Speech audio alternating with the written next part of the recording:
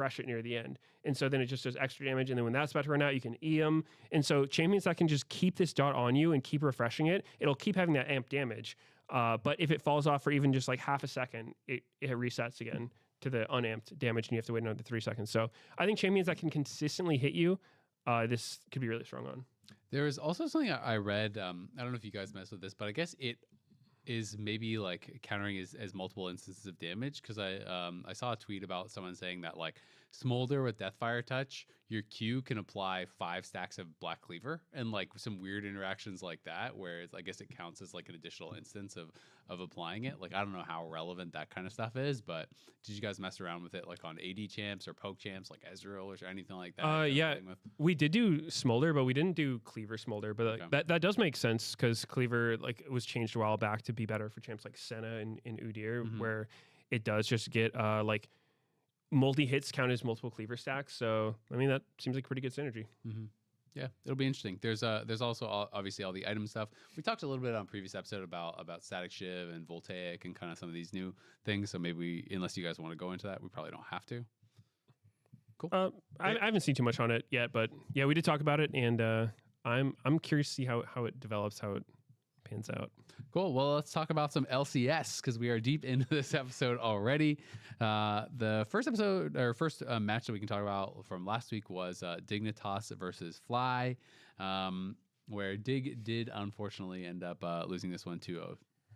Yeah, they certainly did, and FlyQuest looked pretty dang good while doing it.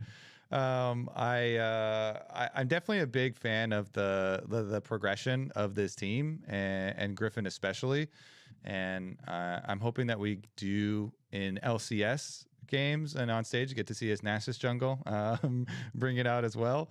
But honestly, I feel like they're about where we put them, you know, these kind of middle of the pack team, but definitely above like the Dignitas and disguised rosters and stuff like that. And so I think they're right on track as far as one of these young teams. It's a lot of potential, and showcasing a lot of power. So if they can hone in on a couple things, like some of the team fighting and some of the mid and late game assignments, then I definitely have high hopes for them, especially by time for Worlds. I remember at the beginning of the year when we talked to Griffin, he was like, yeah, we're all young, you know, this team's going to start slow, but by the time World comes around, we're going to have one of the World spots. So he's, you know, calling the shot of being a top 3 team. I don't think they're there yet, but they are. But they're 4th. They're in a spot. Exactly. They're in a spot where you could see them getting there. Yeah.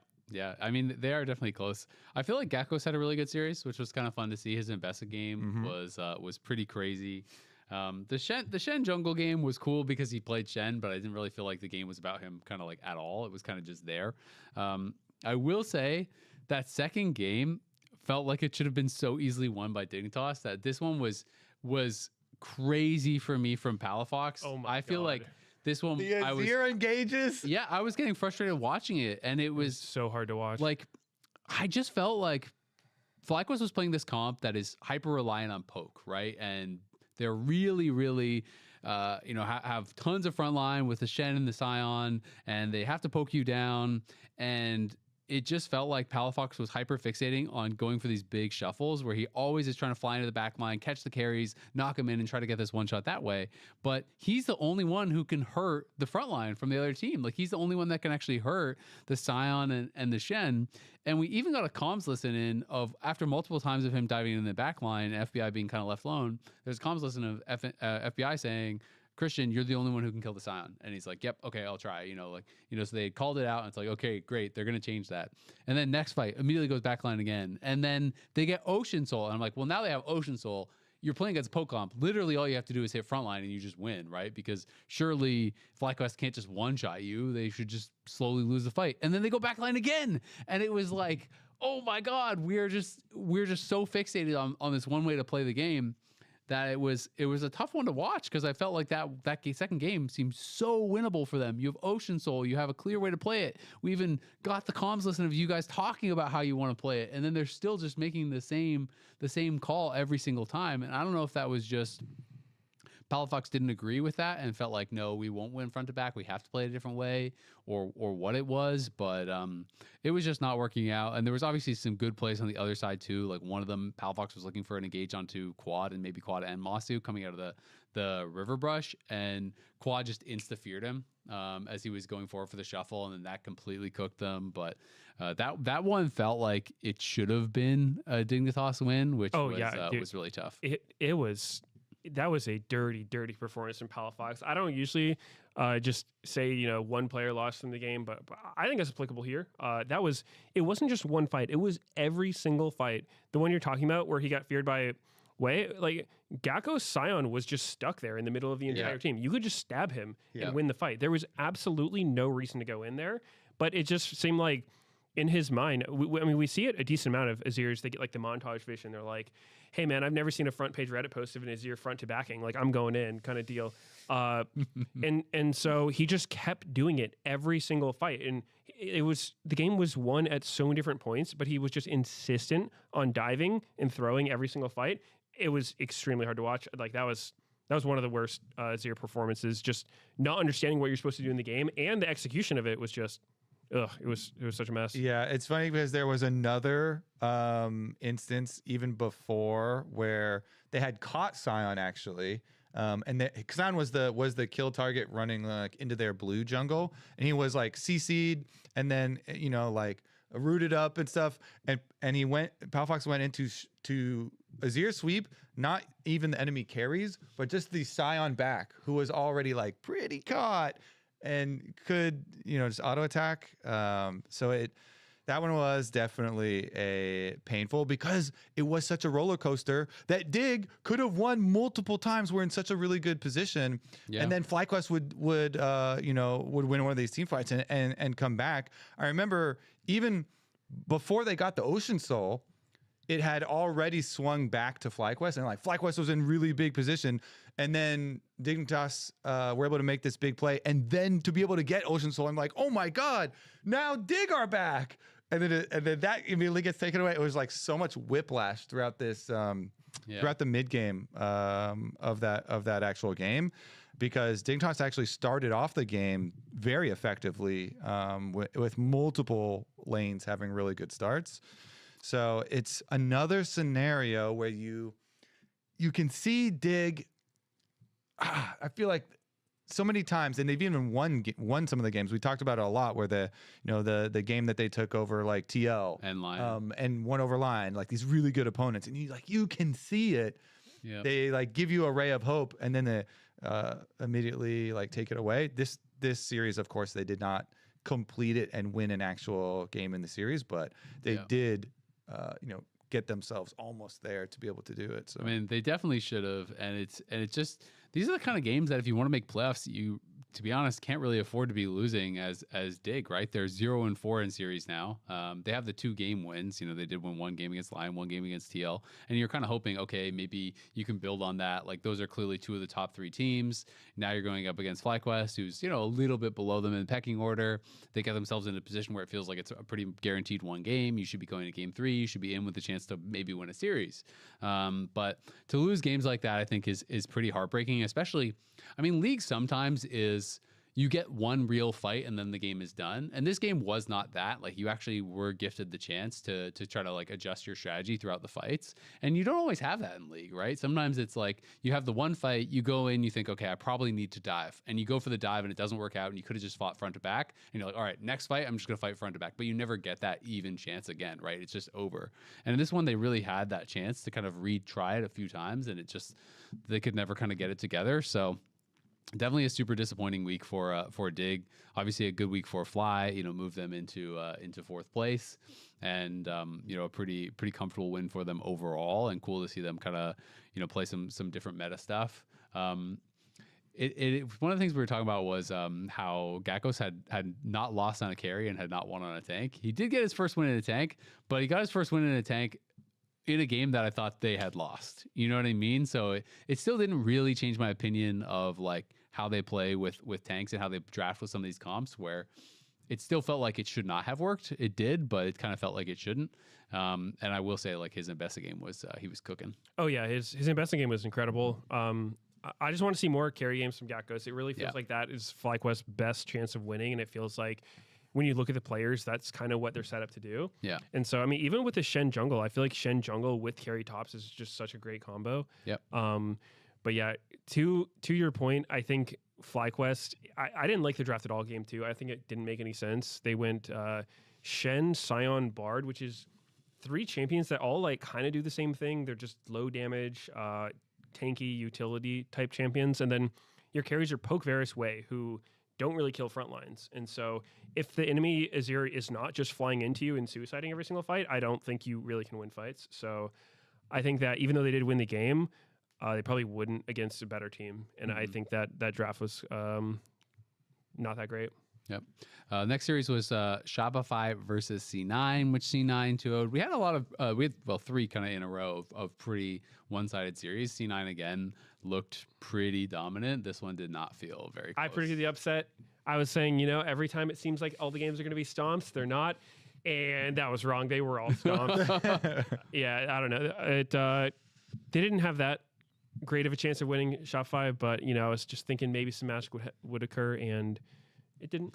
No, we keep waiting for the magic, because a lot of these players we always talk about, they're the wild card, Yeah, they're losing now, but they've had some upsets, and they have had in the past upsets versus Cloud9 specifically, as energy and stuff like that, and it just really did not happen though. I feel like both top lane and also bottom lane, like Seos was having a tough time. Fudge really had a rough time. He got solo killed by Cassante before Cassante even had ult. Yeah. He just pre-6 just walks down the Rumble versus Cassante matchup. I feel like that is egregious. And Blabber was kind of owning too. Yeah, that's the game. That was one of the biggest, just absolute jungle domination games. It's just doing that late invade on the Raptors.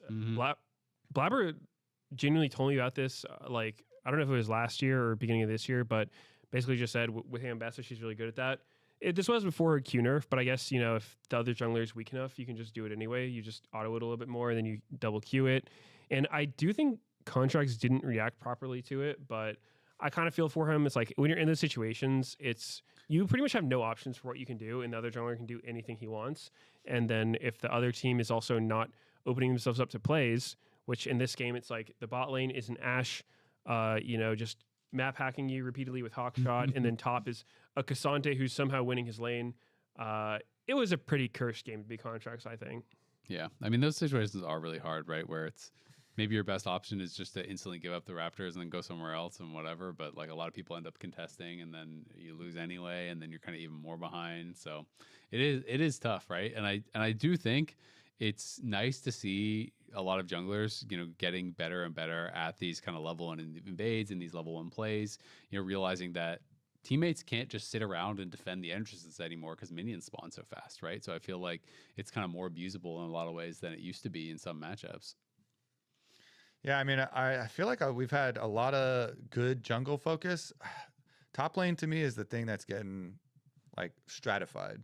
I feel like the bad top laners are looking real bad, and the good top laners are clearly delineating themselves from the competition. So I wonder if that becomes less or more important with the new season slightly changing. Like team fighters are gonna be punished less and a little bit less for the split pushing. But I feel like having a good top lane is quite important. It's for really teams important right now.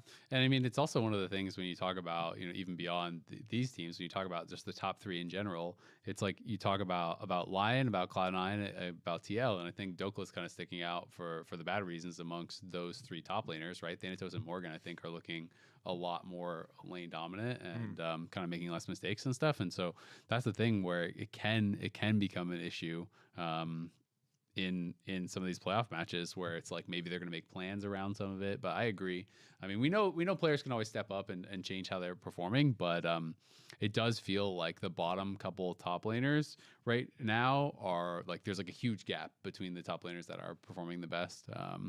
And we're seeing that, like, where it's like, whether it's like a lot of solo kills or just some people getting completely blown out, people losing their towers in isolated matchups, people picking the like winning matchup and then losing plates and stuff and getting pushed in. We saw a lot of that this weekend. It does definitely feel like there's a big discrepancy right now. Even amongst top laners where you expected them to be really good coming this year, like Fudge last year, to me was a top 3 top laner. I don't think he actually won All Pro, but to me, I think it was like Thanatos and Bwipo and then Fudge. And this year he has not seemed to be able to find that form. And kind of same with Dokla. I feel like he's struggling to split a lot more than he did last year. Yeah, Dokla, at least he had a good Rumble game Yep. in the other series. The next series we could talk about, the Lion versus Disguised series. And yeah, Dokla did his Rumble game was good. He got a solo kill himself, Yep. Being able to jump on that Aurora. That was a sick solo kill. The yeah, one on Castle. That was. It was. I don't think most people kill there because I mean obviously Castle is a very good laning player, but just the timing of which he did it, it just left Castle with no options. Just like right when he hit 6, just.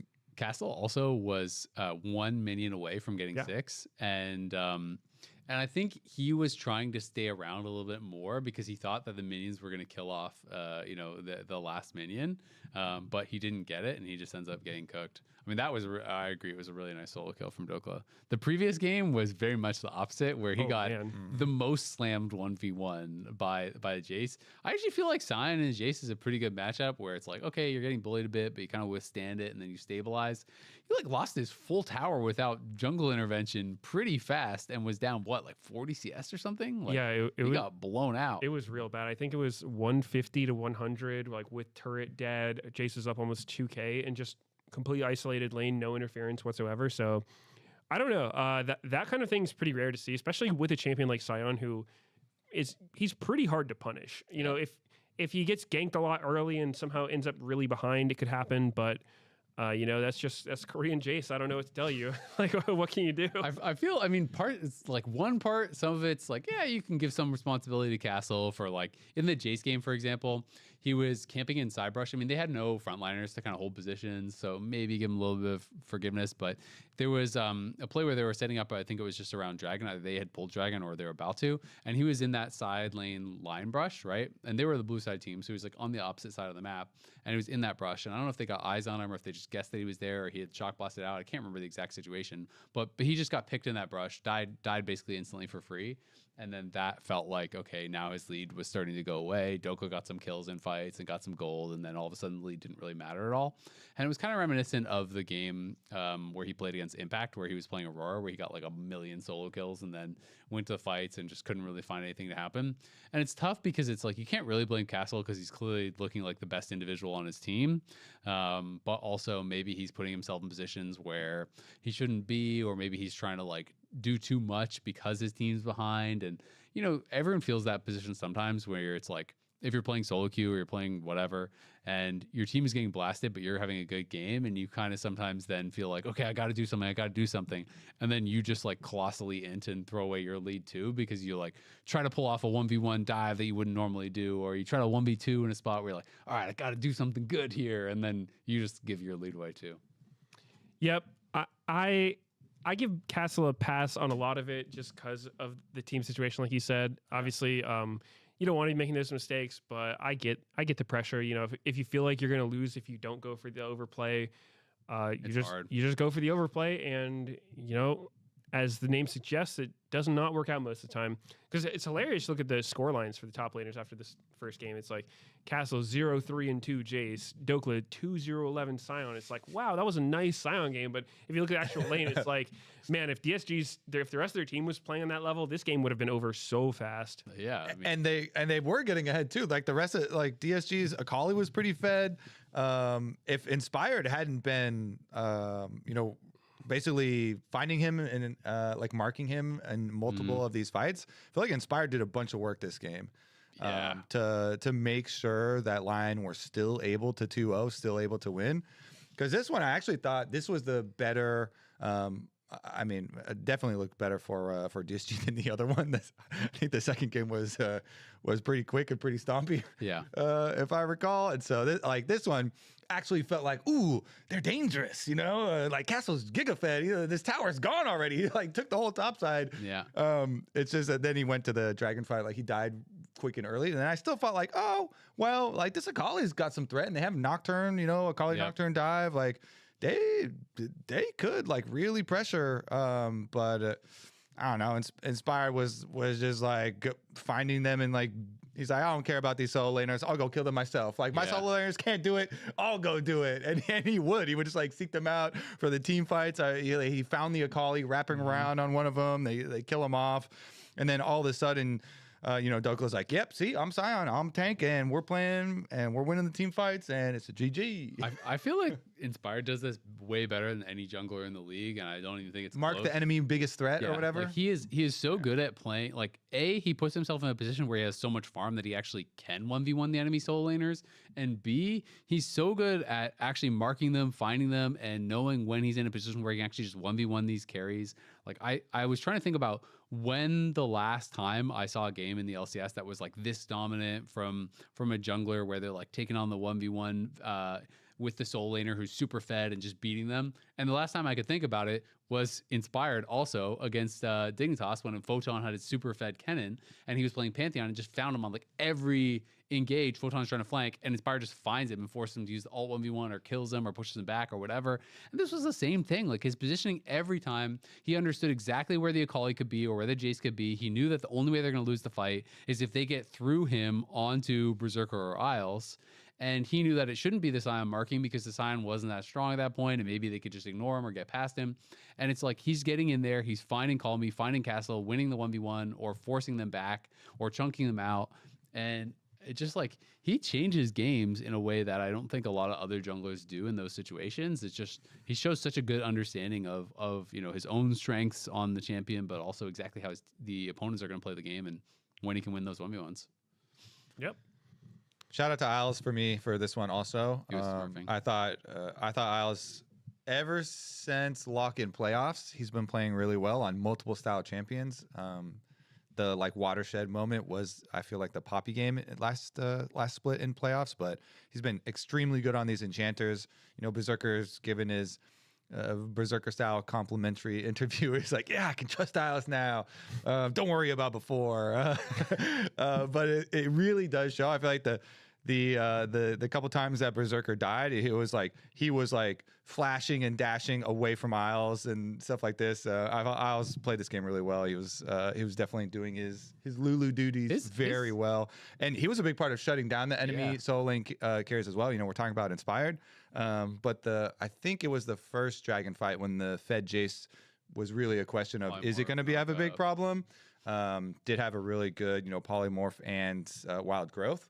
So I think Isles, who as the player on this roster that was least hyped when it was formed and announced, has been performing real well. Yeah, Lulu is always funny to talk about, like Lulu mechanics, but like his wild growths are super well timed all the time. Like, he's interrupting people's dashes with the wild growth as they're going in. He's perfectly layering it with people's CC as their stuns expiring. Like he's really good on that champion. And he's also his positioning, and he's like using his body. He didn't die a single time this game, by the way. Berserker did. Obviously, they're oftentimes all focusing, throwing everything at the Yunara to try and kill him. But I remember the 2v2 kill down bottom lane that was just isolated 2v2. Isles was, up front, and he takes his big chunk, and he's like running away from the Nami ultimate just as long as he possibly can, and flashes to the side. He doesn't waste like his shields or wild growth or anything on himself. He's confident in his flash to be able to save all of his spells for Berserker to make the turn on the all-in and kind of like Isles uses his own body as bait.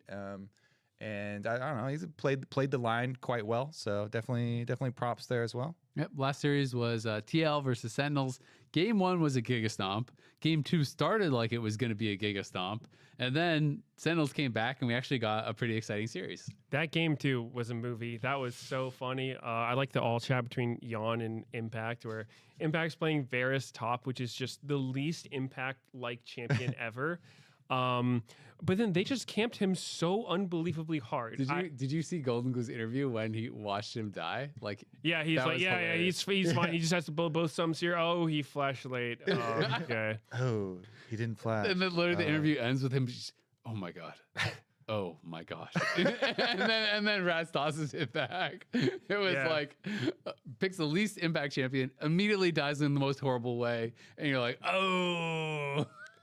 Yep, it was a tough one, but I mean, I will say, Impact he's not the kind of guy you will not tilt him. You know, he could be feeding so hard, but he's not going to get tilted at least. And he was extremely behind on this top Varus, and the way he played was just so goofy. He TP'd into a fight where his team was winning, and then he just doesn't even take a kill that he could have gotten. He's just like, yeah, guys, I'm useless. You go ahead and take this one. But that's kind of the style he's always been kind of known for, right? He's like the team player. And I mean, his Varus wasn't great. He did like get the cross kill on Morgan during one of those. The 1v2 kill. Yeah. So I mean, I don't think he did terrible by any means, but like could have done better. They camped him so hard. I think the first death was definitely misplay. He shouldn't have died there.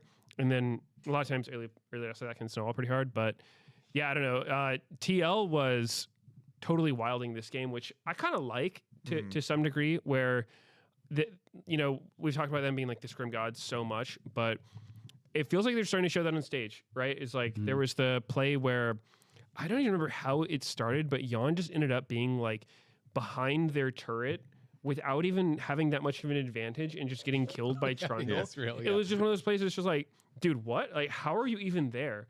And so even though the game wasn't going well, I felt like they were just being extremely aggressive. They picked a LeBlanc counter into Aurora, which I don't think LeBlanc's great at winning games. Honestly, she's just a demonic lane champion. She's very strong in lane, but her ability to like contribute in team fights is just super, super bad.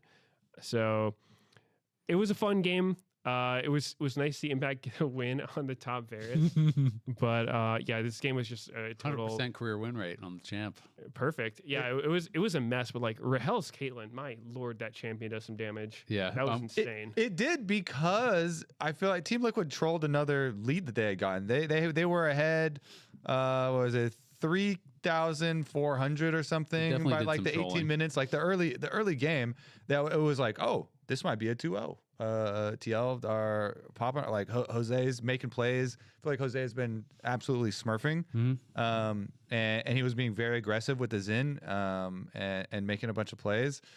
But then it was like, oh, TL death here, TL death there. I think this is a classic for them at this point, where it's like, once like someone dies and their team tempo of like who's resetting when and who should be on the map playing aggressively or getting vision when, they like all get so desynced when one person dies or one thing goes wrong, that like there's gonna be a couple more other extra like free-ish kills, or people get caught, or before they like reorganize themselves and like fully get whatever their system is back in place. And Sentinels are a team that have shown great tenacity and coming back from positions where they are down and shrugging off some early deficits if you do mess up, and if you're not going to be able to end out cleanly and punish you well. And I thought they did that really well this this game. You're talking about Rahel's Caitlyn. Yeah, this was a true new season 7 item AD carry, headshotting people for 60% of their HP, like very, very big damage and very big range. And this was a really fun game. The middle game, I guess, that Sentinels did win to push it to game 3, but TL locked right back in the next one. And Jan had his Lucian game, which was quite impressive again too. So I think that bodes well for TL. That Jan to me feels like back. I was a little worried for a few games there. TL didn't seem, it was like, wait a second, like they fully rebuilt this whole roster around Jan and Core JJ, and they weren't performing at the very beginning there, but does seem like they are warmed up back in I wanted to give a shout out to Huhi too, because I feel like Huhi is playing insanely well in most of these games. To me, he's been one of the best supports in the league. I feel like even in that game too, his Bard was a big reason why they were getting like every single kill. Like he was 17 out of 19 KP that game, and was to my recollection like a big part of the top lane play that started to bring them back, where they got up and they killed off Morgan and as well killed off Jose after it. He went to Rome with Hambach because Jose was getting really far ahead with all the kills, and Hambach Trundle was like, "Come with me, buddy," you know, and then he's like magical journeying him around and stunning up the Zin and stuff for him. So yeah, 100%. I just feel like Hui's having a really great season, and obviously Mike go a bit under the radar because you know they're like the 5th place team or whatever. But I think he's playing really really well, and it was interesting hearing people talk about them on pros because Core JJ was on there and Al's was on there, and Core was like, yeah, they're with like I think every player on our team is individually better than them, but like they were talking about how Sentinels has a clear way that they want to play the game and being pretty complimentary just about the fact that they like understand their win conditions, they play towards them, they don't give up, they're able to like find ways to actually, you know, play the game even from difficult spots and stuff. And it was funny when Raz was like, yeah, Sentinels has been doing really, really poorly. And I was like, huh? Like, you know, he didn't even realize that they were low in the standings because he was saying he thought they're one of the best teams in the league. So this is a team that definitely could push up. And yeah, I think Hui's a big part of that.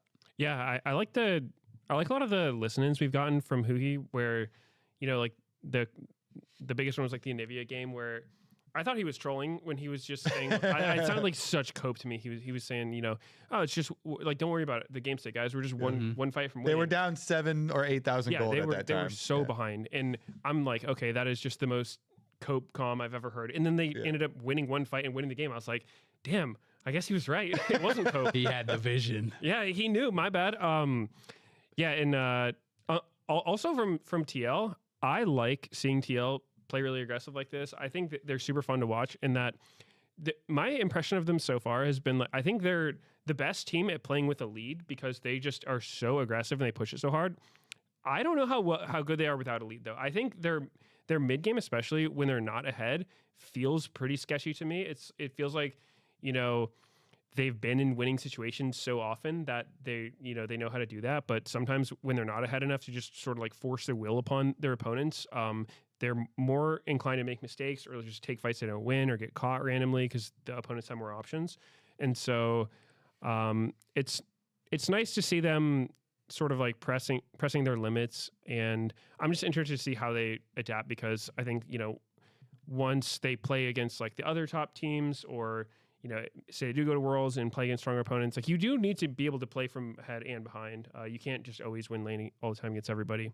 Yeah, I mean, I did like when they've talked about wanting to play more, like you're saying, aggressive and action packed, and you know, more kind of LPL ideology, basically, of creating your own wins. But sometimes, if you're super far behind, you don't have the option to create your own wins. So yeah, you also have to be accustomed to maybe a Sentinel style where you're controlling until an opportunity presents itself. Yep. So we have 4 games this weekend. Saturday's looking, I'm going to be honest, like some pretty one-sided series. We got C9 Dig and then TL DSG. I think pretty much everyone is going to predict the same way on these ones. Sunday, I think we have some closer ones. Lion versus Sentinels. Yes, Lion, I think, obviously, like is way above them in the standings. But just based on how people are talking about Sentinels, and obviously, and some of the online competitions that's going on, they're doing a lot better. So I think the Fly SR that day also could be close because I feel like those are both they're around middle of the pack right now. The feeling I would assume for everybody is probably generally FlyQuest above in middle of the pack of Shopify, and Shopify on the lower part of that and maybe dropping down. But like Medios has been saying, we're still waiting for that Shopify magic. Maybe it drops this week. Their schedule's been pretty tough. Exactly. Their strength of schedule, that's what I was going to say. They've lost 6 games in a row. Not matches, but games. But they played Lion, C9, TL. So that is as hard as it gets. So we know they're clearly not as good as the top 3. Yeah. They beat Dignitas before that, so we know they're not at the bottom. So the question is, like, where are you in the middle of the pack? And you need to pick up another series win or two if you want to make playoffs, right? Because top 6 makes playoffs. So they're going to have FlyQuest, DSG, and then Sentinels left, I believe, is they're going to be their last 3 opponents. So they have an opportunity to move up the standings quite a bit if Shopify can actually get it rolling. Like this is going to be their chance. But I mean, it's a 7-week regular season, right? So we are more than halfway through it now. These games are starting to become pretty important. TL can lock upper bracket with their win over DSG, which I'm assuming they'll be able to do. And then, Lion versus Sentinels becomes pretty important. If Sentinels wants to actually have an opportunity to get into the upper bracket, they're going to need to start picking up some wins. You need to be able to guarantee that kind of top 4 spot. So Sentinels Fly, they're kind of on the cusp, right now, and every series becomes really, really important. Yeah. All right. Well, let's do predictions for all of them. How about that? Day number 1 is easy, as you said, because it's literally top 2 teams versus bottom 2 teams. Yeah. So everybody, Cloud9 over Dig and Team Liquid over DSG. But into Sunday, is anyone going to take Sentinels over Lion?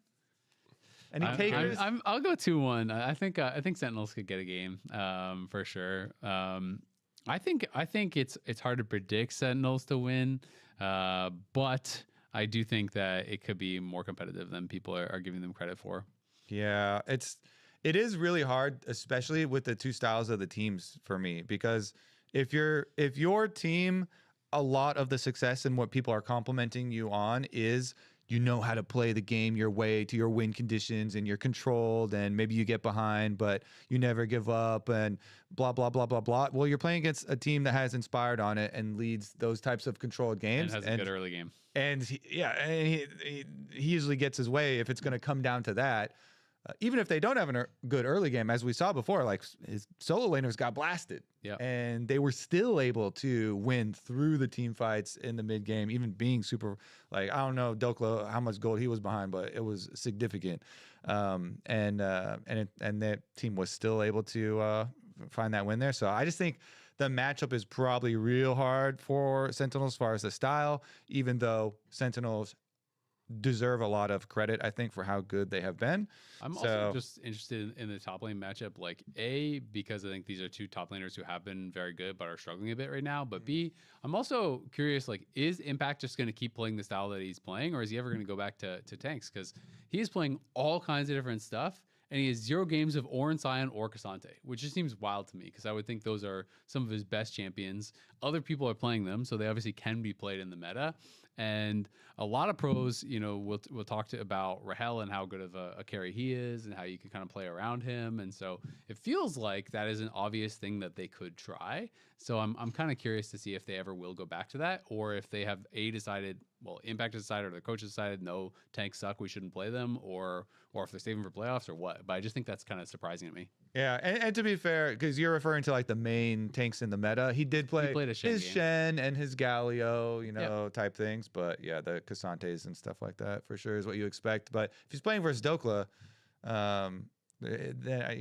Lion definitely are not afraid of giving Dokla a counter pick. And if you have like 2 top laners trying to play like some range tops and carries up there, and you can give him the camp treatment. You can do what they did to him. I think a lot of people will take the Dokla side of that.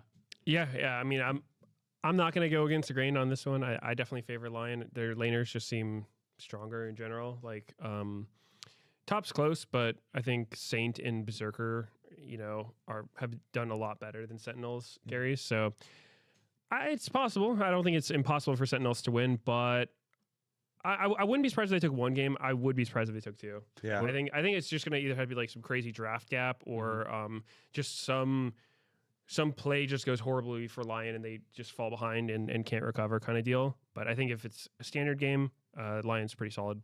What do we think about the Shopify series? I wanted to ask, is everyone taking Shopify? Because I still don't want to take Shopify. No, I tried it last week. It's someone else's turn. It's somebody else's turn. I saw what happened to Meteor, so like, I didn't see anything in those games that made me want to do it more.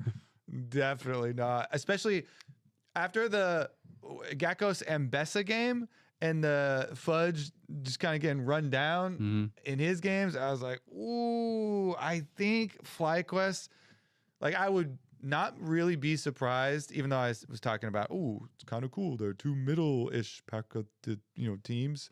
I would not be surprised if Fly 2-0s, like smashes them, runs this series, but I would be extremely surprised if SR did that.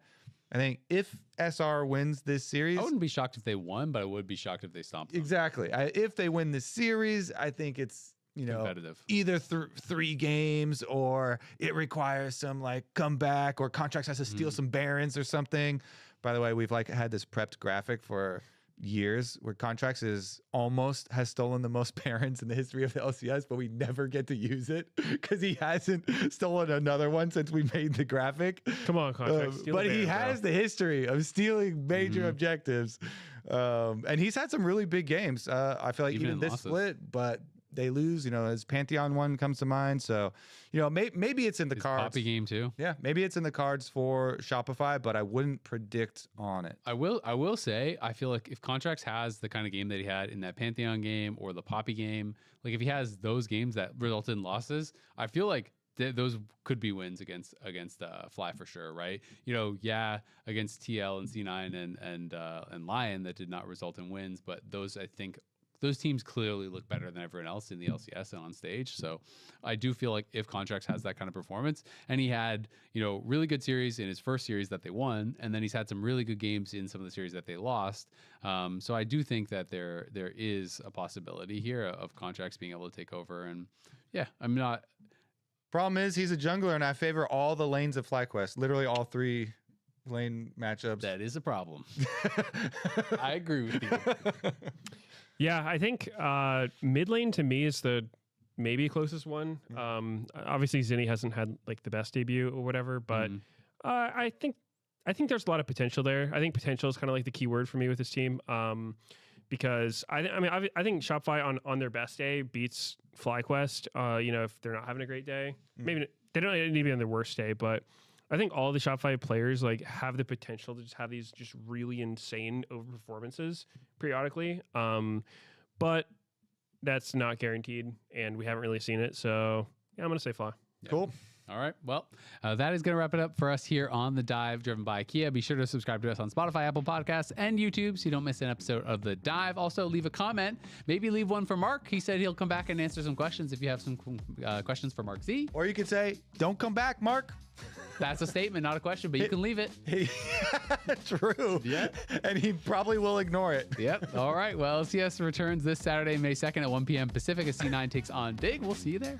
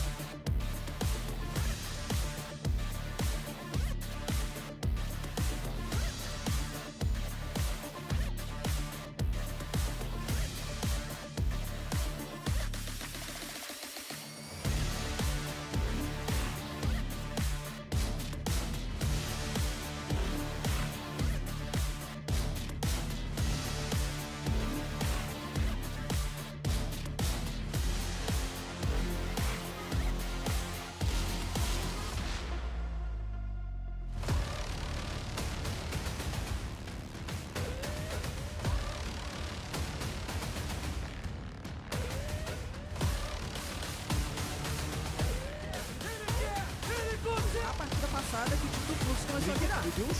Trigger tomou muito dano, mas ele devolveu. Chegada do Carioca pra pegar o Val. Ele não conseguiu a eliminação. Pit tá no meio de todo mundo. Veio o demônio da cambalhota. É o diabo. Por conta desses dives, né? Você usa o push e tem dive no top. Olha o Zente de novo. Vamos ver o sequestro. O Zente de novo posicionado. Vai jogando o mapa inteiro. O Diego contra 2 jogadores. Ele pega o primeiro abate. Agora tem que bater no bardo. E tenta a jornada. Ele é perseguido. Vocês teve o Blue roubado. Enquanto a gente vê, nesse momento, o Gigo ele já tinha dado recal. Ele tá de gota, né? Ele já tinha dado SB. Mas o Chino deletou ele, cara. Ainda deu um O Snacker agora vai ser obrigado a se defender sozinho por ali. Flecha perfurante! Barão é difícil demais defender, olha o céu. Vai pro engage! Foi pego! Garoto Pilop consegue segurar agora o céu. O foco na devolução pra acabar! Cade vem pro triple. Tem mais uma sequência. Não, Kevin roubou! Teve o roubo do Kevin F.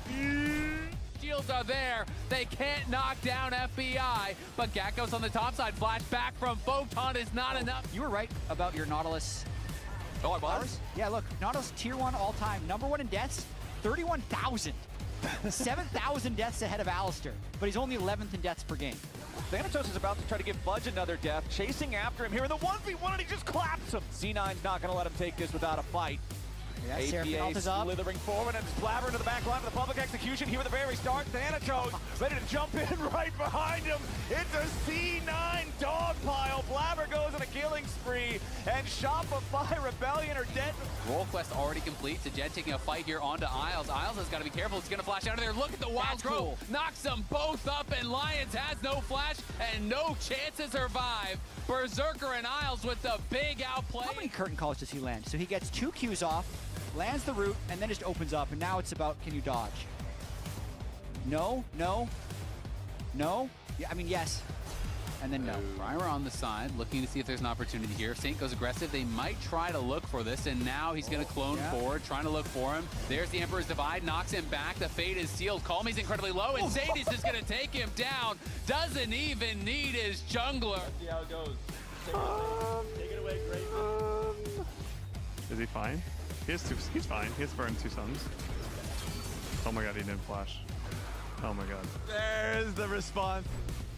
葵被变羊，葵要死了吗？葵开一个 W 减减伤害还可以，但是 Tyrion 怎么办 ？Tyrion 死了，原来已经疯掉了。这个时候，这3元现在顶着他在往前站。哦，求求你阻止我！防御塔比你们5个打我有感觉。卡哎呀牌一个虎哥绕后，有没有5杀？有没有5杀呀？排死了一个。虎哥不是故意的，我看到了。虎哥他原地 B 就回了。哎，下面卡赞被看到了，他甚至还要打，他在把阿萨姆给拿下了，但是自己也死了，像个回身在。太有路子了，阿萨姆闪的没用啊，推到水上一样的。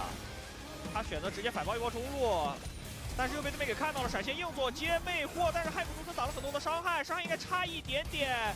就瑞纳尔也一丝血被小 B 给死了。再加上这把蛮王是没有带疾跑的，其实挺容易被拉住。要被顶塔前扛下他，交闪现在拍晕。打一道梅克，鲁斯没蓝了，嘎拉没蓝亮，再往前追着点。但这样的话，嘎拉应该是跟对面互换了，换还换不掉，最后那条 A 不出来了。这样梅克再拉开，他反手一勾，硬2连换掉了对面的泰坦。那这样佳琪每吃2颗头啊！一箭超远距离的箭，有没有机会命中？精准命中！这里直接举 ，kill， 差一下闪现拉开。就差一下呀，但是有飞呀！再来看一下这一波那个，哦，这是前面一波的剑。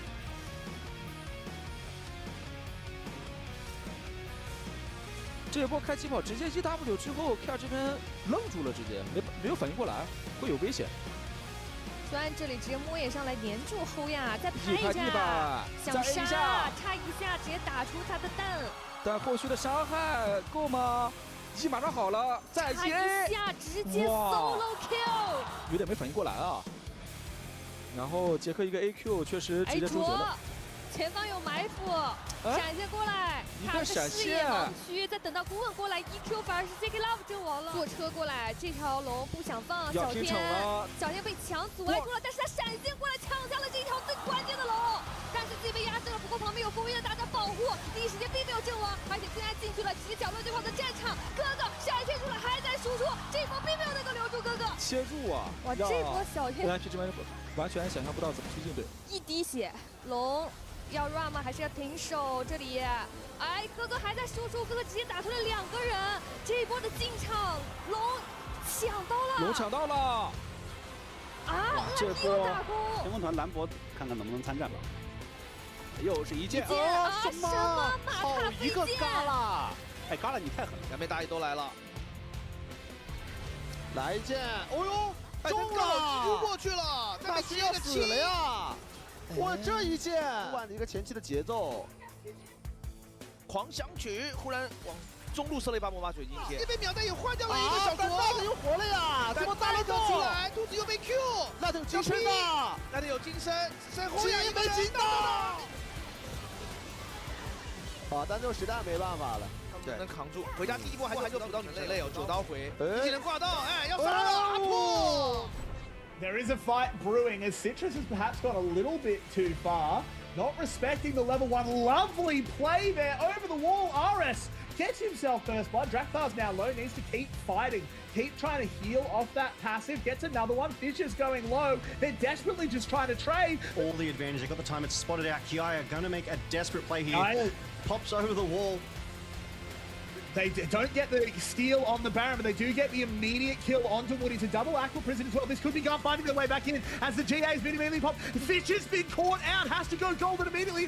RS in the middle of the enemy team. It's not where he wants to be. It's Kakun will go down. He's desperately kiting away. Can he get away from Momo? He cannot. The damage is gone. Draktar throws the Q into Narnia, and Garm will be wiped. Looking at it as well, he has multiple good ones. It's Kiaya going in. He heard us talking about him. The wallop lands into the big rock.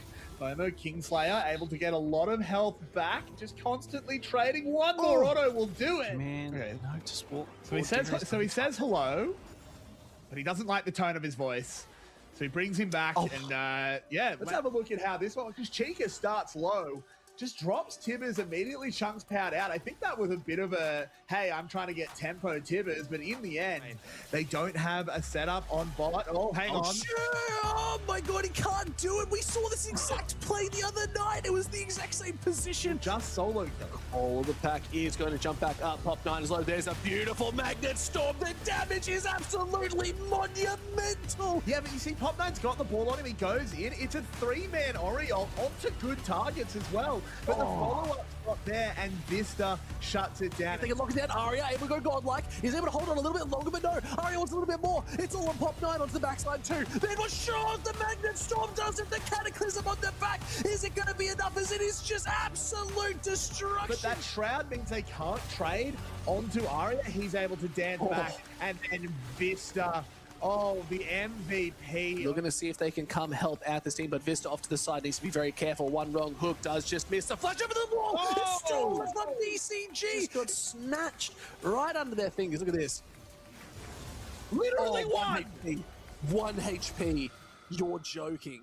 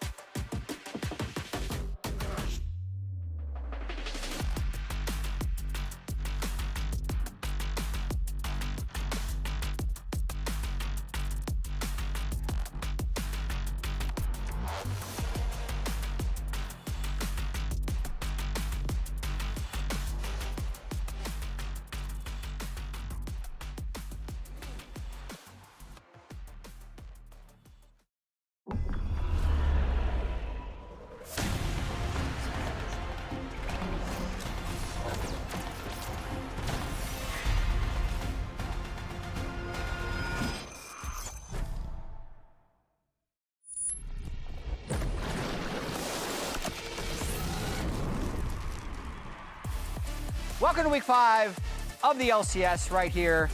We're back here in the LCS lounge for Dignitas versus C9. And Whoa, did they slow-mo that? nice little slow-mo right yeah, there. What are we doing? A little nod too. We're getting nods Honestly, on every single the person. cinematic slow-mo, Yeah. I'm here for. Shades. Oh, It's cloudy out everything there, is by the way. cooler in slow motion. And it's causing a traffic jam. There are cars behind it. I liked the little bounce that Yeah. that Thanatos had into the slow-mo walkout.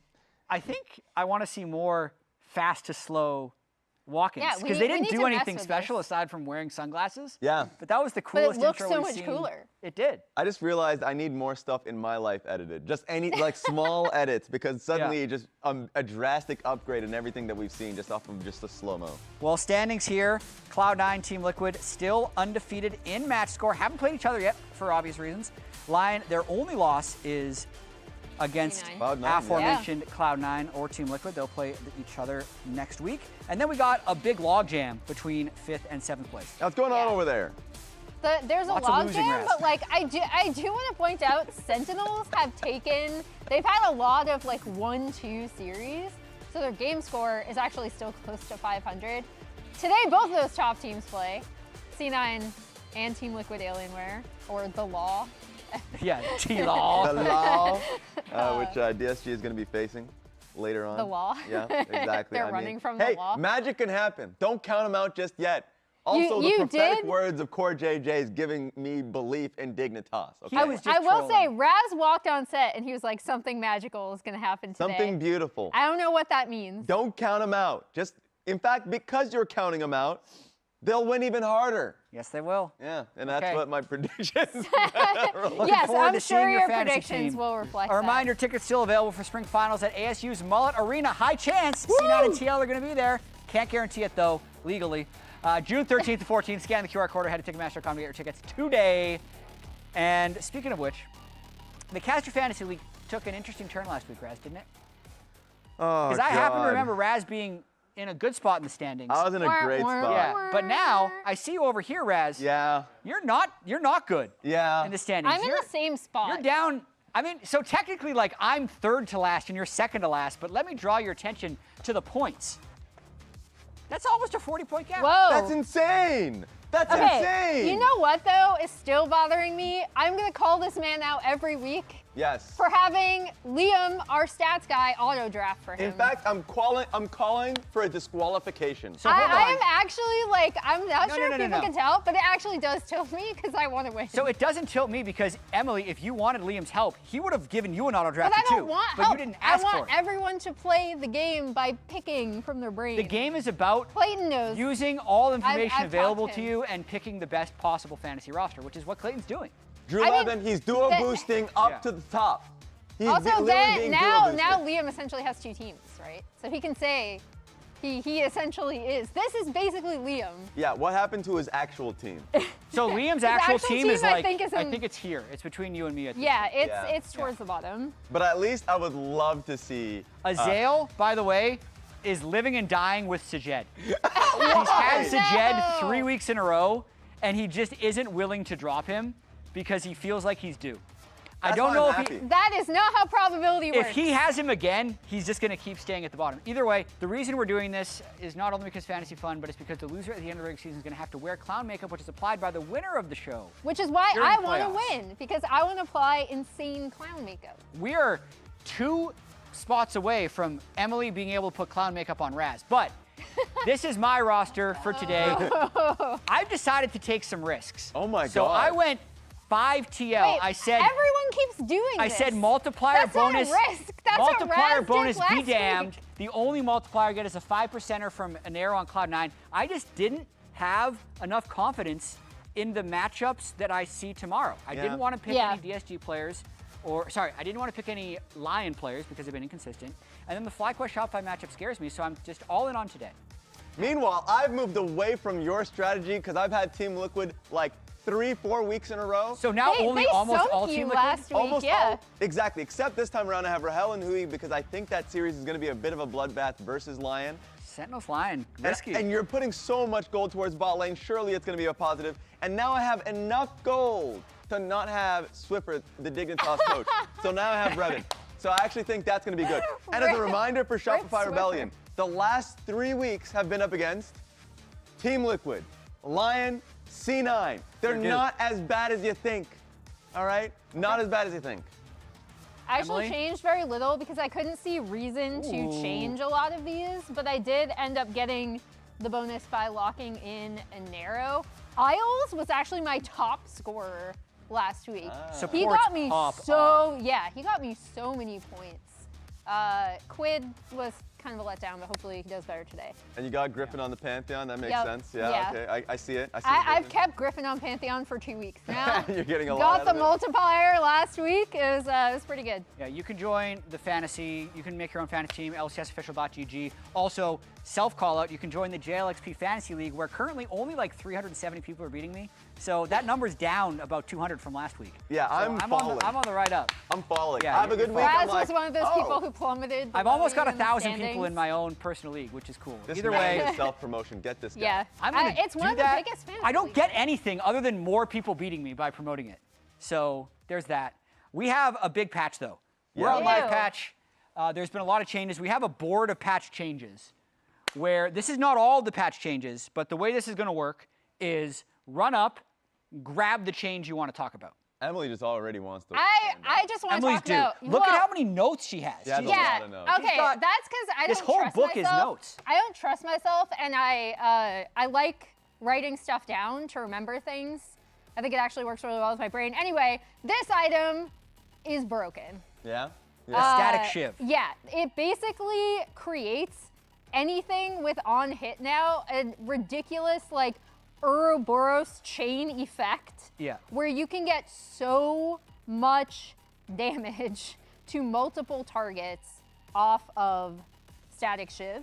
And the thing I really wanted to talk about is Static Shiv with Senna, because we already knew that that was like a really good early item for her. Yeah.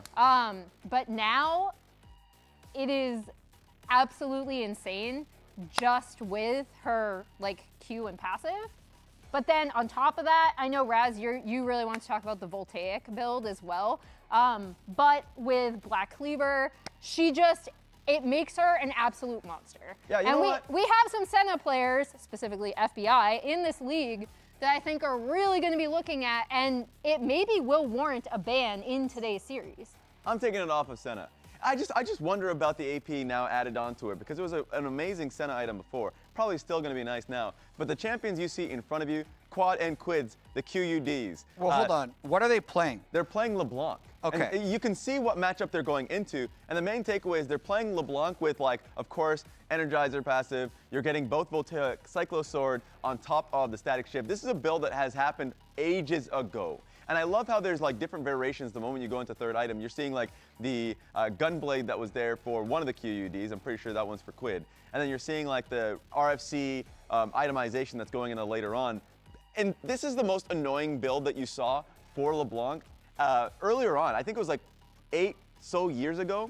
A lot of the times, you can just play on side lane and you're insufferable. You're just unmoved. And even with this itemization right here, some of the Doran changes, the Doran items, like adding this in, so then you get like 12% attack speed early on in laning phase, has been really a big boon, I would say, to early laning phase with attack speed champions. Can I explain what's going on here with these LeBlanc builds though? Because essentially, Cyclo Sword allows your on-hit effects to apply on ability usage. Yes. So LeBlanc can dash in. She could actually just land 1 Q on you, and that's gonna then do the Static Shiv proc, as well as even a Trinity Force. Exactly. On hit. That's where the Triforce comes into play, because you are also now stacking in a Sheen proc alongside it. It is the most, I think, annoying idea for a build. And so even though, as you can see, I have it there for the LeBlanc pick, because I genuinely think that's going to be seen in competitive play, there's just a lot of picks that are actually terrorizing solo queue at the moment. I was going to say, I want to slap one that but like is, Teemo's one that I think is like seeing a lot of play with Teemo, Static Shiv. Teemo on hit is insane. I want to do this. Go for it. Because I believe it was the G2 Nord support, Takimo, that, yeah.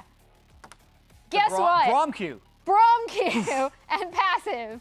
absolutely messes you up if you go this build, and Bloodsong, I believe, was the one he tweeted out. It's a bit of a meme build. I don't actually expect to see it in competitive, but it is like raising through certain solo queue If I see my Braum with those items, I'm literally just reporting him. Yeah, I think I'd report that until. The thing is, a lot of this is still unexplored, so I'm not entirely sure where to go. Yeah. But like, I think mid lane Ezreal is still going to be potentially weak early, but has a bridge to being effective. Yeah. Because not only can you do this, but you're also, with AP ratios, unlocked to go double tier Ezreal again. Yep. With the Manamune and the Seraph's Embrace. So you can have a build with kind of like this stuff, maybe even Spear of Sojourn when you hit near max items, and you become pretty obnoxious and do a ton of damage. It's actually so funny. I feel like, because I check in on the pro Ezreal builds because they've all been kind of cooking. Yeah. And it is just disgusting. They're all trying different builds. Yes, double tier is one, but there's always a concern that you're scaling too heavily and that you will not be able to finish your second tier. So they're either going towards Gunblade themselves, or they're going towards like something, just another AP item, like a Horizon Focus as an example. Yeah. So it just feels like, because of the fact that you're getting AP scaling on now your Q, the W is getting higher, your ulti, yes, it's a small change, but the fact that you are now going to be able to clear out waves pretty easily, I think it is just a wholesale better Ezreal. It's a choose your own adventure on Ezreal for sure. I don't know what build is going to catch on yet. Another item that I think has a lot of potential, maybe not for pro, but definitely in solo queue, are these puppies. Yes. The Gluttonous Greaves. They were, I want to say, already built in LEC this morning. Yeah, so they're pretty cheap, yeah, which is one big effectiveness. They're only like 50 gold more than the cooldown boots. It only starts with 4% Omnivamp, but then can get up around 10% if you get a bunch of takedowns. So to me, the reason these can be potentially game-breaking is there are a bunch of classes of characters that didn't have access to sustain that can quickly gain access to sustain at a low price point, as well as having an early power spike. So I was seeing Nemesis play this on Vladimir, who already has sustain, and he was just turning the sustain up to 11. So I think these, in the right circumstances, can be really actually turbo broken, or can be useless if you're not stacking. Because of the stacking component, they're less worrisome in pro because you're not going to hit it as fast, but I still think we'll see them. That's why I think it's a little bit of a bait, even though tier 3 in mid lane is incredibly strong, and you'll be able to see like Silas picks with it where it makes a lot of sense and you're not wanting to go towards defensive boots necessarily or offensive boots. But a lot of people are thinking, well, can you go like range carries mid? Well, you still want Berserker's Greaves, and I think a lot of situations where you're like an Aatrox, you still want armor boots because I still believe plated steel caps are strong. Right. I think the Doran's shield item, this is an interesting discussion. Doran's helm. Because Doran's shield is now being contested and being compared to it. Doran's shield may still be good in the early laning phase, but this scales really well. Like the conversation around Doran's blade having 2.5% Omnivamp and this also just having straight up great like defensive stats makes it so it's like, yeah, just play your lane better, and you now just have this item as you go on in the lane. Now, I want to just say rest in peace for Phase Rush, because Storm Raider Surge is the replacement for it. And Phase Rush was actually, people will look back on Phase Rush and say that was one of the strongest keystones in the game.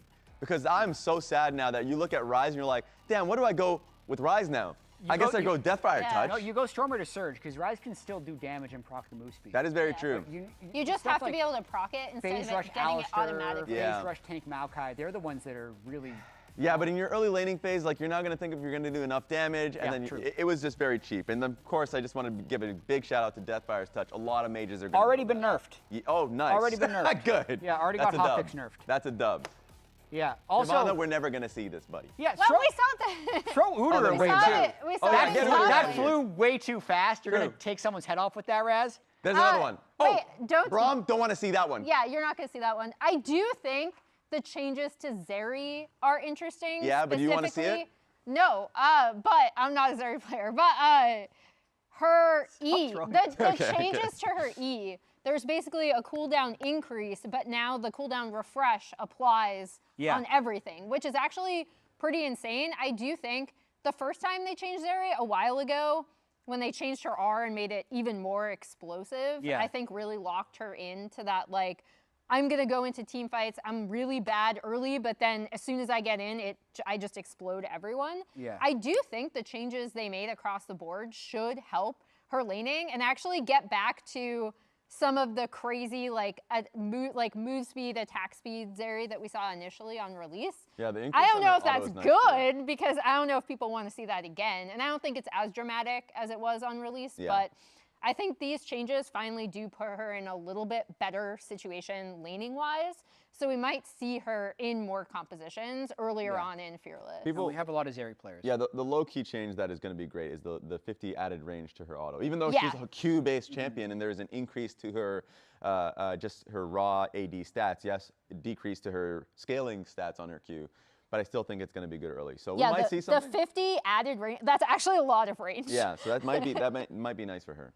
Yeah. On the topic of the patch, moving towards the games today, Dignitas had a support who didn't like playing Enchanters. Yeah. No. I feel like he still doesn't like playing Enchanters, Emily. No, because, okay, so my thing is Dig should just throw out the current meta if they want to win. I feel like they look so much better with Ignar on melee supports, and I think it allows him to lead, like, physically as well as, like, in comms, right? So this was from his interview last week on stage. It was a big Enchanter meta, and I was practicing only Enchanters, but I feel like the meta is shifting towards melees right now. Whether that's true or not, the fact that he feels it, just play melees. Like, when he plays Alistar, they look so much better. I think some of the changes, like, they pulled out the Senna Alistar to win. Like I already talked about, Senna with the current static Shiv is busted, in my opinion. I do think it should earn a ban against Dig specifically because FBI is so good on it. But then this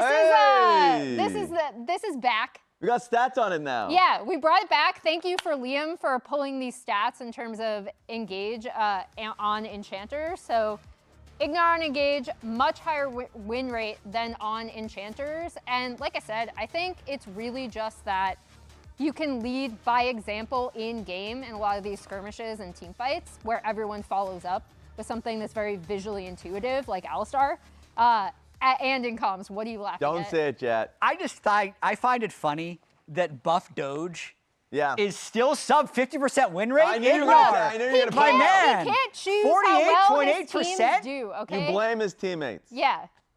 It's still so much better than on Enchanters. I wasn't gonna bring it up, but the percentage comparison is significant. It is. You know why Doge is so buff? Why? You want to know why? Because he's Alistar? Because he has to carry his teammates. That's what happens here. You got to put. That's a lot of it's strength. true. The It's true. traps. On Enchanters, his teammates. Yeah. This makes sense. Exactly. Okay, Yeah, see? he's been on bad teams. Yeah. And he okay, good job. See, there we go. I got you, Thank brother. you, Rez. I got you. But like, and it is a very, very interesting conversation because like in that same interview that you pulled from, like he talked about how he felt as though he was unpracticed or like with the engaged champions, but it didn't look like that at all. It didn't look like that at all. So I would love to see that style of play from Ignar. But that being said, we've got Kobe standing with Palafox for an interview. Check it out. Diablo 2, but hello, yes, we have Palafox here with Dignitas. Unfortunately, the 0-4 Dignitas, that is at the bottom of the standings. What has the team been focusing on, and what have you been focusing on personally? I think we've all just been kind of focusing on like team fighting and just making sure we're connected and just in the right spots because I feel like a lot of the games like that against like TL and Fly, we've been in positions to win, but we kind of just like stumble at the last step. Like, I don't know, last week my Azir game was a little bit suspect, but yeah, you know, sometimes the clown comes out. Yeah. You've played a lot against APA, and in the past you've even had like some good counter picks versus like, you know, his Ziggs, the LeBlanc that you pulled out. Is there anything maybe even on the new patch that you've been toying around with, some special stuff for APA? The new patch kind of just came a little bit fast because we were still scrimming on the last patch for half the week, so yeah, it's been a little bit interesting. But you know, I do feel like we've been playing better together, anyways. So, I mean, like you said, you have taken some individual games off of some of the top teams. Cloud9, of course, one of those top teams that you need to because you got to start getting some series wins. Yes. You know, are you going to be able to take them down? They're at the top of the standings at the moment. Of course. I mean, I don't think there's like. Yeah, I don't think there's one really good team right now in NA, so of course we can. Doable. Yeah. Winnable. Winnable, Lounge. Take it away. It's always winnable. It's I love always it. winnable. I love it. I appreciate that Palafox agrees with my parody argument of like, what, 3 weeks ago now? 2 weeks ago? Yeah, they've only won 4 weeks in a row. True. Yeah. Hey, to Dignitas, hey, we're taking a game off Team Liquid. We're taking a game off Lion. Every game is winnable. He took accountability for the Azir game, Sure. right? Yeah. I was very curious about that. Yes. He clearly saw that Azir game differently than the viewers. Yeah. When he was in the game. Yes. But afterwards, it's good. And I just love, as a 0-4 team, he's just like, yeah, nobody's good. Like, we can take out anyone. Yeah.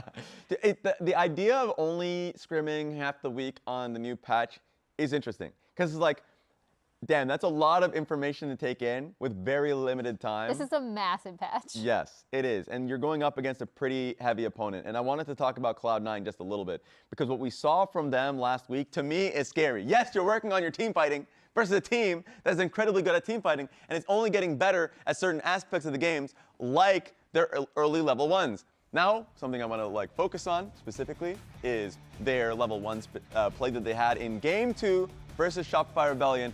Big thing to look at as you check in on the minimap. Yes, we're stacking the line bush. NB, Mbessa's on the top side of the map. So already we have a really interesting play. In the Vulcan interview, he mentioned the idea of trying to be active early. And even though the changes early in off-season made it so level 1s were very scarce, that has made some people comfortable. Zinni, you're getting a little bit too comfortable. You're about to check in this bush, and going into an Ashe that has Chase down, and a Seraphine that has double E is going to be incredibly difficult. And so as we play this through, Zinni's going to immediately get caught. Seos and B-Boy can wonder if they're going to be able to follow up and support this. Maybe Seos can stop them and provide pressure and be a body block immediately. Two things happen that is incredibly bad. You don't have Ghost, you don't have Flash. Use Luizda in the level 1, you're incredibly low, you now need to base. Into a counter matchup, APA's classic Cassiopeia. You've just lost lane, mister. And you continue on, now Seos, who is trying to support him, used Aftershock here, gets chunked to half HP, beginning of the laning phase. So now your bot lane is incredibly low, you just used heal, your mid lane is already over. APA kind of already had referenced that level 1 as a major reason in an interview of why he just won this lane. But it's not over yet. You thought you were already done with the level 1 contracts, now has to deal with the early invade, the classic Raptors fight, and he gets level 2. Blabber now gets level 2, and he can basically play off red here. So not only is mid lane screwed, not only is bot lane screwed, because as an MF and Nautilus, you have, hello, how you doing, HDMI setting? Let's just continue on with this. Like, not only is your mid lane screwed and your bot lane screwed based off the fact that MF and Nautilus naturally want to skirmish to be able to get a lead. That cannot happen anymore. And then you look at your jungle and say, he is now completely behind against Mbessa. That is just a level 1 play. So everyone, even though the game starts very quickly now, you must be open and to the idea of an invade screwing you over. I like that clip because it shows how dominant the level 1 of Game 2 was, which ended up being a stomp. Yeah. But does that actually make your perceived strength of Cloud9 a little bit lower? Because we remember that they stomped them. Yeah. But everything went well in that level 1. True. They got Flash and Ghost with their 3-man invade on the rise, and Contrax's game was over based off of what Blabber did to him level 1. So if you just have a neutral level 1, suddenly the game's a lot closer. True. It changes the context a lot, right? You're right about that. But I think it's scarier only now because you're like, this reminds me of 2016 CLG, a team that was like invaded constantly. In fact, when they were scrimming, they would scrim invades just to be able to like have a better idea. Like, okay, for this game we can do this invade. So now it's like, we are never safe in a level 1, and so now we have to be playing consistently cautiously. Blabber, who is already one of the best junglers in the league, is somebody that's now I have to worry about. Everyone's worried about a level 1, but now how creative can they be in their level 1s? So I agree. It might change your view on how games could have been if they were normal, but now you must never assume you're going to have normal games. Yeah, the invades are getting really interesting. Vulcan has also been playing really well. Yes. Yeah. Which is funny that of all the players that have been spamming enchanters, Vulcan has been the enchanteriest. Like a guy enchanteriest. We used to think of him as this Alistar engaged player, Alistar Rakan, maybe Bard, and he can still do that, but his enchanters have really taken this team dynamic to the next level. He hasn't died since week 2. He's had a 2-week deathless streak. Yeah, and I mean, I think even when in the earliest parts of the season, specifically the Lion series when they dropped a game, but also a few other series. It felt like Vulcan was just so solid and so steady. Like, he's never been someone that I think has had a bad game, like all split, which is kind of insane in terms of how consistent he's been. Yeah. Which I guess is reflected in his current deathless streak, which is best in a 4-game streak in Tier 1. The 7-0-70 goes yeah, to show how that's stompy those games have been. ridiculous. It also shows how much he's participated in C9's success, right? Yeah. Like, he is a part of a lot of their kills from level 1 that you already pointed out, Raz, continuing forward. And I actually think he's been their most consistent and best performing player across all of C9 series. God, I feel like he often is, and that's the one thing about Vulcan during a regular season that I really enjoy. If it's like Bard and Alistar, he's going to be extremely impactful nearly every game. And in this one, being able to see him perform as well as he is right now in an Enchanter meta, that's always going to been the asterisk of, oh, now you're forced to play like Lulu or Seraphine or something like that. Seraphine is a little bit of a cheat just because you can still find a way to engage, so you still feel like a little bit an Alistar. I flash ultied in a different direction. I started this fight. But with like other enchanters, it's usually something that you give an asterisk or a concern about for C9. Not anymore. If you're going into a best of 5 in playoffs time, you're going to have to be concerned about a wide range of champions, and I think that is really concerning. Vulcan has been a real star, and if you're thinking about now early all-pro votes for supports, he is definitely my #1 support right now. Yeah, I think Cloud9 in general is in a really strange spot, though, because they had hit a low that they hadn't hit for a couple of years after losing in lock-in playoffs and then having their America's Cup experience. And we talked about how much they said they were struggling in scrims continuously, how much they were arguing. It does currently seem like that is leading to some of this improvement, but you always have to balance that with, since they are now no longer struggling, does that lead to a sense of complacency that won't get them to where they want to be in the end? I'm jumping the gun on this conversation. I know, June. It's not going to be on the dig, but this is what everybody's thinking with Cloud9. It is. It is a weird situation. Yeah, well, and it's also, they can't prove it wrong until they make playoffs and win, right? True. Because, like, I feel that even going through the regular season, if they do super well, there's going to be a huge subsection of the fan base that's going to be like, well, we're just waiting. We need to watch out for crazy playoffs. high. Yeah, but there is a matchup that will start continue to start the positivity for Cloud9. What is this, Raz? Raz, what have you cooked Every up? week we had a new image and a new idea about Dignitas. At least they could give you one good game with that one big punch. But it is only getting worse for them ever since. Like right now, the record is pretty poor. But if you look at since 2020, is that real? That's real. Wow. That's the matchup. 27? That's a single game that they were able to get against Cloud9 since then. It's been really tough. And when you're going up against Cloud9, son, like it's such a tough matchup. It's such a tough matchup that they declined to comment on this matchup. They don't even care anymore. But for Dignitas, they have some hope. Core JJ predicted us to win, so we really are the favorites. They feel like they're the favorites based off this prediction that's happening here with Core JJ. You seem to have your jaw a little bit too wide open. 27-1 is what's getting me. Yeah. I don't care about 0-4 versus 4-0. I care about 27-1 since 2020. Crazy. That's got to be matches. That's a game. Games? That's a game. Wow. One game? It's games? It's games. Oh my gosh. It's not looking so good. It's Wow. not looking so I good. didn't realize it was that That's lopsided. an amazing Raz stat. But the thing is, you only need one. Oh, you need two, Raz. Yeah, You need two. You need to get that to 3. But you need one game for hope, all right? It starts with one to be able to create that hope. When we talk about dream fights, sometimes it's about just being able to visualize it in a dream that you can take a game, maybe 2. And so it is tough, I will say, but if I'm listening to Emily Rand and Emily Rand tells me, No, I tell What is you, Emily we're all Rand going voting? 2-0. If we're playing the numbers, Raz, it's 27-1. Why are you voting? You are also 2-0 Cloud9. yeah, I woke up Why from are the you dream. throwing me under the bus? I woke up from the dream. But you're the one that told me, don't pick the meta, give me Alistar. That's how they win. I mean, that's listen. the path towards winning. If they're going to win, I feel like that has to happen. I still think C9 are the significantly better. The patch was 3 days ago. Maybe they found some dark tech. Maybe Ignore True. FBI plays something crazy. Zven and Vulcan. Vulcan's been amazing, but they haven't been dominating lane. That would be the path. APA's had some fun games. Palafox has traditionally done well against APA. That would be what happens, but it's 27-1.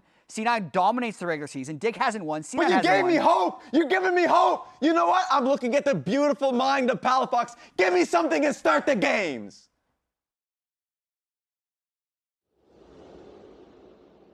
Hi, I'm Dignitas. I'm just a normal, regular, professional gaming team, just like everybody else.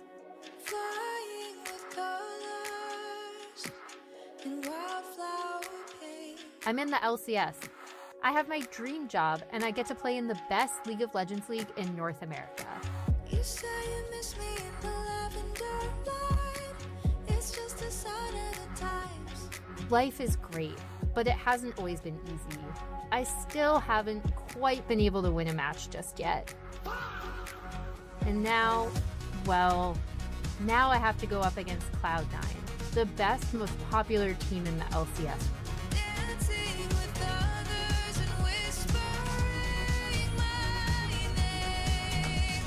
Everyone wants to be just like C9, and I'm just a regular team trying to live out my dreams of winning it all while having a great time with my friends.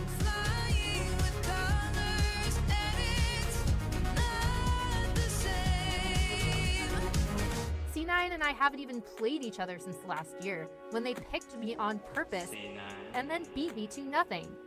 Still, I have a different roster now, including players that used to play for their amateur and academy teams. I can't help but think, what if I win? What if I'm more than just a regular LCS team?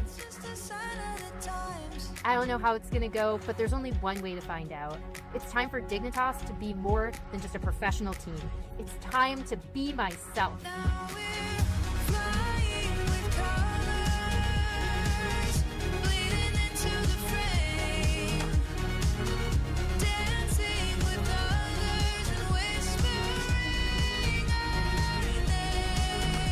What if it's different this time?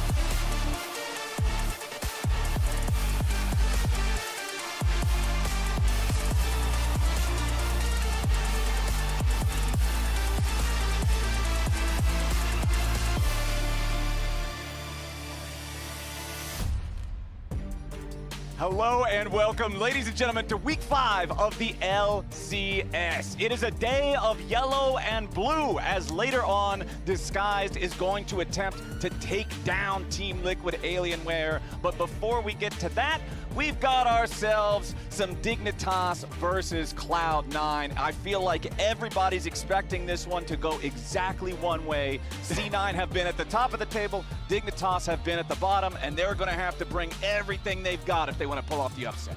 Now that you mention it, I think the blue teams versus the yellow teams is a little unfair, Flowers. Yeah, it seems a little bit lopsided. Cloud9 and TL versus Dignitas and Disguised. People might be in accordance which side they think is going to win these ones, but that doesn't mean upsets don't happen. You got to play the games. They said winnable out there. Got to play the game. Cloud9, of course, at the top of the standings as RTL 4-0. Dignitas at the very bottom at the moment. However, Dignitas have been able to win select games. We keep bringing this up because they have been able to do it. They got one off TL, they got one off Lion. Just got to string those together, Flowers, in a series. The problem with winning one is you got to win two. See? A little bit of math. But in order to win two, you also need to first win one. All right, a riposte, I see. Mr. Fiora player over here. All right. All right. Well, let's see what Dignitas are cooking here. You were talking to Palafox, I believe it was earlier, and he was talking about how the big patch was kind of a mover and a shaker this week because they were having to scrim on the previous patch for the first half of the week. Then it drops. Now you're on the new one. So Yeah. I'm curious, when there's this big of changes in the game, the ability to adapt and adapt quickly is even more important than normal. And it puts on showcase the value of your coaching staff and your analysts. You know, I've always really liked, ever since we made this change to play on live patch, how it really does reward teams that put effort in trying to figure out what is going to be strong, because I feel like that's very relatable for the everyday League of Legends players that are competitive. You know, you're always trying to find out, oh, what should I abuse on this new patch so I can climb rank? What's the secret OP? You know, how can I, yeah, exactly, how can I steal some LP before it gets nerfed by Riot? And one of those is Seraphine Flowers. This one that I had on my list. This was not on the lounge list, but Seraphine got one of the most OP changes, which is not necessarily fully documented, where she doesn't have to hit the center of champion models anymore, and it can just hit on the edge. So it's really, really easy to get Seraphine's damage out now. And I feel like she is super even more OP than previous. She already was a power pick, but on this patch with that change, I think she is even more valuable. So I think Cloud9 got the better part of the breakup here. Yeah. Obviously they got the first. girly pop breakup. They did get to choose, so it makes sense that they would get the better part because they got the pick first. But they did get it, and they paired the Seraphine with the Ezreal. That got the AP ratios as well. So maybe we'll see some alternate builds here. Okay. From Sven. Maybe not. Maybe just go with the Could just be standard stuff. Yeah. You never know. But all right, so we're through the first half of the draft. It is Orianna, Pantheon, Bard, and now Xin Zhao banned out by Dignitas. Varus, Anivia, Karma, and Aurora banned out by C9. And we've got our bottom lanes fully decided with the Ashe Lulu versus Seraphine Ezreal, that powerful Seraphine that we're talking about. Jarvan locked in for XU, and APA piloting the Annie in this one. Okay, so they've got their heart engaged. They've got their poke damage. I mean, looks pretty good for Cloud9. On the side for Dignitas, also very straightforward, very good. Annie is a champion you can punish with Jarvan. And Ashe arrows, we've seen with the prevalence and the rise of Ashe, what percentage do you think of the arrows in the first 14 minutes actually go mid lane? I'd say more than 50% of the arrows. Yeah, I feel like you see it a lot. She recalls and then just shoots it straight down mid. I think that they're always just taking shots at the mid laners with the early game Ashe arrows at the very least. Annie, of course, with your speed boost, if you have your shield ready, you can make it a bit easier to dodge. So we'll see about that, but they continue down the line here, take out some junglers from Blabber. Blabber has a very deep champion pool. He's not worried at all. I'm quite sure. He streams very frequently and streams all kinds of different champions, and he is one who does jump on new patches very, very quickly and really enjoys the theory crafting aspect of League of Legends. So I'm excited to see what Blabber does pull out with the Xin and the Nocturne both kind of taking the hit there. They could definitely do with some better frontline and some more engaged along, so it's not just the Annie on their side. But Dignitas here, nothing out of the ordinary, Flowers. Your Spicy Hot Pot, your Jarvan Rumble combination, and guess what? Seraphine and Annie are both great targets for that. Seraphine is inherently quite squishy, and definitely would be a very good target for that. Jarvan Ultimate, you can go unstoppable, make sure you can get to her and lock her in place for that Rumble Ultimate. But Cloud9, no surprises yet. Thanatos goes with one of the two main tanks that you pick into Rumble. Yep. The Ornn further engage we are looking for in the further front line. Yep, I always like to see an Ornn into a Rumble. Generally, as soon as that Koenig Rookern comes online, you don't really have to worry that much about Rumble anymore. What is Blabber going to settle with? It looks like we're getting Wukong here in the jungle. Final pick for C9. There you go. Rounded out with some beautiful team fighting. Very big team fight jungler here. Cloud9. This draft to me feels like Cloud9 are saying, we are a better team than you, so we're going to scale into some really easy 5-on-5 team fights and make sure that we kind of guarantee our win that way. Meanwhile, on Dignitas, what is our final choice? Okay, the Hui for Palafox, pick number 5. Okay. It's got good range. So you can have good isolated matchup here versus Annie, but when Wukong hits level 6 and Annie is level 6, that is a recipe for flashes and kills. So we'll see. Got to stay safe then, but definitely has lots of good range that can follow up on Jarvan Rumble combination. So some pretty good synergies on the Dignitas side as well.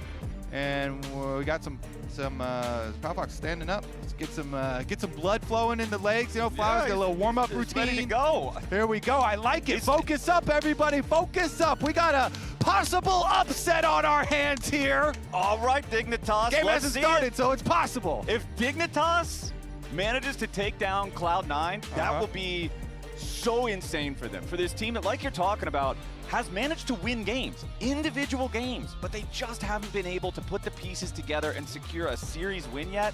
And now they're going up against top dogs in the league. It is a challenge. The gauntlet has been thrown. Dignitas must step up because C9 is going to look to just walk themselves straight forward into a 5-0. They would love to have that still unblemished record going forward. All of our analysts predicted 2-0 C9 at the top of the day. What about you? They did. If I was theoretically to predict this game, okay, theoretically, yeah. I might also be a Cloud9 2-0 win.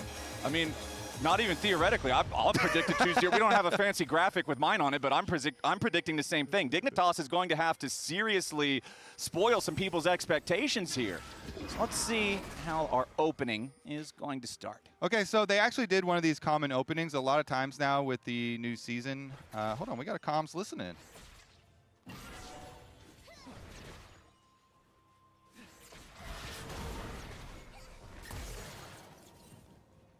Hello, hello? You think C9 is thinking they're gonna stomp us today? I think they're nervous, bro. You think so?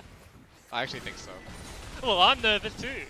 What are you nervous about, bro? What are you nervous about? The wrath of Sven.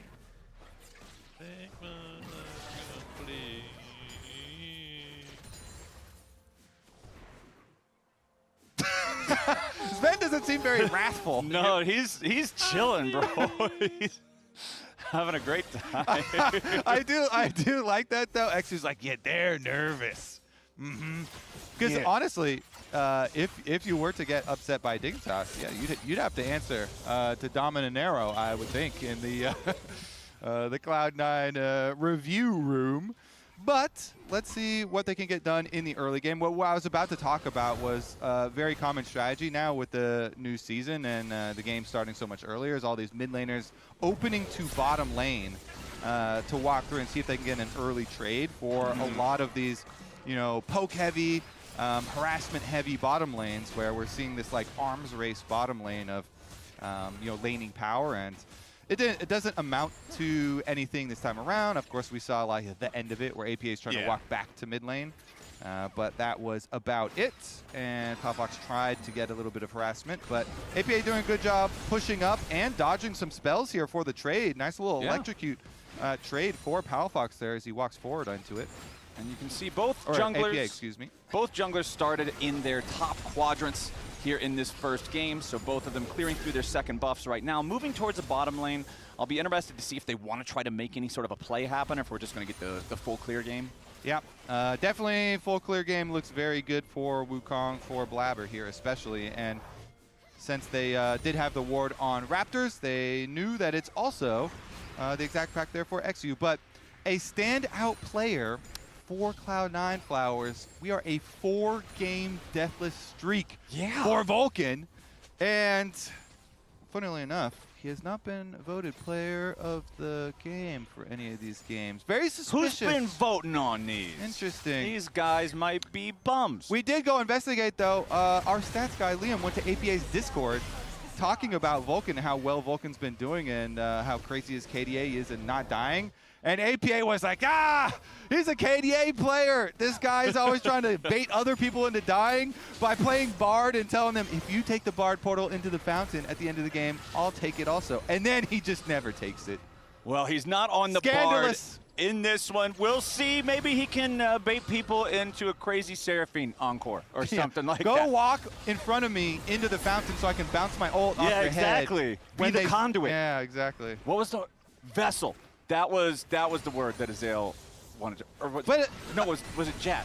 Somebody was talking about vessels. So the vessel would have to like contain it and kind of take it forward.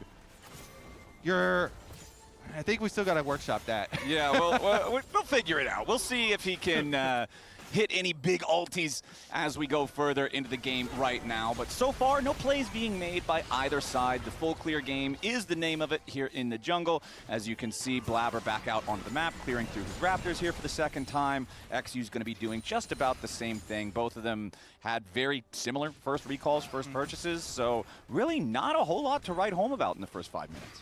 Personally, I like Conduit the most. Conduit? Oh, yeah, Conduit's a good one. For someone you bounce the Seraphine ult off their head of your teammates.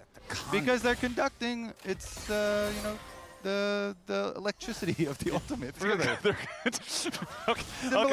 Similar principles. I was with you until you were just talking about Seraphine electricity. I don't know about that one. Gotta plug your mic in somewhere. Yep, all right, fair enough. Gotta make sure you got a battery for your Seraphine Ezreal on the bottom side. Poke damage doing pretty well. Pushing again here on the reset. Nice little farming for themselves so far. Ignar. Okay. Pot on the heel there.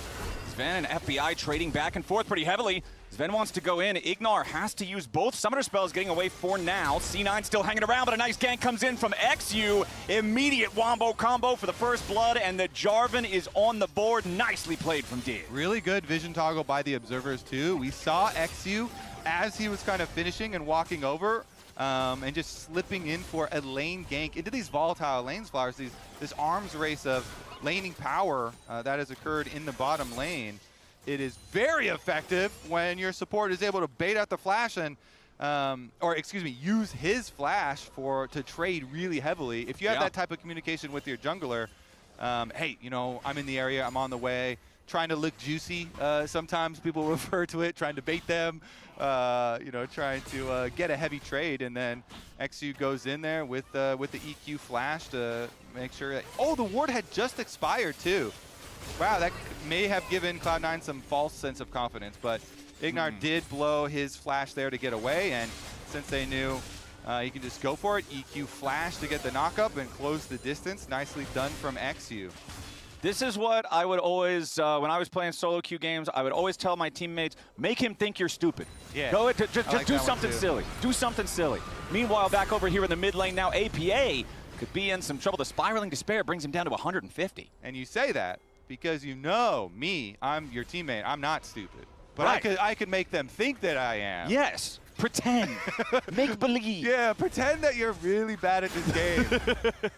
It's gonna take a lot for me to do that, Flowers. Make them wonder why you guys are even queued up in the same match together. Yeah. Pretend like you're 600 elo lower than you're supposed to be. Oopsies. My bad, guys. Well, Dignitas is going to be happy about this early start here. Back over in mid, like I'm saying, it was very low for APA, but not actually enough to threaten anything lethal. Still has the flash available on the Annie. Considering all our solo laners are now level 7, I'm looking forward to seeing when we're going to have more plays being made.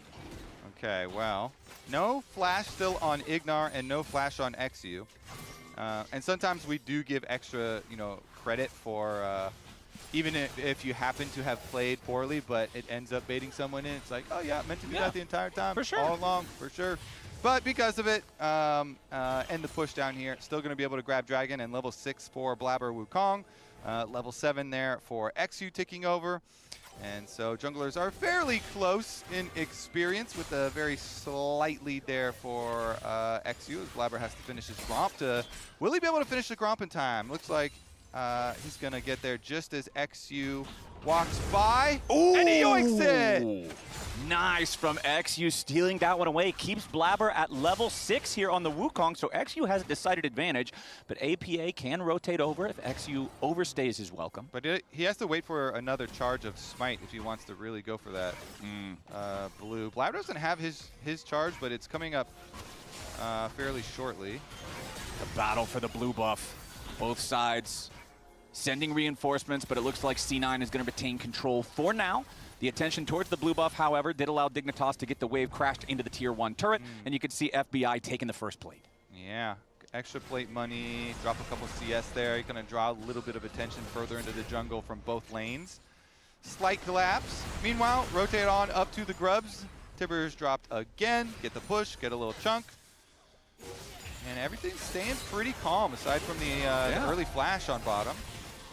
Okay, Grub's being picked up. Xy's in charge of that. Meanwhile, bottom lane, Ignar taken very low, down to about 50 HP. Got to be careful on this one as Blabber arrives into the fight. FBI trying to get something back, but it will not work. Blabber picks up the kill, and C9 make their way onto the board. As every bottom laner always said, bot lane is jungle diff. Yep. Your jungler All comes the laners down. say that. Yeah, no, literally. Bot lane is jungle diff, mid lane is jungle diff, top lane is very jungle diff. I mean, honestly, even junglers love saying that too, as long as you're the one doing the diff. Yeah, if you're the guy that's doing way better, it's like, yeah, this whole game was a jungle diff. Don't worry about it. You get one gank bot for Xu, kill. One gank bot for Blabber, kill. I like it. Some parity here. Yeah. Even though we have first place team versus a last place team. So our early intro of the possible upset on our hands still very much alive. It was Dignitas to strike first, remember. C9 keeping things nice and competitive. And right there, we were talking a little bit about this back in draft. You mentioned how Ornn is one of those two tanks alongside Cassante that is very frequently picked into Rumble. It's not like he counters Rumble, but he survives just fine. And then once you get this item, thank you, MasterCard, Koenig Rookern just makes it so easy to trade back into him. You don't really feel that pressure anymore from the Flame Spitter. Yeah, I mean, it's universally so good. Double AP lanes, kind of like you're setting up there, just as the Landry's getting finished. So Thanatos is up in CS as we get another jungle fight over the Gromp. Yeah. Gimme. Xu really wants these Gromps. He is constantly trying to keep the pressure on Blabber whenever he's clearing through this part of the jungle, just wanting to make his presence known, have a little bit of extra pressure on the map, and it is making C9 respond. Sven and Vulcan have to be hyper aware of what Xu's doing, making sure that Blabber can continue his pace, continue his own tempo. Xu will now head back into the red side of the jungle for Big Dig. Yeah, honestly, good attempt. I like trying to keep using the pressure of your pushing bottom lane to invade on Grops. Even though Xu didn't get this one and Blabber does get the smite on this one, you keep up the pressure and you also let your bottom lane keep, poking under turret and trying to play for some power plate money because you're keeping track of the presence of the Wukong in addition to looking for the steal here with your kind of aggressive placement. But off that Gromp and off the farming here for Blabber. Now he's up to the Trinity Force on Wukong. So Flash and Trinity Force and Ultimate is the Wukong recipe for success here in the mid game. So where do we want to see him take that? Personally, I like playing to either Seraphine ults, Ornn ults, or Annie ults. So Flowers, that is you can kind of go anywhere. That's you kind of just said pick your destination. Go on vacation anywhere. It'll be great. Xu once again trying to invade though, contest some of these jungle camps. Blabber will make sure that he secures the large chicken as FBI and Ignar continue running the show down here in the bottom lane. Vulcan and Sven firing back. Injured health bars on both sides. Maybe bottom lane is the destination. Maybe. Everybody's looking pretty gankable. Vulcan down here, we did say, still deathless in his 5th game, doing very well for Cloud9. He's a huge fantasy points earner as well because of the stats, and we'll see if it continues in this game. Seraphine, of course, a fairly squishy champion, and Dignitas comp definitely are built to punish a low mobility kind of squishy support. But Dragon stacking is still been going quite well for Cloud9. They have the reset from Sven. He came back with his Trinity Force, so Cloud9 ready to fight this. APA on Brush here. Yeah, Dignitas on the approach, though. They don't just want to let this one go for free. Keep your eyes on Xu. APA immediately with the engage. Chunks the Jarvan down below half HP. The Dragon still very low, but not dead just yet. Xu falls first. APA taking the kill on that one as the Drake does go C9's way. It's a 1-for-1 so far. FBI looking for a little bit more. Sven very low on HP here, and the Severing Bolt secures it. Nicely done. Dignitas are going to get a 2-for-1 in the fight. I like the killer instinct here from FBI to just keep the chase up. He pops his Ghost. He gets the Lulu speed up, chases them down with the slow. So 1 Dragon for +1 on kills, Flowers. It's still pretty worrisome for Dignitas just because Cloud9 teamfight is going to be so good later on, and them building towards a Dragon Soul. might be very difficult to deal with. Even Chemtech Soul, some people don't like it, but it's quite good with Seraphine on your team. So APA, the idea, he wanted to go for enemy jungle early so that they could get extra pressure on him, and the Dragon down there still with 900 smites for both junglers. They were able to kill Xu before it got down, or excuse me, 1k.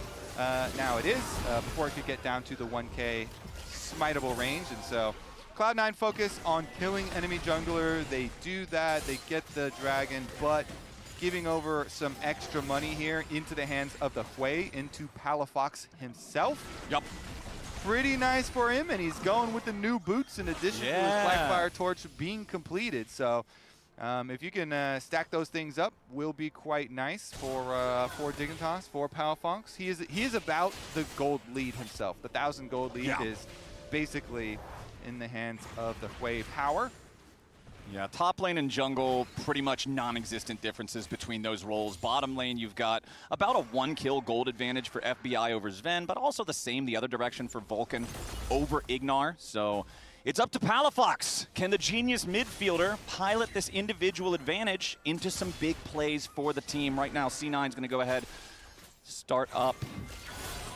Nothing. Dignitas are the ones taking the Rift Herald first, as Thanatos down here in the bottom lane, just going to keep on farming, get this thing shoved up. Photon using the Equalizer to clear out the wave as Blabber wraps around, but Photon does get back in time.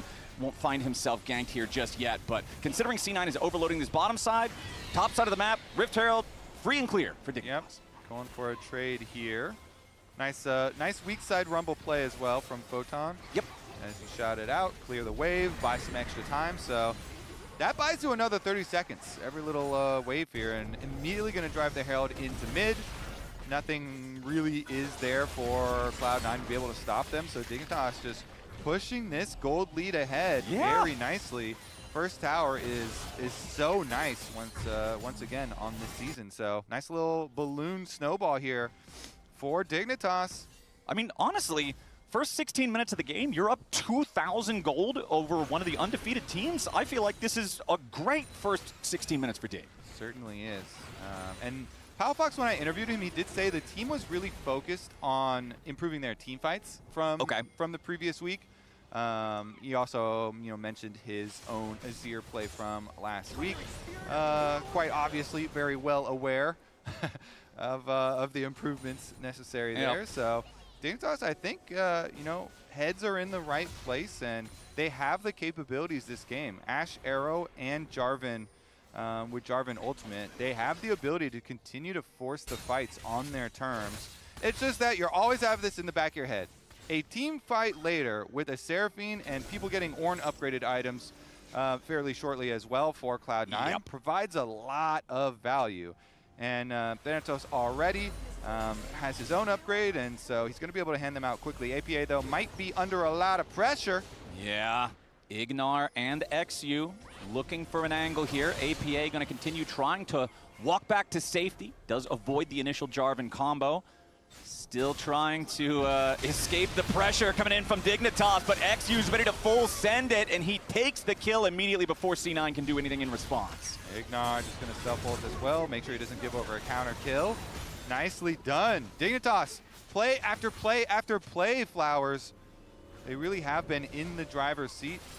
If not for the early Dragon stacking for Cloud9, they've really got it under control. And Cloud9 have to start being a little bit careful, too, with their mid-tower down. The reason it's such a big focus, you lose a lot of control for both sides of your jungle, and Xu's still camping on the bottom side of the map. Thanatos is quite tanky, though, so. Yeah. The Dragon spawning in less than 10 seconds now. Equalizer still down, Cataclysm still down.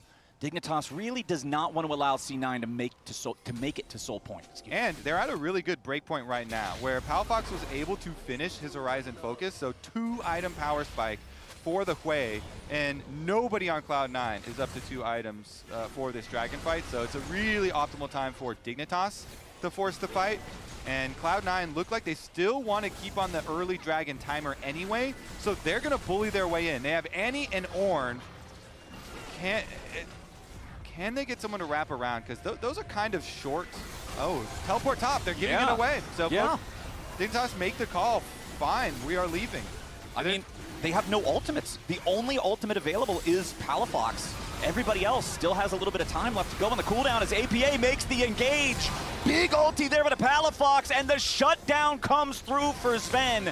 The Fed Hui dies immediately. C9 moves to Soul Point. FBI has to flash just to make sure he doesn't fall as well. Oh, wasn't the call for sure just give this up when you're teleporting your Rumble away from it? I mean, it has to be. They were sticking around. They wanted to, get some poke or something, and Hui just full comboed the Wukong clone. Blabber had pretty good reactions, and Blabber just clones forward past the dragon.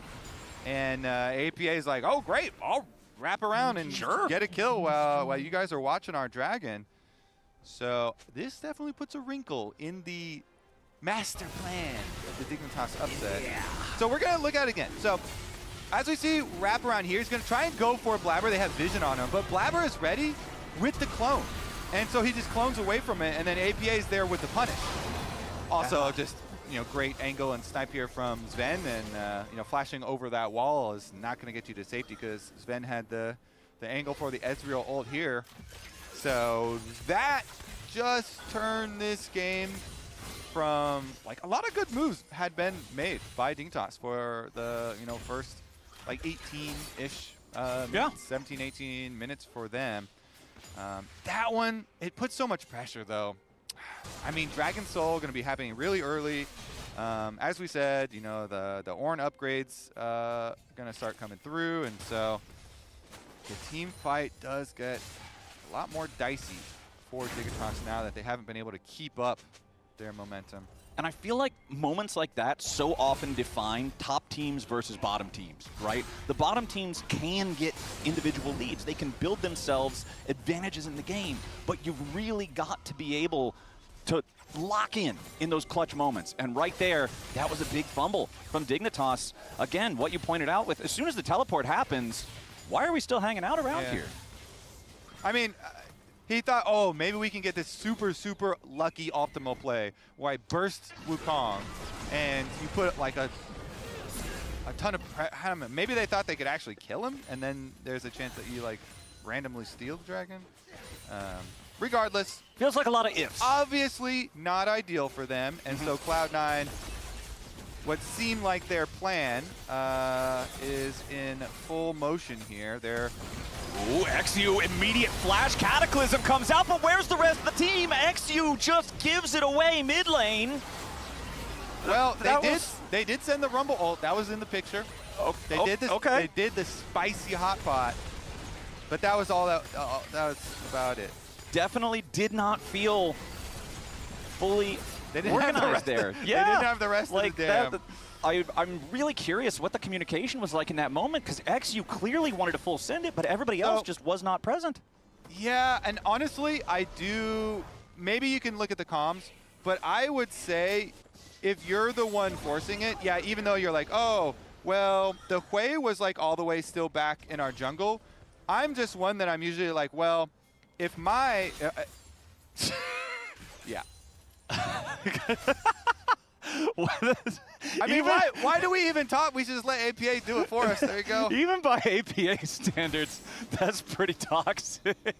So I was about to say, in that case, I would put the blame on the one who's doing the flash engage, because you kind of got to do your last second checks. You're like, oh, all right, I'm gonna do my snap engage.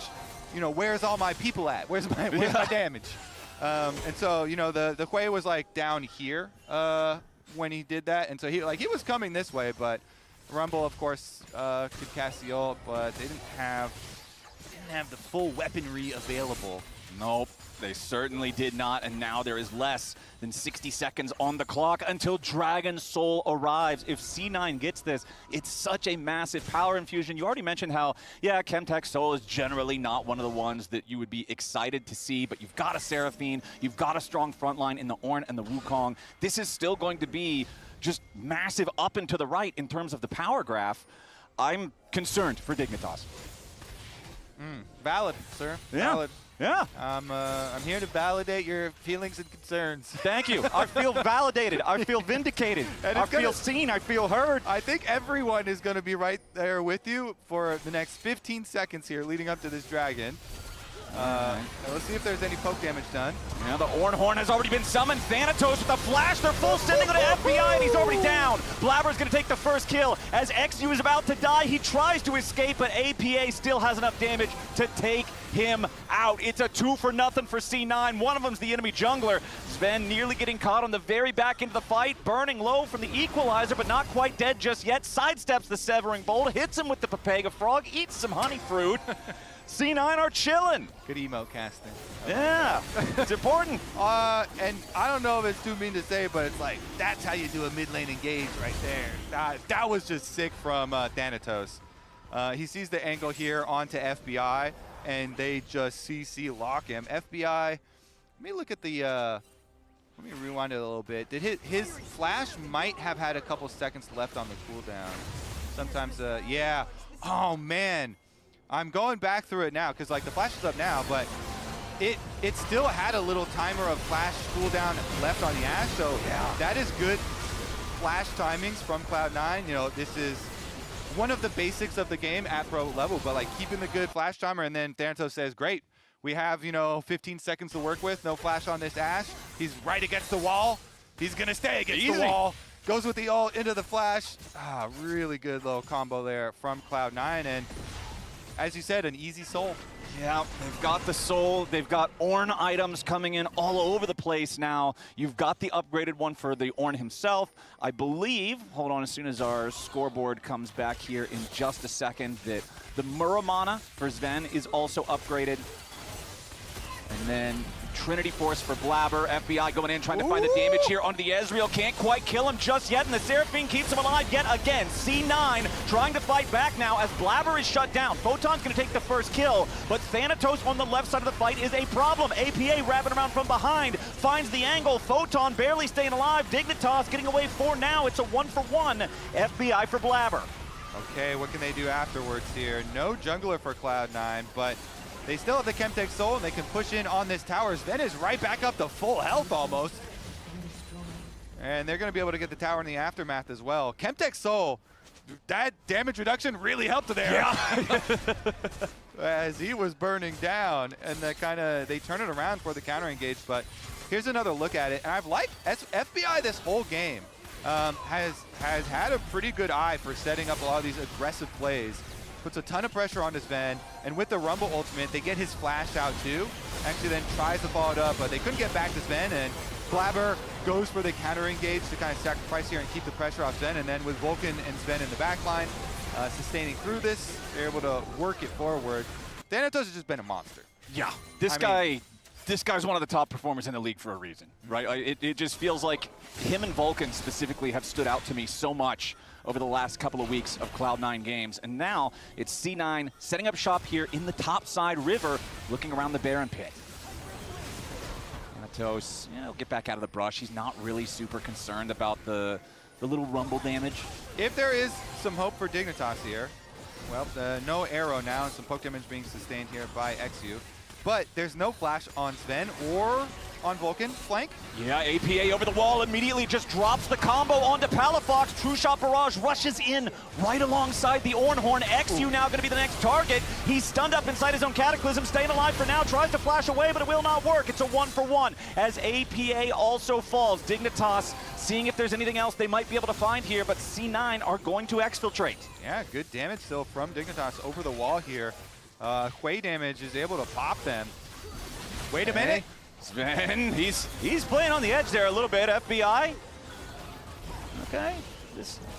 I'm curious if we're actually going to see this get full sent or not, because I feel like neither side really wants to go all in here. Yeah, FBI does have his Ghost pop, so he's trying to make use of his speed. He's dodging a lot of skill shots here, but he doesn't quite have his IE done.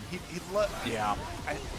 Okay, Photon stepping up, takes a bunch of damage. Sven has to Arcane Shift backwards, keeping himself alive for now. True Shot Barrage goes through. Nice Jarma to FBI. Blabber takes the kill with the enemy AD carry down. C9 is on the attack.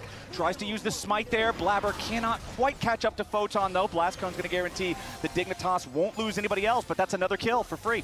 Another kill, chase down. They also have plenty of vision secured over the Baron, so after resetting, they can get right back out to this area of the map. Still, there's a top outer tower, so maybe push down on top side first. But things looking very good here for Cloud9, of course, with this Dragon Soul. Dignitas, though, props to them but for keeping the gold fairly close at the very least. Even with the Dragon Soul going over to Cloud9. And now the IE is done for FBI. It's definitely going to be difficult for them, but still keeping up a lot of the damage output. And I want to check back in on something we were talking about at the beginning of the game, because Vulcan has still not died this game, and he has 100% kill participation with all of them being assists.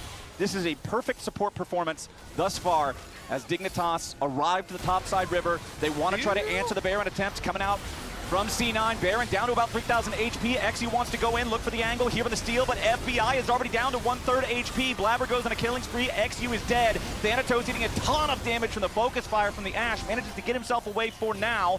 Sven still firing. Equalizer's not going to get anybody, so C9 will take 1 kill plus the Baron.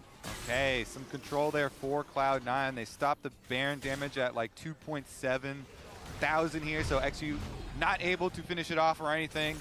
Goes in, wants to be close enough for a steal, but does not get low enough. Nice little focus there from Cloud9. They just turn on him, take out the enemy jungle, secure the objective flowers, and they still got that top turret afterwards as well, so progressing the game quite nicely towards Dignitas' turrets.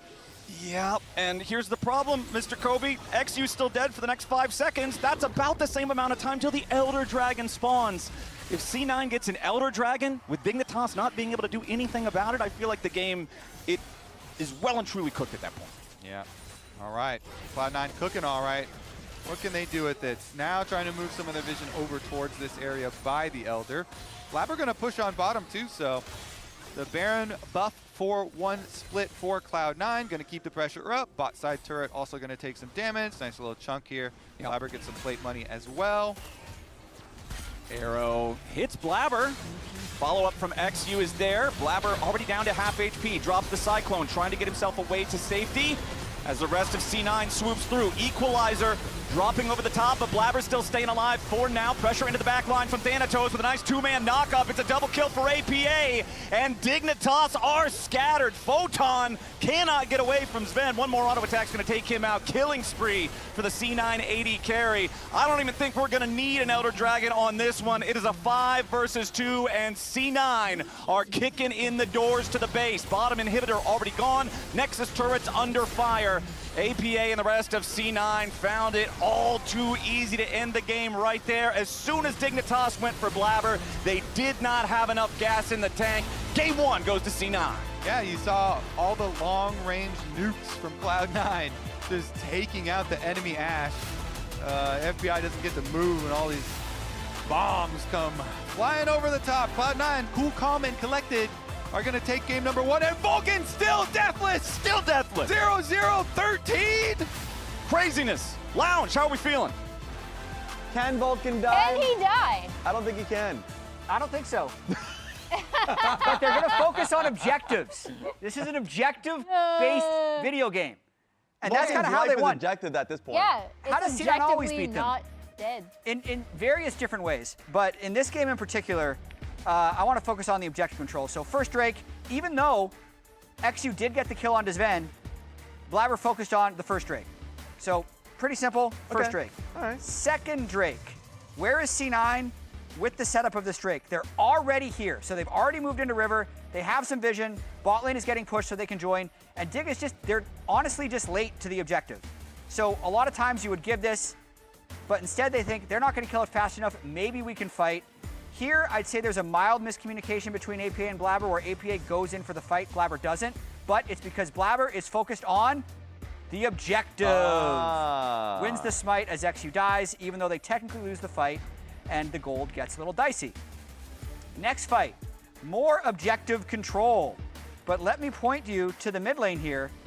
FBI probably wants to have his item for this fight, because when the objective is up, what does he do? He doesn't focus on the objective. Oh, no. Where's C9? They're on the objective. Palafox wants to be on the objective. Unfortunately, he objectively ults the clone. Oh. So that hurts his chances. APA finds the engage, and he ends up getting one shot. But look where the team is. FBI on mid, Ignar in base, Rumble on top. They are not on the same page whatsoever. Well, They Rumble's lose on a yet different objective. Another objective. They have different objectives. Different objective. Yeah. Objective is turret. Objective is Drake. Objective is Phantom Dancer. Last objective, as the objective is spawning, C9 just objectively decide to go for a fight. So technically you could say they're going for kills, but this is based around securing the objective, which is about to spawn. They find a nice engage with Thanatos, ulting 2, landing the knock-up, essentially getting the full one-shot onto FBI, and by the time XU engages, the fight is already over. They lose 2, and C9 is able to secure... What is it, Emily Raz? The objective. The objective, I thank was you, gonna we're learning. say the other thing. The The other thing, like the other main differences And then between the two, because like Dig did get Rift Herald, right? They Yep. focused down mid, like that was their one run of objective focused play that looked good.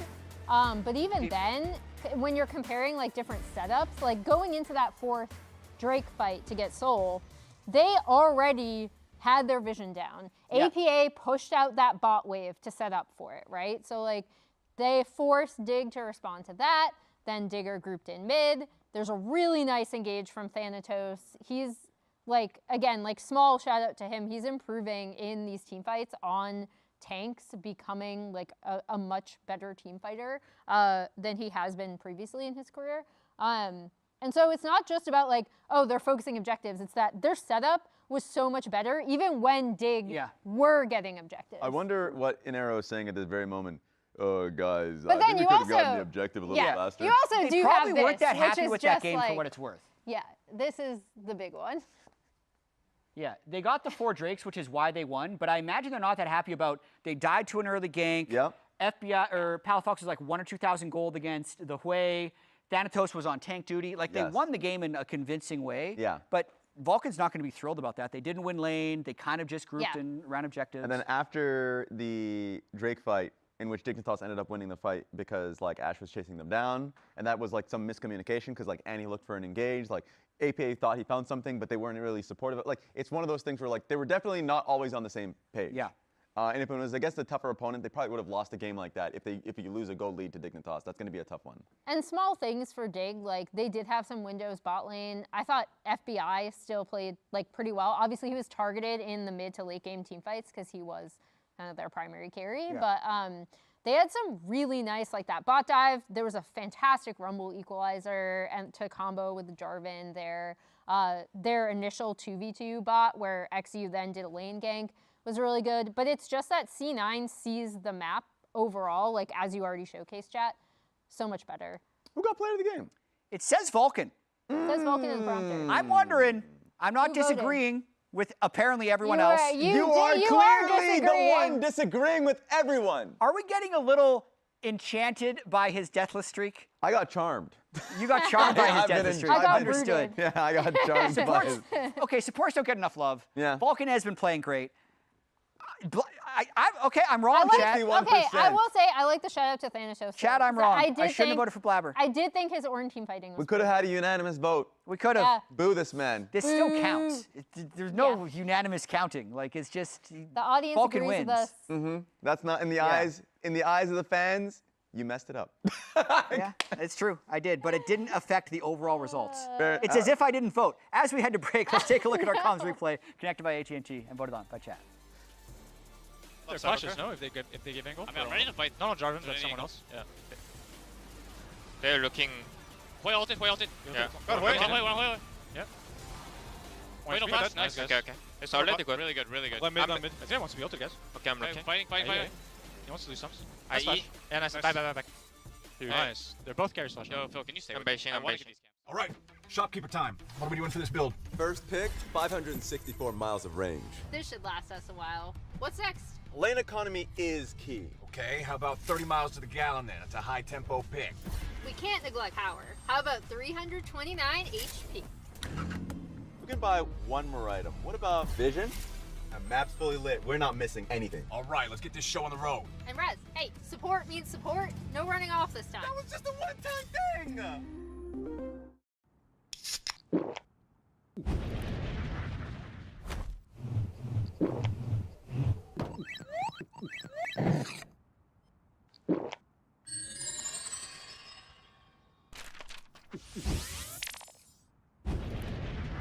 Red Bull gives you wings. Rich in the ground before Dub can even get there. In time to try to knock out as Impact gets bursted. Don't feed.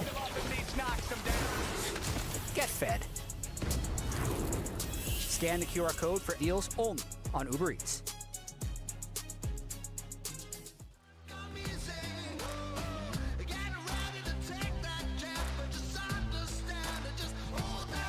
Even with eyes shut, I see them.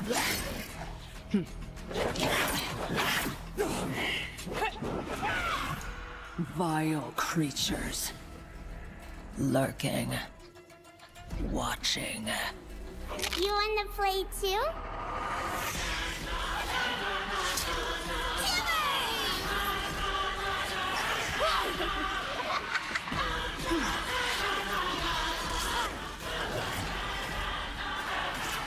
None can hide, are you?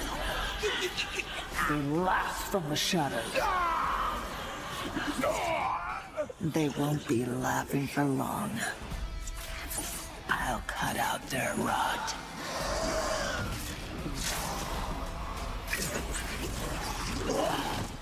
Hunt down every last shadow.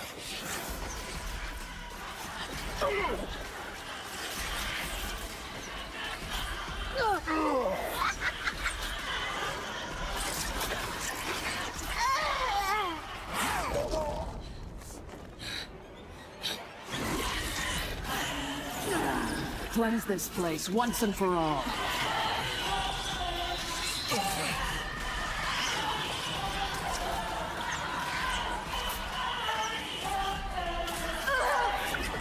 I will rid this world of demons.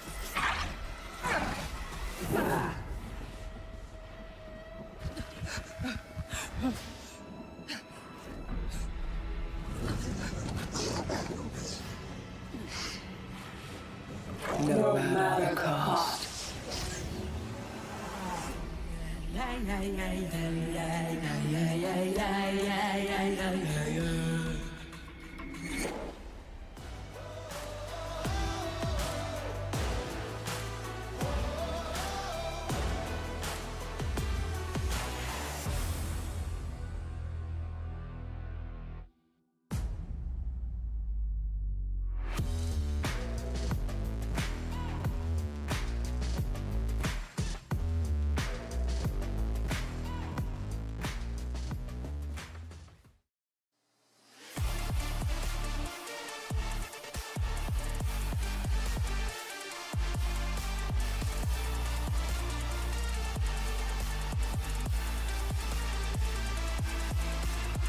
Welcome back to the LCS, everybody. After the games today, make sure to check out the C9 Kia Champions Arena, where C9 and Team Liquid Alienware will team up in an ARAM Mayhem show match. Watch the games on the Cloud9 Twitch or YouTube channel after the LCS wraps up later today. But before we get there, we still have more League to play right here at the Riot Games Arena.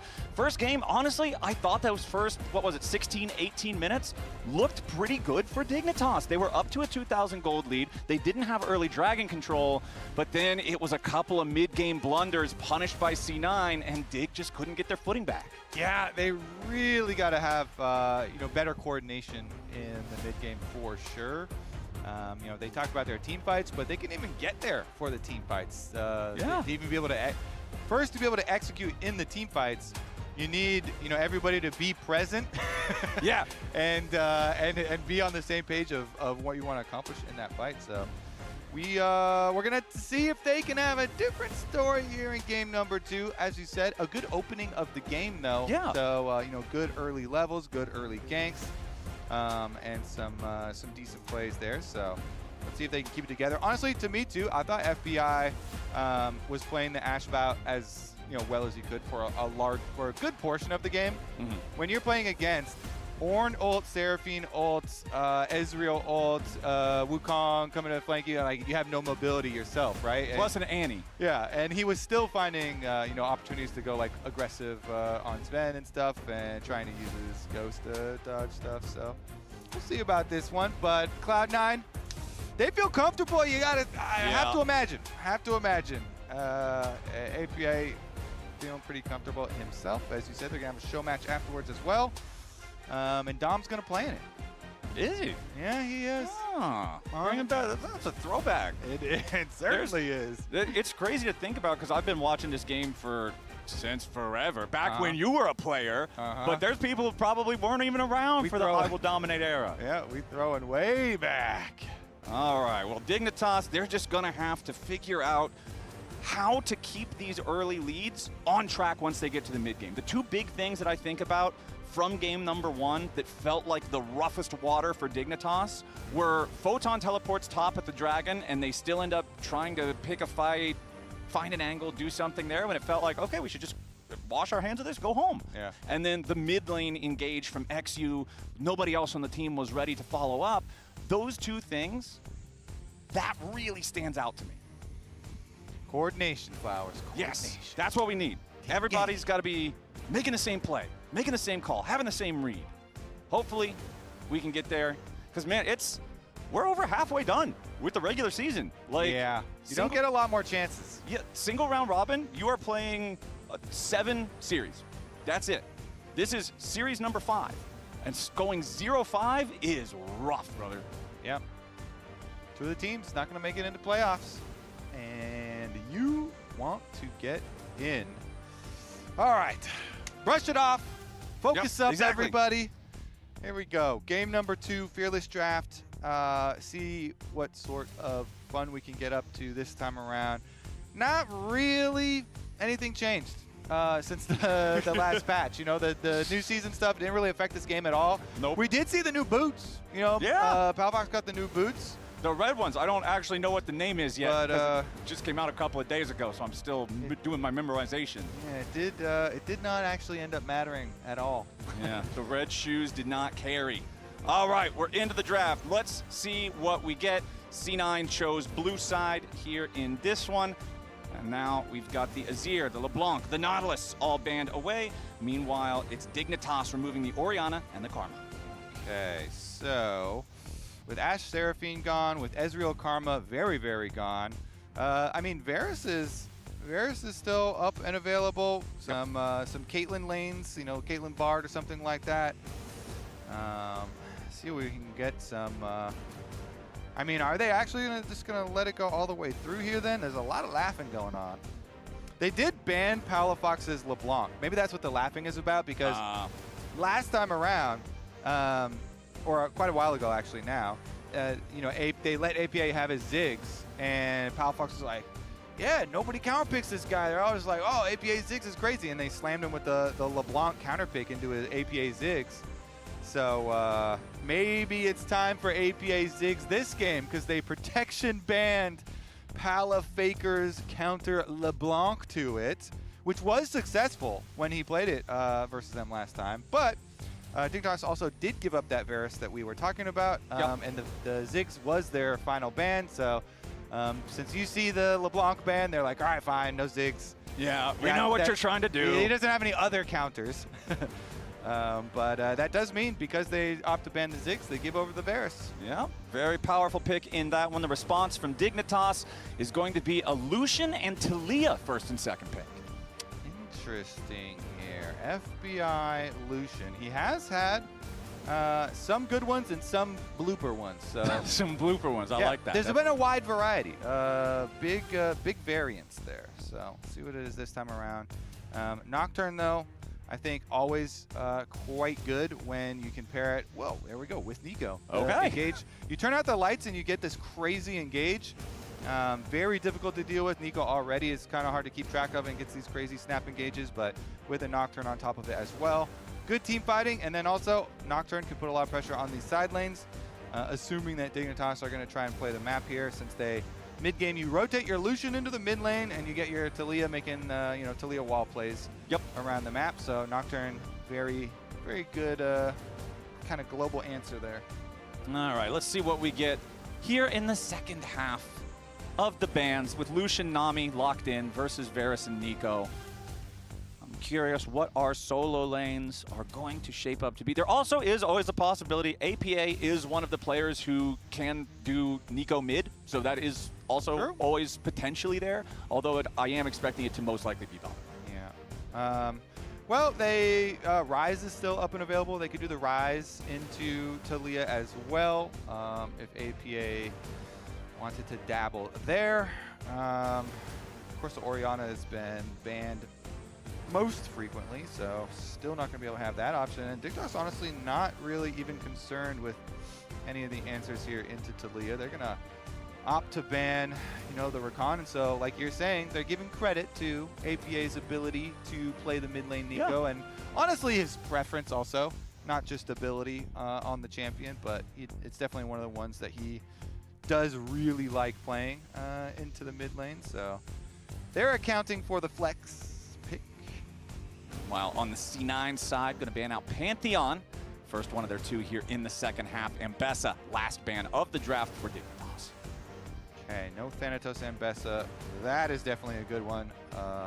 Very, very big carry potential. And the Mr. Thanatos. I mean, Neferia is Cyclosword. We haven't seen a Cyclosword yet, but the new Voltaic is quite powerful, and Neferia is a good user of it. So, kind of do like the Neferia ban. A little bit of a new season, new patch ban. If we can try and draw some threads here. Yeah, come to some conclusions. We get the classic, with Pantheon and Neferia both taking the bans. Oh, actually, they're not going for the Vi TLAW combo. Kind of surprised. So they're not going to get the super easy point and click combination, but can still go for good Xin angle here. Into the Varus is pretty good. Okay. Caitlyn going to be picked by C9. So that is looking like top lane Varus.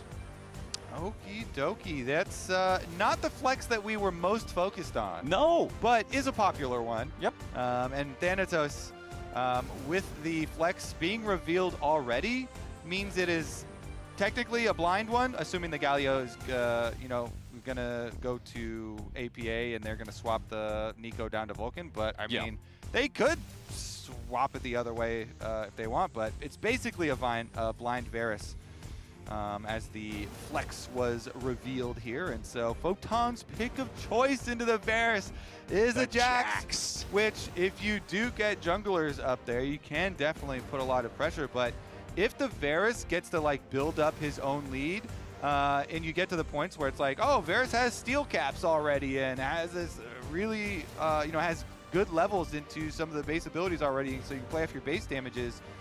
The Jax all-ins can start to lose some of their power. So I want to see how early both junglers would influence that top side. And of course, APA, since he does have the Galio, also has the option of going up there. Nocturne Galio, great at making those roams, similar to TLAW. Yeah, Nocturne Galio is some scary stuff when they get involved. Paranoia, plus the heroic entrance coming down right on top of it. All of a sudden, a situation can go from a 1v1 to a 3v1 very, very quickly. I did like the early game in game number 1 from XU. Remember that he was the one who got first blood. He was constantly invading Blabber, trying to steal Gromps, trying to steal chickens, making the pressure of his bottom lane feel felt by the enemy jungler as well. Unfortunately, like we saw, it fell apart in the mid game, but hopefully he can repeat his early game success in this one and just have a better transition to the rest of the phases. Yeah, and unfortunately for him, his bottom lane is going to be playing into a Caitlyn Nico here, so they might not have the same pressure. Yeah, Caitlyn Nico can be some pretty scary stuff. You get caught by one Tangle Barb, all of a sudden there's a snap trap right below you, that gets armed, headshot comes in right after. Not a good combination. Oh, and they lost the war over the brush ward. Sven and Vulcan were able to auto down the Dignitas ward that they put in this middle side brush here. And so they gain the extra advantage. Okay. Second trinket used already for the bottom lane here. Both Ignar and FBI using their trinket wards and just being able to get the most defensive one. All right, early battles for the vision can determine so much about the overall state of the lane. Remember that in game number 1, we did have our junglers both starting on the top side of the map, pathing towards the bottom. This time around, not quite the same story. Yeah, and with the pushing assumed bottom lane on the other side, since like we're talking about with the Caitlyn Nico, they're going to have advantage. Blabber says, fine, it's my turn to do the early invades. And so Blabber, right after his Raptors, he walks over a ward, you know, because the defensive Dignitas ward is there, since they're kind of expecting this. But so he walked over that ward. Thank you, observers. Bottom side is trading very heavily, though. Yeah, Vulcan down to 200 HP. FBI down to 300 himself. Oh, they're C9 hits level 2. Yeah, you saw the blast cone over. They're going to try and chase him out. Palafox is taking time away from mid to do this as well. All right, that is going to give over the mid push here to AP8, who's going to be able to shove this cannon wave very quickly. Punch that cannon minion, make sure he gets it. And they basically chase Blabber out of fully splitting the lane here, which I think is quite good to do versus Caitlyn lanes. You don't want Sven and Vulcan to have a fully split jungle where you let Blabber take over the entire blue quadrant. Yeah. So that they know, like, oh yeah, we have super good vision. And so here we go. This is what we're talking about, Flowers. Time is running out for Dignitas as we approach playoffs. Now, these odds that you're seeing up here, you know, the odds they just showed, the odds if they beat Cloud9 or if they lose Cloud9, obviously drop down to like 13% or whatever there if they end up losing this series. But it could be even less. Though when they calculate those odds, like for stats, they're assuming, oh, it's just the number of scenarios that still exist where you get in, and they're assuming like, oh, it's like 50, every game is 50-50. But if you're actually looking at the games and you're like, does Dignitas really have a 50-50 chance versus like Cloud9 or something, and you think it's a slimmer chance than that, then even those numbers might actually be a bit lower in reality. Well, those numbers, even as they're presented, are very scary stuff. Yeah. Winning puts you at a 26, losing a 13. Not a lot of scenarios. No. Where you're getting in. That is some dicey stuff. Dignitas are going to need everything they can get if they want to stay in contention for making it to playoffs. XU thinking about invading the enemy chicken camp, but he's spotted out. Blabber is not going to allow this. He's thinking the same thing. All right, well, good little defense here from Blabber. Not going to let XU get away with it and chase him off.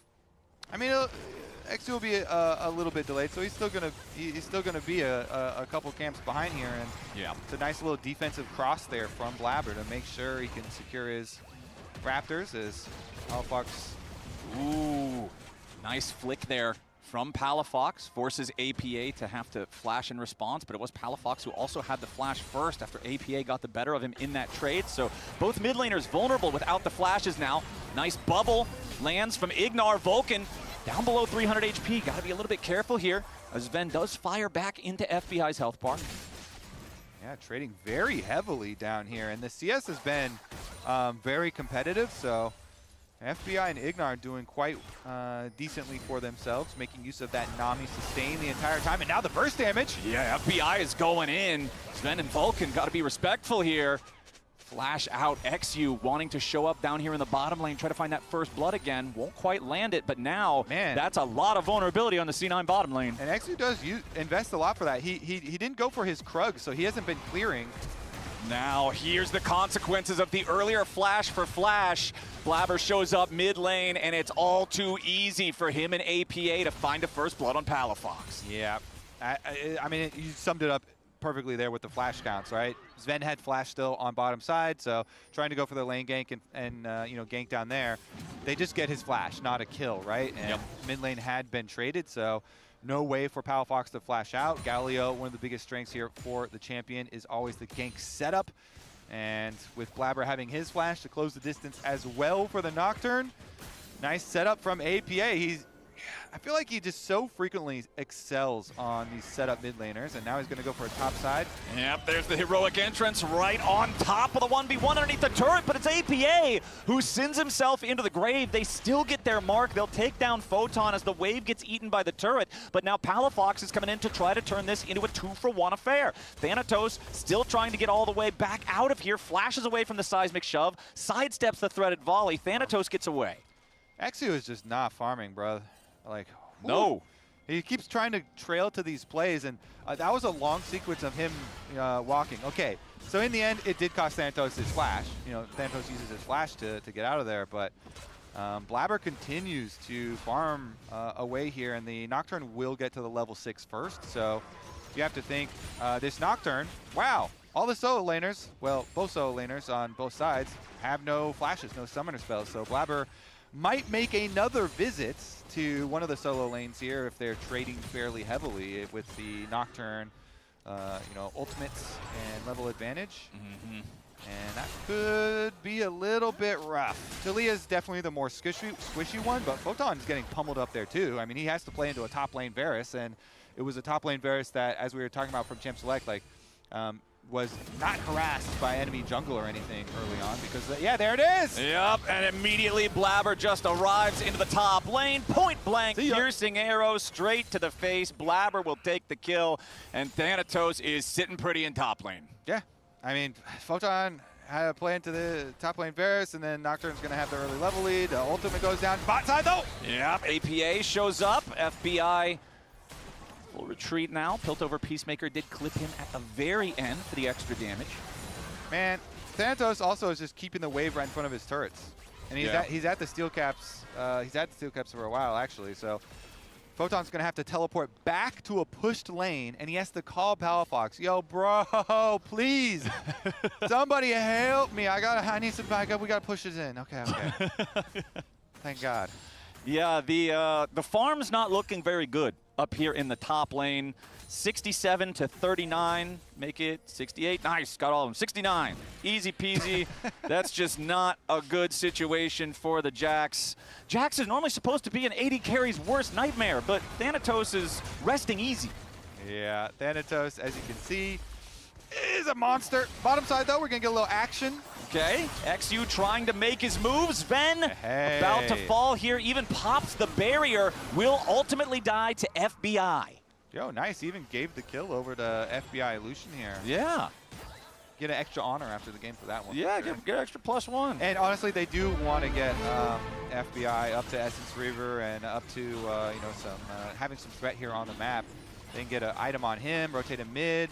APA is closing in, though. APA flanking down here for the Dragon. It's kind of weird because nobody else is moving, and Blabber's literally on the grub. So that's a little bait. There's a little, just a little walk down, take a look. Just mean mugging him a little bit. All right, well, the Dragon does fall. That one goes over to Dignitas. Remember that in game number 1, Dig had an early lead in terms of gold, but they just never had any control over the Drakes, and it kind of felt like they got desperate. Like, we remember the play where Photon teleports away, Palafox tries to find something around the Drake pit, gets punished instead, and I feel like at least now, we're starting off with a Drake for Dignitas, so you're not going to have that same level of pressure mounting against you.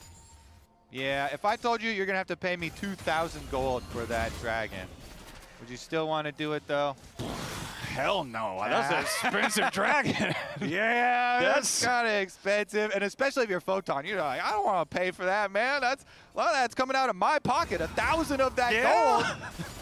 It's coming out of my pocket. I'm just getting shot full of arrows up here. Yeah, it's not getting any better either. It's 90 to 54 in terms of farm now. You can see XU hanging around. Here comes another piercing arrow. Just can't even take a recall when you want it. He can watch some minions die here. Oh, he's going to get this cannon, though, for show. XU's here to make sure of it. All right, counter-strike immediately. Wind becomes lightning. Thanatos under pressure here as XU continues the chase. Thanatos already going to go ahead, spin the exhaust on that one. Paranoia is about to arrive as Blabber gets 1 kill, makes it an even trade here, and he wants even more. Going in after XU, but Blabber overcommits! XU gets the kill and barely stays alive. Oh, you got to finish the job, bro. If you're going to stay in there, stay in Full there. send means full. Yeah, okay. All right, well, Dignitas, there you go. You create some action, you know, make it crazy, and they're going to be able to chop down some of that gold lead. Nice little setup there. I mean, Photon, again, it's on the cannon minion, so he went for the all-in towards the cannon dying and set up for XU to be able to follow the kill onto Thanatos. But with Blabber hovering, you know, you could see him on the minimap and Nocturne ult ready. Yeah. I honestly thought it was actually going to turn around better for Cloud9, but Dignitas come out ahead. Okay, so we're looking at it. Cannon's taking shots from the tower. Then Photon goes in. He gets the stun, so you can W for XU guaranteed. You could chase this annoying Varus down. But as we were talking about, the Nocturne ult being there didn't save him as, you know, it was able to break the tether on the fear. Man, Blabber really thought that last auto was going to kill. Yup. Tough luck. 29 HP. Nice. Yeah, that was pretty nice. I mean, yeah, considering the state of the game, definitely nice for them because Blabber lost a decent amount there with the shutdown going over back to XU. So that at least cuts down on the jungle individual lead that they had going for themselves. But the problem is, it is still a very Cloud9 favored game state. Top lane continues to be an issue as Thanatos continues to have dominance in that 1v1. Next dragon gonna spawn here in about 2 minutes, and we'll see if we get a fight over that one. Quests are starting to get completed. You can see both supports have theirs done. Thanatos already has his done up here in the top side as well. Help me, I want a CS. So I'll push the lane and Nope, that is a sorry lane state for Photon, man. He's just gonna have to ask for more help, and Dignitas. Help is on the way. Look at that. Okay. 4 people up top. All right. The cries for help have been answered. FBI and Ignar will arrive into the lane. Okay, Photon tries to go all in after Thanatos. Varus nearly just kills him anyway. It's a good thing they sent as many people as they did. I mean, there's also, I was wanting to see if it was going to continue because Blabber has ult, but they're not going to press the issue too far. Again, Talia's roaming over, so 4 people still here for Dig, and the rotation for Photon back down to the bottom side of the map. Unfortunately now, Photon's going to have no flash. I mean, of course, Thanatos had to use his, but with the exhaust coming up shortly for Thanatos, he could pressure another kill, and he could still just make it so difficult for Thanatos. So even though the top lane matchup is now on the bottom half of the map, it's still going to be painful for Sir Photon. Yeah, Photon, level 9 versus level 11. Of course, he is about to hit level 10 here. There you go, quest complete, level up. Not even allowed to look at those minions, though. Nope. Thanatos made him run around the block. Nope, especially now. Take another lap, buddy. All right, you can watch them now, at least. You can watch them. He's got the experimental hex plate, too, so even if you try to go in after him, all Varus has to do is unleash the chains of corruption, and he becomes a monster. This is just, when does it get better for a melee champion into Varus top? Because it doesn't seem like it really gets better. Yeah. All right, it doesn't. Fair enough. Team fights, maybe. We'll see. Dragon will be started up here by Dignitas. Okay. Dignitas beginning the objective. Would love to have a 2-0 Dragon start here in his second game. But C9 is jumping in. The Drake is already secured by XU. Heroic entrance from APA. Immediately, though, they just get the burst. That was a wallop for Palafox. He wants that teleport back, man. That was not good. Oh, that teleport sucks. I mean, it's one of those ones, too. You see your team disengaging, and you're like, uh-oh. My hands are already off the wheel. I can't stop guys, it. Do you see the light shining on the board? I'm going to be there. Where's the eject button? Where's the cancel? The emergency. Abort mission! No! The emergency ejection seats as Photon tries to get away from Thanatos, but no, it's a solo kill in the bottom lane. The Varus is over 50 farm ahead. Yeah. Yeah. When's Photon going to get his Trinity Force? Next game? Not super soon, but it could happen sometime. He actually had to buy Merc Treads as well. He felt necessary to get this tenacity. I'm in orange. Now if you want to go. Yeah. I'm coming. That's Telly to me. That's Telly. TP. I'm coming. Telly's dead. Okay, let's go. Rift in 30 seconds. Yeah. I think I'm just going to take a quick race. Okay. I'm on top.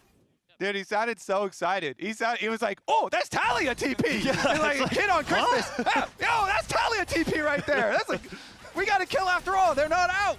You see a box under the Christmas tree shaped conspicuously like exactly what you wanted, and you're just like, let's go. This is perfect.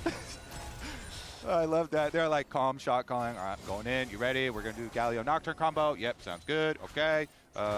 they escape. Nope. Oh, wow! That's Talia TP. Let's go. What is this guy doing here? Yeah, that was a pretty big blunder there from Palafox and Dignitas, and C9 are now 3,000 gold ahead, 2,000 of which is the individual lead for Thanatos over Photon. The Jax he still just has no footing in this game, man. Help me, please. I'm level 11. Thanatos 13. Yeah, that's... Look how many, there's literally 4 icons up here too in the top half of the map for Dignitas.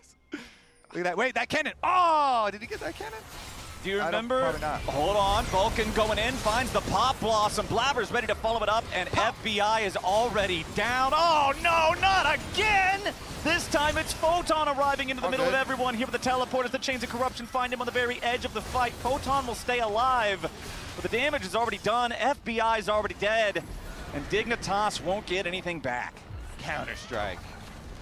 Okay.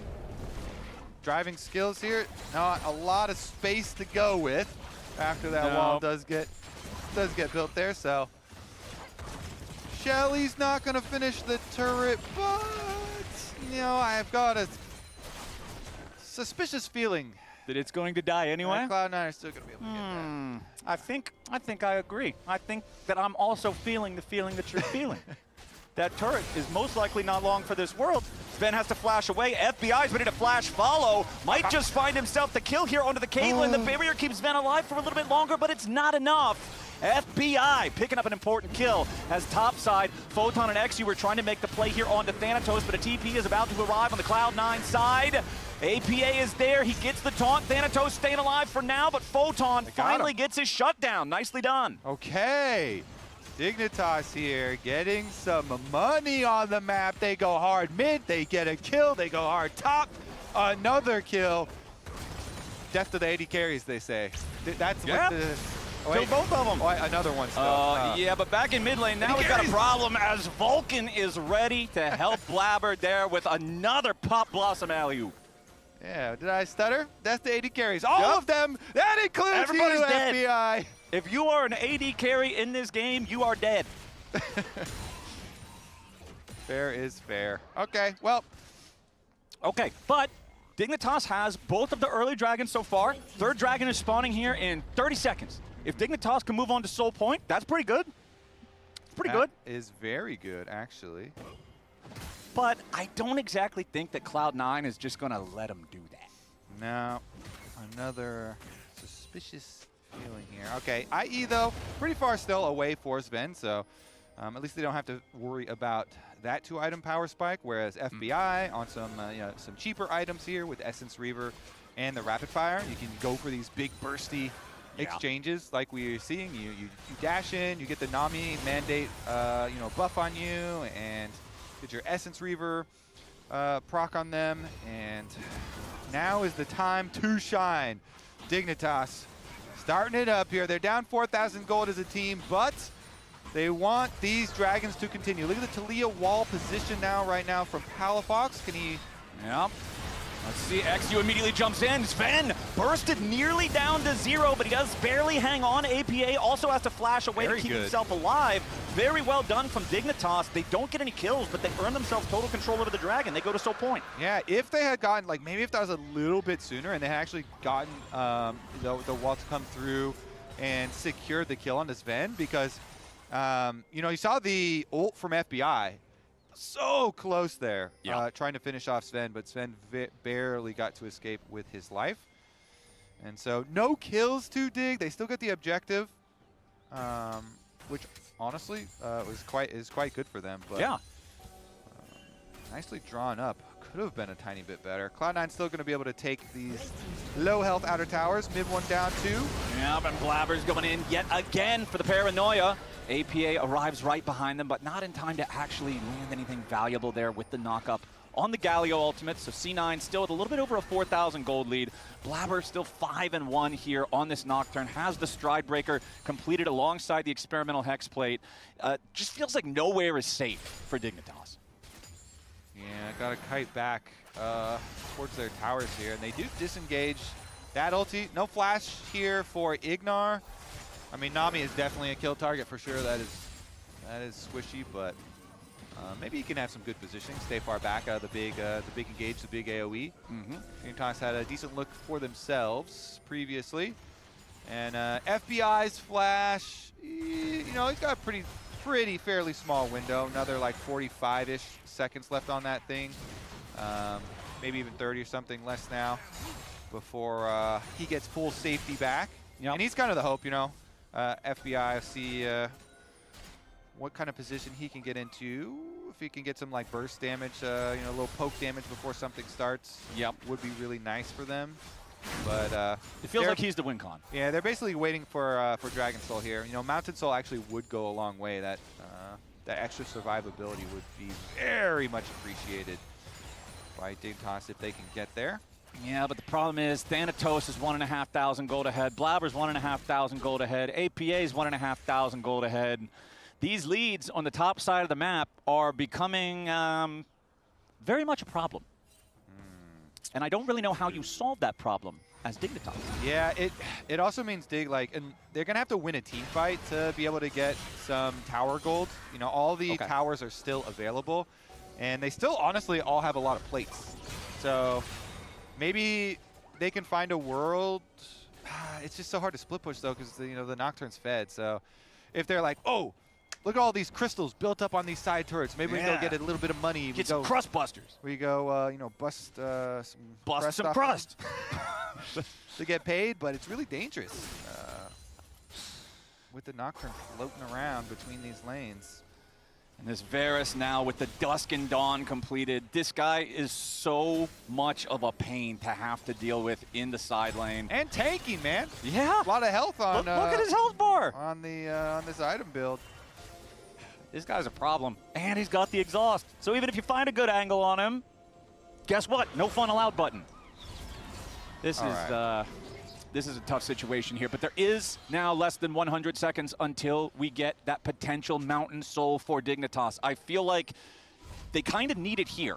If C9 gets this next one, I don't think the game is going to be in a playable state 5 minutes down the road. We're kind of teetering on the brink of extinction right now to begin with. Dignitas really needs this trade. All right.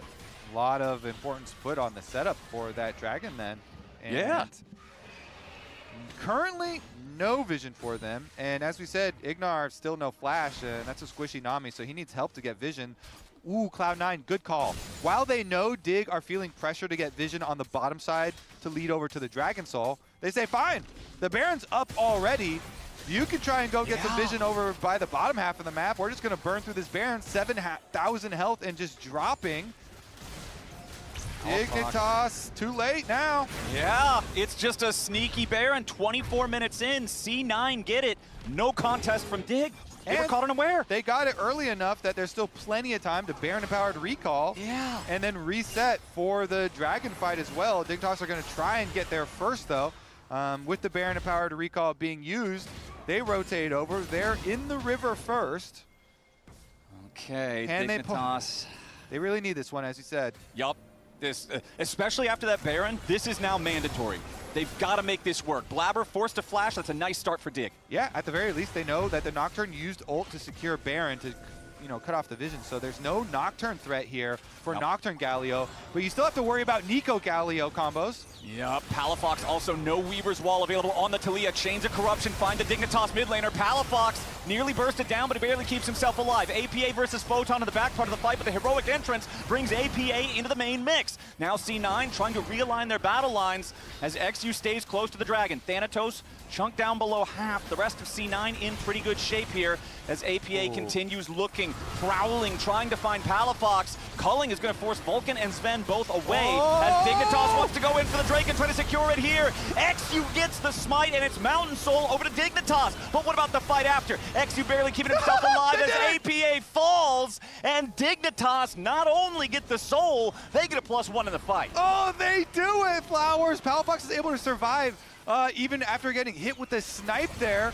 Look at this, Chains of Corruptions that you called out. Thanatos hits the snipe, but they can't finish him, and he does get the combo. Then they're so spread out here. Cloud9, no damage follow-up on the Vulcan attempt on FBI's life, so They just used a lot to try and go after Palafox and then go after FBI, but they didn't get either carry. The Dragon then getting low, and they push him out on the side again, and then FBI, with the culling, forces the flash out of the Nico, which was the last like big tool that they still had, and it's just a fair smite fight. I think Blabber smited early, and then XU's able to secure it. He stays calm, and he plays the front line there as the Xin able to flash out at the end, and they get the shutdown on top of the mountain. So that's all smiles for Dignitas. That is actually huge. The value of that soul brings us back to a very close game state now. Yeah, it still says plus 3,500 for C9, but that soul is worth, what was the number the Freak said? It's like 5,000 or 6,000 gold is the average value of a Dragon Soul? Dignitas, are they good for another one? They took a game off TL, they took a game off of Lion. Some of these top teams, Palafox goes for a wall. Palafox tries to ride the wall, but instead gets taunted as soon as he arrives. C9 kind of just going to shrug that one off. Hey, I mean, IE Lucian here, 3 items for both him and for Caitlyn, so both AD carries have some good damage output if they get some time. Okay, well, don't forget, it's not just a tale of 2 AD carries in this game. We've got 3 of them. Thanatos up here in this top lane, still just continuing to be a major pain in that 1v1. However, I do want to go ahead and give Photon some credit. Photon and XU both, because remember we were talking earlier on at the very start of the game how XU was kind of falling behind the tempo in comparison to Blabber. He's honestly doing a pretty good job staying caught up right now. He's half a level behind, but that's really it. And Photon is now caught up to only being 20 CS behind the Varus. Yeah, XU has been very effective, especially this last Dragon fight. I mean, you get the Dragon Soul, you secure that smite, that's like your salary for the day. Good job. It's I did my job. Yeah, you hit that smite. You play the front line. He didn't even die there. That was very, very valuable. Blabber now with the extra gold though does get the Guardian Angel, so you get obviously your 2 lives here for the super heavy engage. You can just Nocturne ultimate all the way in onto FBI and ensure a good Galio placement there. So that is going to be very hard to deal with, but. I mean, you even asked, when does it get better for Photon versus Thanatos? Well, it gets way better now. I mean, you honestly, you're on 2 items. You don't care about the gold lead. I'm like, you know what, fine. Varus has the extra gold to buy as Seekers. You know, whatever. That can be annoying for team fights or whatever, but being able to have your 2 items on Jackson be level 16 now feels so much better. Obviously, not the ideal situation. Right, things but can always be improved. Now you're starting to feel better. And since XU has his 3 items, and he's going in on the Galio right now. Yeah, APA finds himself in the middle of 3 Dignitas players, and I think he wants to get out of town, but they're not going to let him. Palafox takes the kill, 1-0 for Dignitas. They got 45 seconds. What can they do with it? You can get out of town as long as your destination is death, is the fountain. Is the graveyard. You can go to the graveyard. Nice little pick on the side lane here for Dignitas. I mean, just walking up, there's you know, no vision leading up, so they just collapse. Yeah, nicely played from Dig. We've got ourselves a really close game. Just about 30 minutes on the clock. Dignitas are looking to take their 2nd turret of this 2nd game, as they will secure the tier 1 here in the mid lane, bring that gold lead back below 3,000 for C9. Mr. Kobe, there are less than 2 minutes on the timer until the Elder Dragon spawns. Now they're trying to make a move here onto Thanatos, who might just try to take Palafox with him, but he's not going to get there. Dignitas pick up another one. Picking them up all over the map. The double teleport, 1 on either side of you. Yup. So there is nowhere to walk for Thanatos. They take him down. No exhaust, no flash. Dignitas are fully back, baby. Yeah, Thanatos losing both summoner spells and still dying less than 90 seconds before the Elder spawns. The Baron is on the map right now, and it's Dignitas just going for it. Nobody from C9 is even in the same zip code. They're just gonna get it. Dig Baron, baby. Dignitas Baron with the Elder Dragon Soul Shield. I mean, even the Nocturne, the Galio combinations are not nearly as threatening. No. And since Varus, top lane Varus builds very tanky, unless you're getting like headshot chained from Zen from a lot of the CC, and he's able to get a good Caitlyn combination off on you. the Dignitas members can feel very, very tanky and fairly safe. And we saw it that last Dragon fight. Both FBI and Palafox were able to survive, and that was pre-Dragon Soul Shield of being available to them. Yeah. Both of them have their flashes. And Zhonya's is on Palafox too. So they've got a lot of survivability here.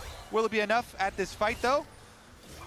Trap line looks good for Cloud9, trying to keep Dignitas on one side, but Palafox is looking for another TLAW wall. You see him in position. Yep. There it goes, gonna try to catch C9 on the wrong side of it, and APA is isolated. FBI kills him before the fight even starts. It's a 5v4 for Dignitas. Vulcan wants to try to turn it around here with a pop blossom, finds 3 targets, but where's the follow-up damage? XU's already on a killing spree, and Thanatos is down. FBI about to fall. Blabber goes into the resurrection, but Dignitas has already found themselves a couple of kills. It's about to be 3. A double kill for XU, and the only one left still standing on C9 is Vulcan. Yeah, and Vulcan is gonna have a one-man army attempt at defending their base. It's not going to be easy. Dignitas, they're coming to end it, Flowers. Dignitas is bringing it back. Nice, guys. Good shit, good shit. I played that fight kind of bad. Okay, they're not going for the edge. Okay, we just go for a tower before the Elder. Okay. This way you get more time on the Elder. I was like, oh man, they're just straight going for it. Death timers is still pretty short for that, so you get one tower first, and then you pick up the Elder afterwards, so you get more time on the buff. All good, okay. This has been a great comeback for Dignitas. Remember that 10 minutes ago, we were talking about how they've got to secure this Dragon Soul. If they don't get the Dragon Soul here, the game's going to be too far gone. XU ends up getting the smite. They get exactly what they need to, and it feels like Cloud9 has just sort of fallen apart since. Yeah, Palafox with a really good wall here. Cuts off Galio, mid-Justice Punch. Against, we're going to get multiple viewpoints here of it. Very nice slide in there and blocks the punch. Dignitas taking him down. And the revenge of Dignitas. I think, maybe this is a little early to call, but I think the revenge is complete. When you see them dominate this team fight, they take down the Guardian Angel from Blabber as well. Yep. I just don't think that this Cloud9 team is going to have the damage to get through Mountain Souls from Dignitas, and they've got the Elder Dragon buff on top. Sven is going to do his best. Trapline and Caitlyn pew pew, but I don't think Dignitas are going to be too worried about it. No, they are not. They still have the Elder for another 90 seconds, although the Baron has now fallen off. We'll see how hard Dignitas wants to force this issue. Trapline in mid being such a pain for them to have to deal with, but they continue pressing forward anyway. I mean, it is annoying to deal with. You can say that again because they're not pressing for it yet. Here we go. Still have the Elder Dragon buff.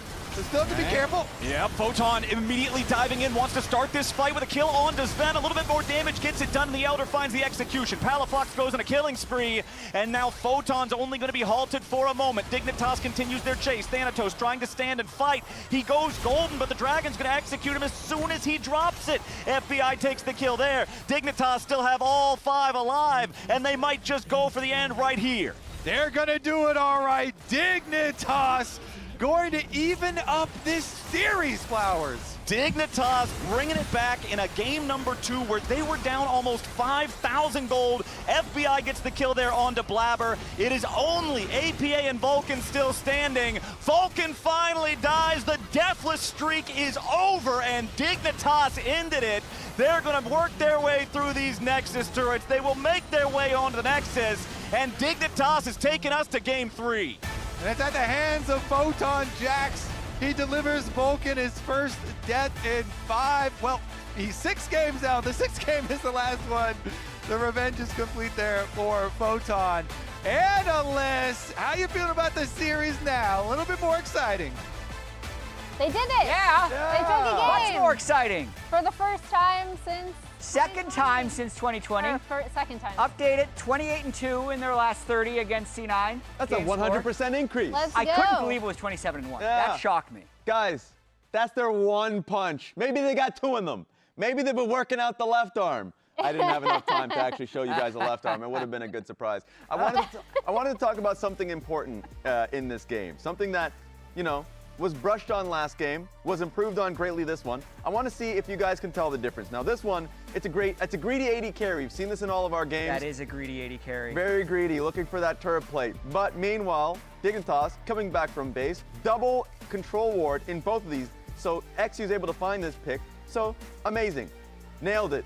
Sven dies here. What are they able to get off of this one? As we speed it up. An objective. An objective. That's their first dragon immediately. Uncontested. Nocturne is like, yeah, you know what? We're trading upsides. I'm not going to take this first dragon. Doesn't mean anything. Go to the next one. Immediately. Dignitas is on it. Got a control ward in the line bush. You want to be able to contest for this one. Guess who's not objective-minded? Zoom in. It's the Galio. He is realizing that he wants to be able to be in ulti range. It's going to take a bit of a trek. Sure, Talia's on top side. But for Nocturne, for Galio to be able to impact this fight, he's realizing, Dragon's going about too quickly down, and we want to be able to contest this. We're too late. Very tardy. That's the tension, buddy. And now we go on towards the next one, because that's now 2 dragons for Dignitas. I think the setup is pretty important because they've been able to get nice control wards immediately here in the line bush, here in the banana bush, and look at Palafox's positioning. We talk about his assassins a lot. His Talia is exceptional. Get that wall down, make it really difficult for all of Cloud9 to be able to contest for this one easily. So yes, Sven gets bursted immediately by Exude, gets pushed out. Guess who's left alone? APA has to burn flash to get out of there. And so do we chase the fight? Raz, this is where I started thinking that Dignitas had a chance in the game. I wasn't willing to believe it because they've been so bad at team fighting, but when they're down 3,000-4,000 gold and they kind of just straight up win that 5v5, I think they got something cooking. That was actually a perfect point. Because Vision takes care of all the goal difference that you had. The fact that they're able to nail down Sven and APA in this, and they don't chase for the fight, they go for the objective. Well done. Now, even though you're really far behind in terms of gold, and you've been getting hit too many times in the head by Varus arrows as Photon, you're beginning to believe. Objectives. Objective-minded. Now, the problem is the major objective, the big purple worm is taken. Turns out, not that big a deal. Not that big a deal because they got to fight for soul. And no Nocturne ult now. No Nocturne ulti. So this all comes down to this. We must fight for soul. It's mountain soul. You see all members. I like this fact. APA is trying to find an angle. Unfortunately, you see a Photon in front of you, so you can't really enter the fight. Now, he does still have ulti. Now, Thanatos gets chunked. This one-man ulti from Nico comes down towards this member here, but there's no follow-up. No follow-up on this kill towards FBI. FBI able to flash up. So the problem here is for Dignitas, Palafox is extremely low. FBI is extremely low. So how are we going to be able to contest for this? I love the combination of using FBI ulti to push him off, and it's all on Smite. The Smite fight. How low do you think this one goes? 9. 94 HP. 94 HP, the Smite comes down, that's soul, buddy. So as much as we were talking about how objective-minded they are. 228 since 2020. Yeah. So remember this. Cloud9 they declined to comment the first time around because they felt like they didn't need to. Now they declined to comment because embarrassment. They're getting thrashed by Dignitas. That's a 100% increase in the score there. My goodness. Player of the game was a very contentious vote. Yeah. But it's going to go to XU. So Blabber was really far ahead in the early game. I feel like XU Zin is awesome. Emily, you voted for Palafox. I did also. Yeah, so they didn't get the change and wouldn't have changed the actual result at the very end. They've won a lot of their individual games on this, but I want to speak a little bit more to Cloud9. I think Dignitas correctly identified that they need to be first to the objectives, especially against the Cloud9 comp. Because the only way the Cloud9 goes in is with, there's a big FBI fan in the chat, is with the Nocturne Galio. Otherwise, they have no real way of walking in. Caitlyn, Nico, Varus, all too squishy. Yeah. They don't have the normal flanking Thanatos pressure that they would have, and they have to walk in with him as well. So I feel like by being first to all those objectives, Dignitas did a really good job. Yeah, and I mean, I thought they kind of called C9's bluff in a lot of ways in addition to the objective focus, but even in the initial split map, right, that they were trying to do with the Caitlyn, they did manage to chase Blabber out of their own jungle, so they weren't able to get that lane as far ahead. They punished, to Raz's point, when Sven stepped too far up. So, I mean, they took a game. Yeah. We'll see if they can take the series. But a reminder for all of you, before we get to that LCS Spring Finals will be at Arizona State University's Mullet Arena from June 13th through 14th. Tickets are now on sale. Head to Ticketmaster. Ticketmaster, or click that little QR code on your screen right now to get your tickets for Spring Finals today. Dig is one step forward, closer to the Mullet Arena. Can they do it? Game 3 is next. But before that, here's a look at the latest episode of Missing Ping, featuring the one and only Ignar, who's also on Dignitas. This is Missing Ping, a League of Legends challenge show where professional gamers try and solve problems that shouldn't exist that they've never seen before. The challenge is simple. Read the note, hop into game, and try and solve whatever is put in front of you as efficiently and creatively as you can. Which pro will push the limits of their league IQ, and who's getting hit with the ping? Let's find out. What is this? Question mark. Hit a hole in one.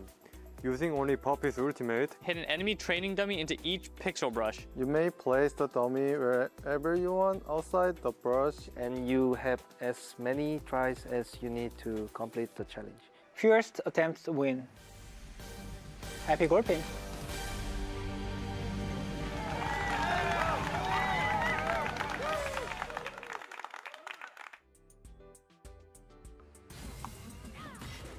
Oh! I got it. Oh! Middle? Oh! Wait, what? Okay, maybe here is better. Oh! Pixel bush? Wait. I need to put here? Yeah.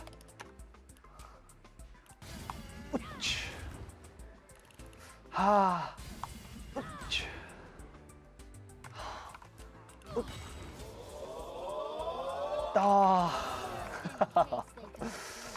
Okay.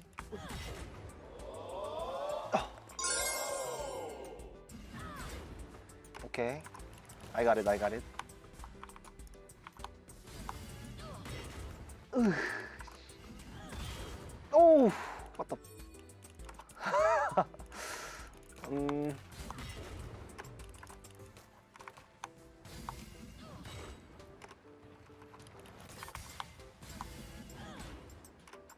Little bit more.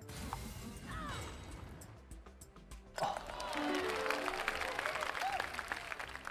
Easier than I thought. I thought it's gonna be harder, but I mean, I did many times, but it was easier.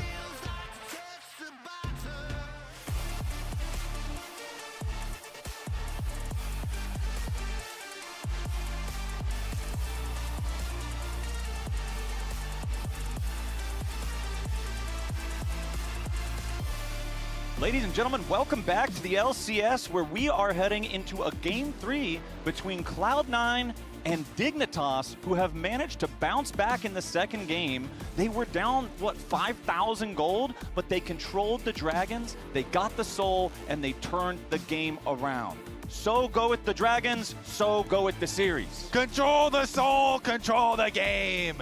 Genius. Honestly, that has been the story for both games, though. Yeah.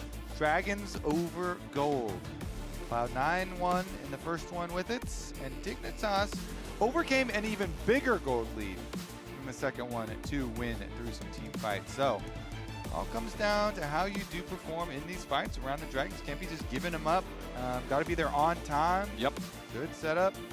Ziggs ban here right off the bat from Dignitas, so we don't need the LeBlanc ban again, probably from them. What else can they target? Gives them a little leeway here. You can further target bot lane.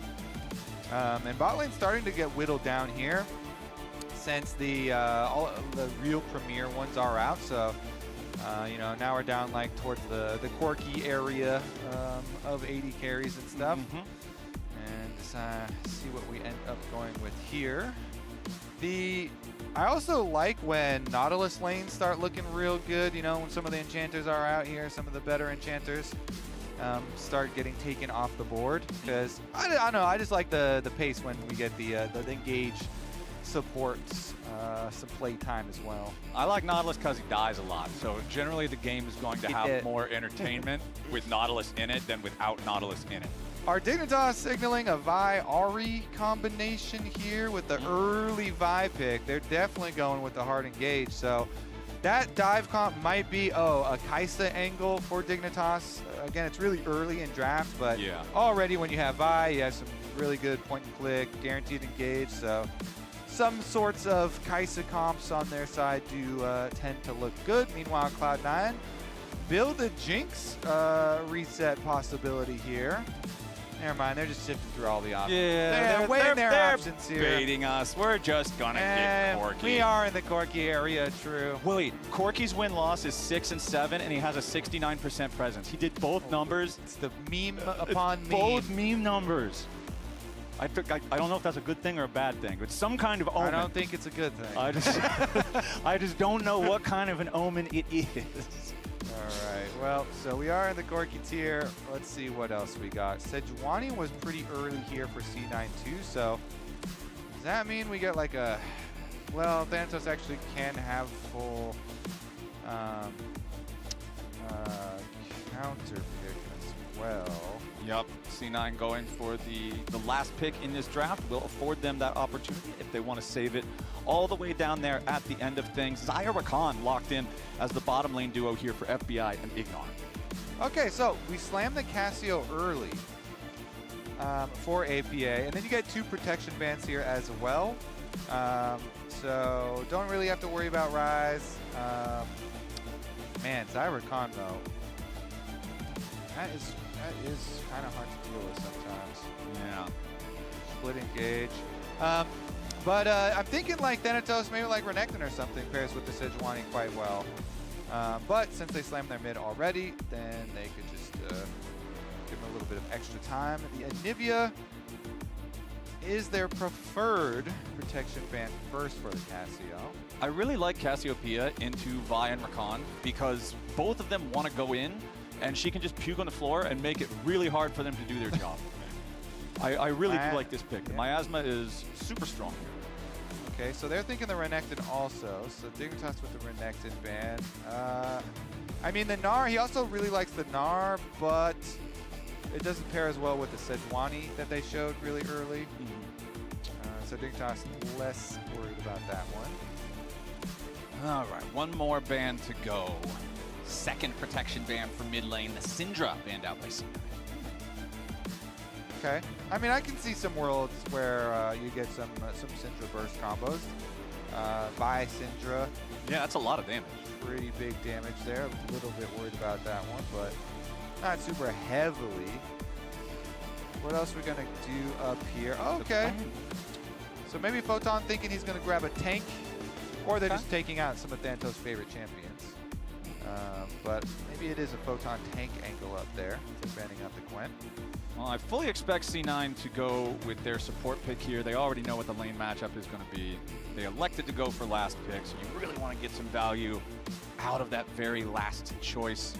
So the Alistar going to be locked in here for Vulcan. It's not Nautilus, but it's still engaged. It is engaged. It's also an ultimate for Silas to steal. Okay. That's what Palafox was thinking already. Instant hover after he sees the slam on it, but kind of annoying to do that into a Casio.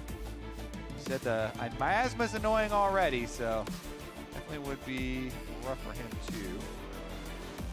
I guess they're still discussing it a while, and they'll grab the tank first for Photon that we're kind of looking at with the Gwen ban. I mean, building up a really nice 5-on-5 comp here for Dig. Again, so many, I mean, these games have been who's going to win the fights around Dragon, who's going to be able to stack these dragons. So get yourself a Xayah Rakan to build around and a very beefy front line. Yep. Is this Gnar just a shout out to the Thanatos Gnar that we're talking about? Probably, I would expect. And there you go. Round out the team comp with a nice control mage, good range, good scaling. Yep. There we go. Instantly slam the expected Gnar, and we're going to have a pretty fair fight here in game number 3 to determine the final result of this series. Yeah, both of these squads look like they will be happy to have those bottom side river team fights around these dragons that have been so important in both games thus far. I just had producers get in my ear and tell me that if Dignitas wins this game, it will be the first time they've beaten C9 in a series since summer of 2017. 2017! That was the first year that I was a professional commentator. That was pre-COVID, holy moly. Yeah, that is that long ago. It has been over 3,000 days since Dignitas has beaten C9 in a series. Who's ready for history? Who's here, It chat? would be absolutely crazy for Dignitas to pull that off. And it's not like Dignitas, I mean, we were even talking about it at the start of the day. It's not like this is a team that can't get any wins versus anybody. They've put up individual game wins against some of the toughest competitors in the league. They just haven't been able to get it across the finish line and win a full series. So if they could be the first ones to put a loss on Cloud9's record, that'd be crazy. It certainly would. Dignitas, do they have it in them? They've got a good team fight. If they can get Xayah and Victor scaling, Minions have spawned. definitely have some good chances. Cloud9 also have, you know, like we said, pretty fair fight here. Pretty good options on their side. And I do think, wait a second, they're wrapping around on Blabber here. Level 1. Okay, nobody going to see him. He's staying very Nobody's quiet. going to get any early exchanges going on. Just the ward, and Blabber's probably going to assume. Okay, a little bit of miscoordination there as Vulcan headbutts Dignitas away from the Foss bomb that was in the air from Sven. Gotta get that coordination synced up. FBI pops an early barrier just for the trading. Junglers starting on opposite sides of the map here in this one. Red buff for each of them.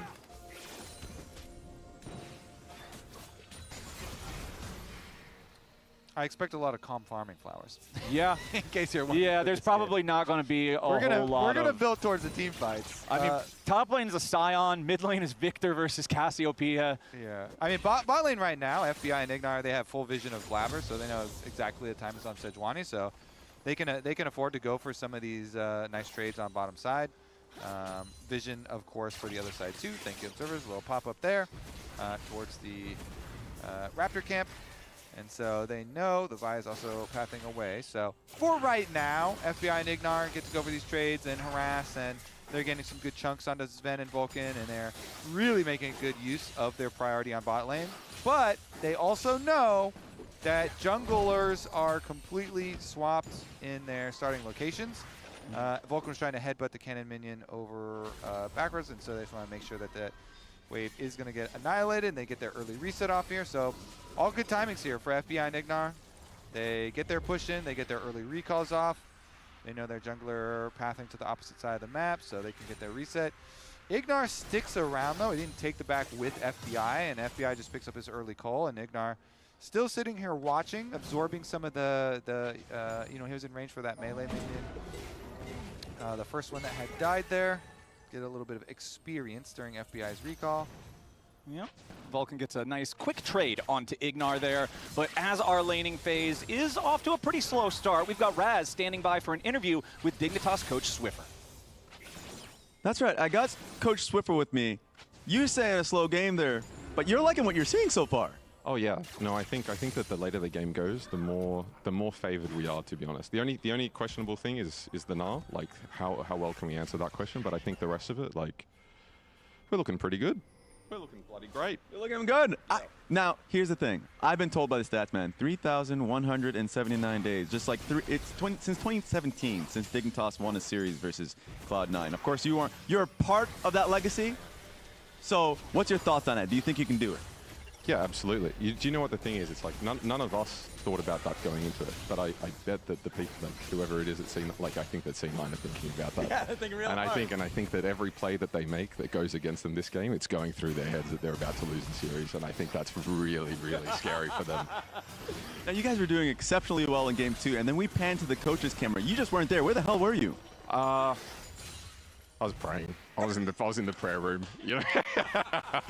So yeah, I was doing all right. I was just preparing the next draft because I think I was after the 3rd or 4th Drake. I just was like, oh, okay, we've got the game. We can actually win this because the early game looks pretty dire. I'll be honest. But yeah, I was just preparing the next draft.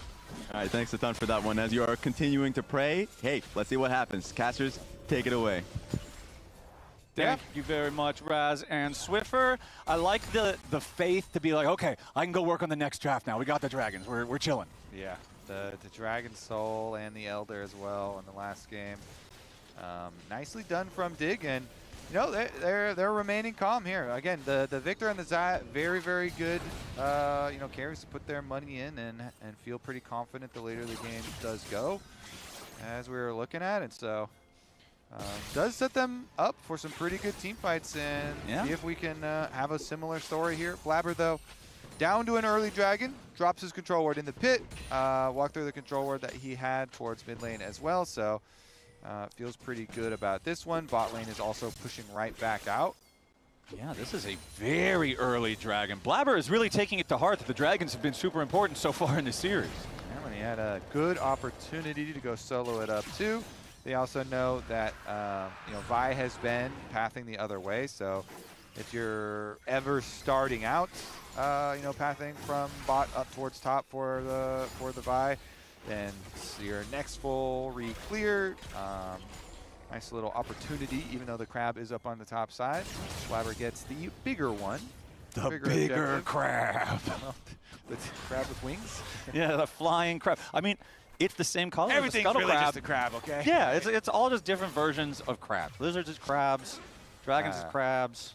Ooh, does he want to do a Sejuani ult from behind the Raptor? It looks like he's thinking about it, and there it is. Glacial Prison immediately. Blabber flies over the wall, and APA picks up the first blood. It's just that easy.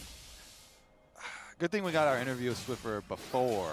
Yeah. Feeling a little bit less good now. Good timing, Raz. Good timing. After Cloud9 have gotten the Dragon and the early assassination on mid lane.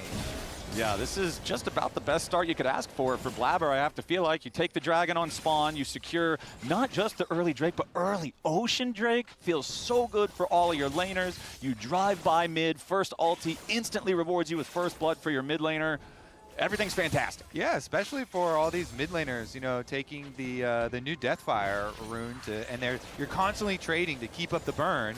And that's going to definitely benefit the Ocean Dragon team. Slow disengage here. Level 6 does come in for FBI too, so have to be wary of the ulti. Yep. And he can just annihilate the wave, get another nice recall for himself. Perks of having the Recon.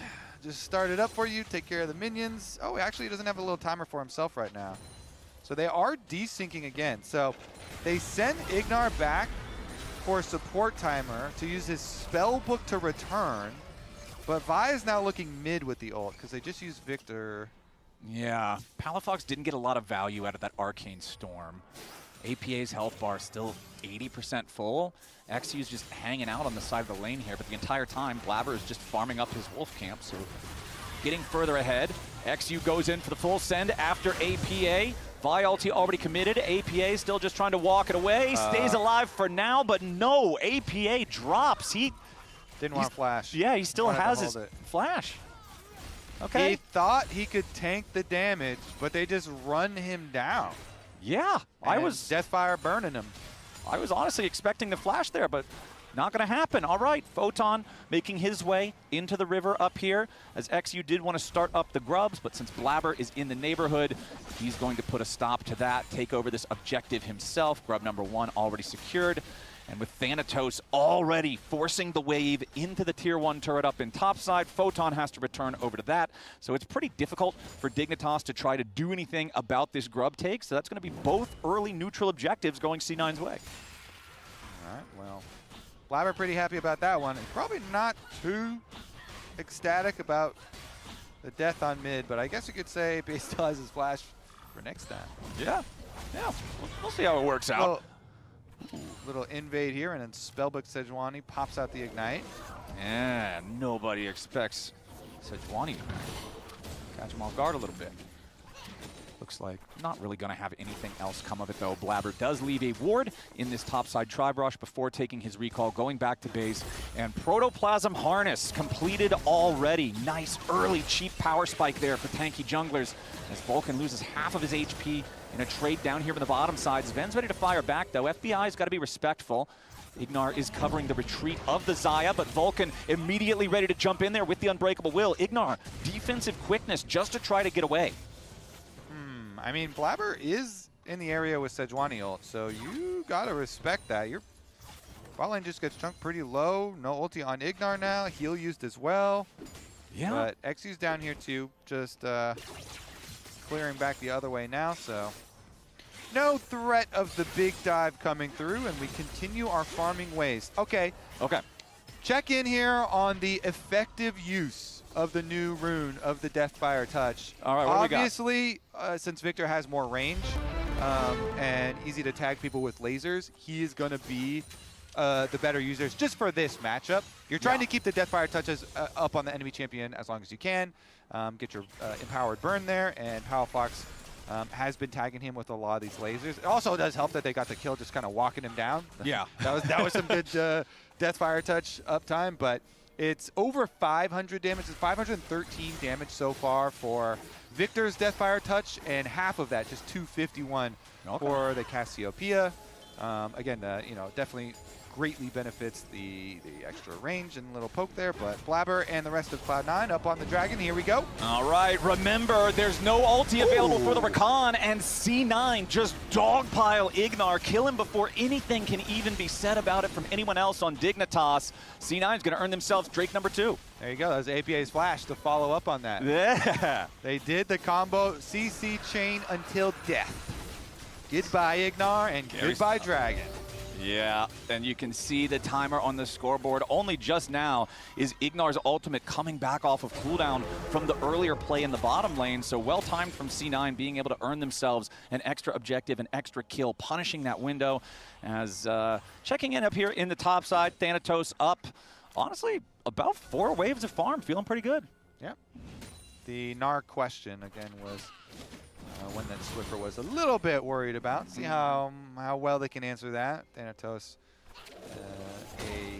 a Gnar specialist. Yeah. And definitely very good, especially if you're into a side matchup here. It should be pretty good for him for our side lanes. But everything else farming pretty nicely. Yep. And you can see Blabber has switched over to the Exhaust on his Summoner Spellbook. So I'm curious if we're going to see any great value come out of that one. You can see quest completed there for him as he cleared out that red buff as well. So feeling pretty good. Again, I mentioned it offhandedly earlier, but Protoplasm Harness, this thing just feels good to build as a tanky jungler. It gives you so much survivability, and it costs about as much as, I don't know, McDouble. It's really cheap. Yeah, I mean, I love the support items being built by junglers, as you say, so cheap and still extremely effective. mainly the tank junglers, but oh, here we go, Vulcan. Yeah, Vulcan with the flash engage. Pulverize into the headbutt, knocks FBI back. Sven valking forward, needs a little bit more damage, but can't quite find it. Blabber arrives, throws out the Glacial Prison. Ignar and FBI both surviving with less than half HP remaining, as Palafox also showed up there with a teleport, was immediately exhausted by Blabber as soon as he arrived. And now Thanatos arriving himself, looking for a little bit more. Chases XU away, knocks half of his HP off, wants to go for the interrupt on the recall, but will not be able to cancel FBI in time. Thanatos with an R-bar charge, and the wave is about to crash into the Tier 1 turret. C9 still want to make the play. Thanatos stepping up as Vulcan's ready to dive here with the Unbreakable Will. Nice CC coming through, but Palafox is still alive for now. C9 finally get enough damage to get the job done. Mega Gnar into the wall. Thanatos drops, though. It's a 1-for-1 trade. Yeah, they forced that real hard. Uses flash as well. They're still here, though. Blabber wants another round. They're not done yet. Teleport coming in. They want to bring APA down to the party, get the Cassiopeia involved. Minion wave about to crash into the turret, and C9 is going to go right back in for a re-dive. Sven gets the kill. XU falls. Both of them go over to Sven. That's more of what C9 was wanting. There they go. They repeat. They get the kills. Photon comes in way later with the teleport. The channel time here, I mean, it eventually arrives. He did push the extra wave in on top side, so denied a bit of minions there, but yeah, Cloud9 just gonna keep it up. All right, so they're the ones who teleport top lane down first. They wanted to make use of it. They go in. The flashes are used. That's why they delayed it so long for Dignitas. They use both of these flashes here, and Palafox is actually able to stay alive a fairly long time. In the end, Cloud9 do get him, but it costs the one for one there. So Victor down, 4 Gnar being down, and then the repeat dive here, even with the teleport being channeled by Sion, is a lot later, is going to take a significant amount of time, and APA is already here. So you look at the minimap, now is when he changes over.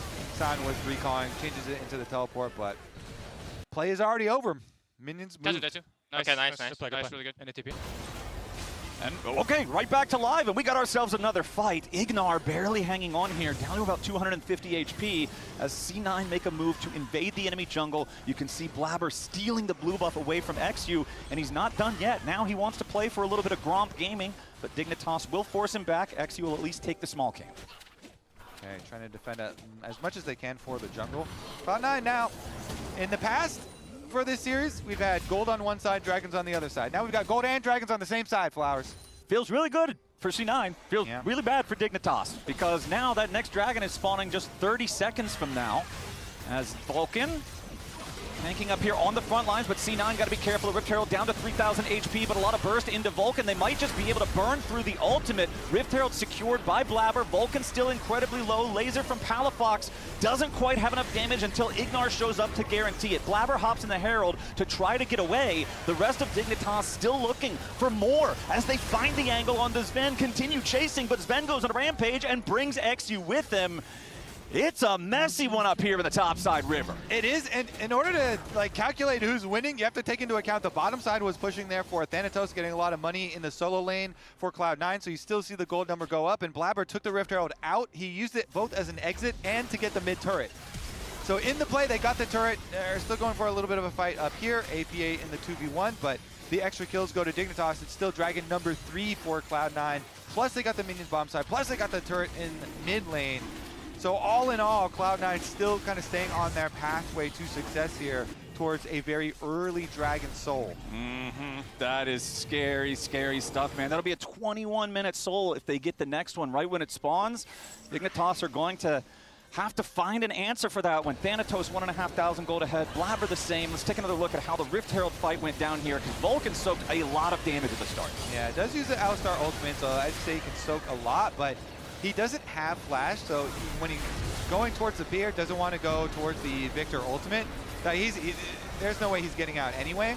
And then Blabber pops the Herald for the easy exit. But look at the mini-map. Is a kind of interesting thing. Sion is walking right now. So Sion left the bot lane 1v1 with the Gnar.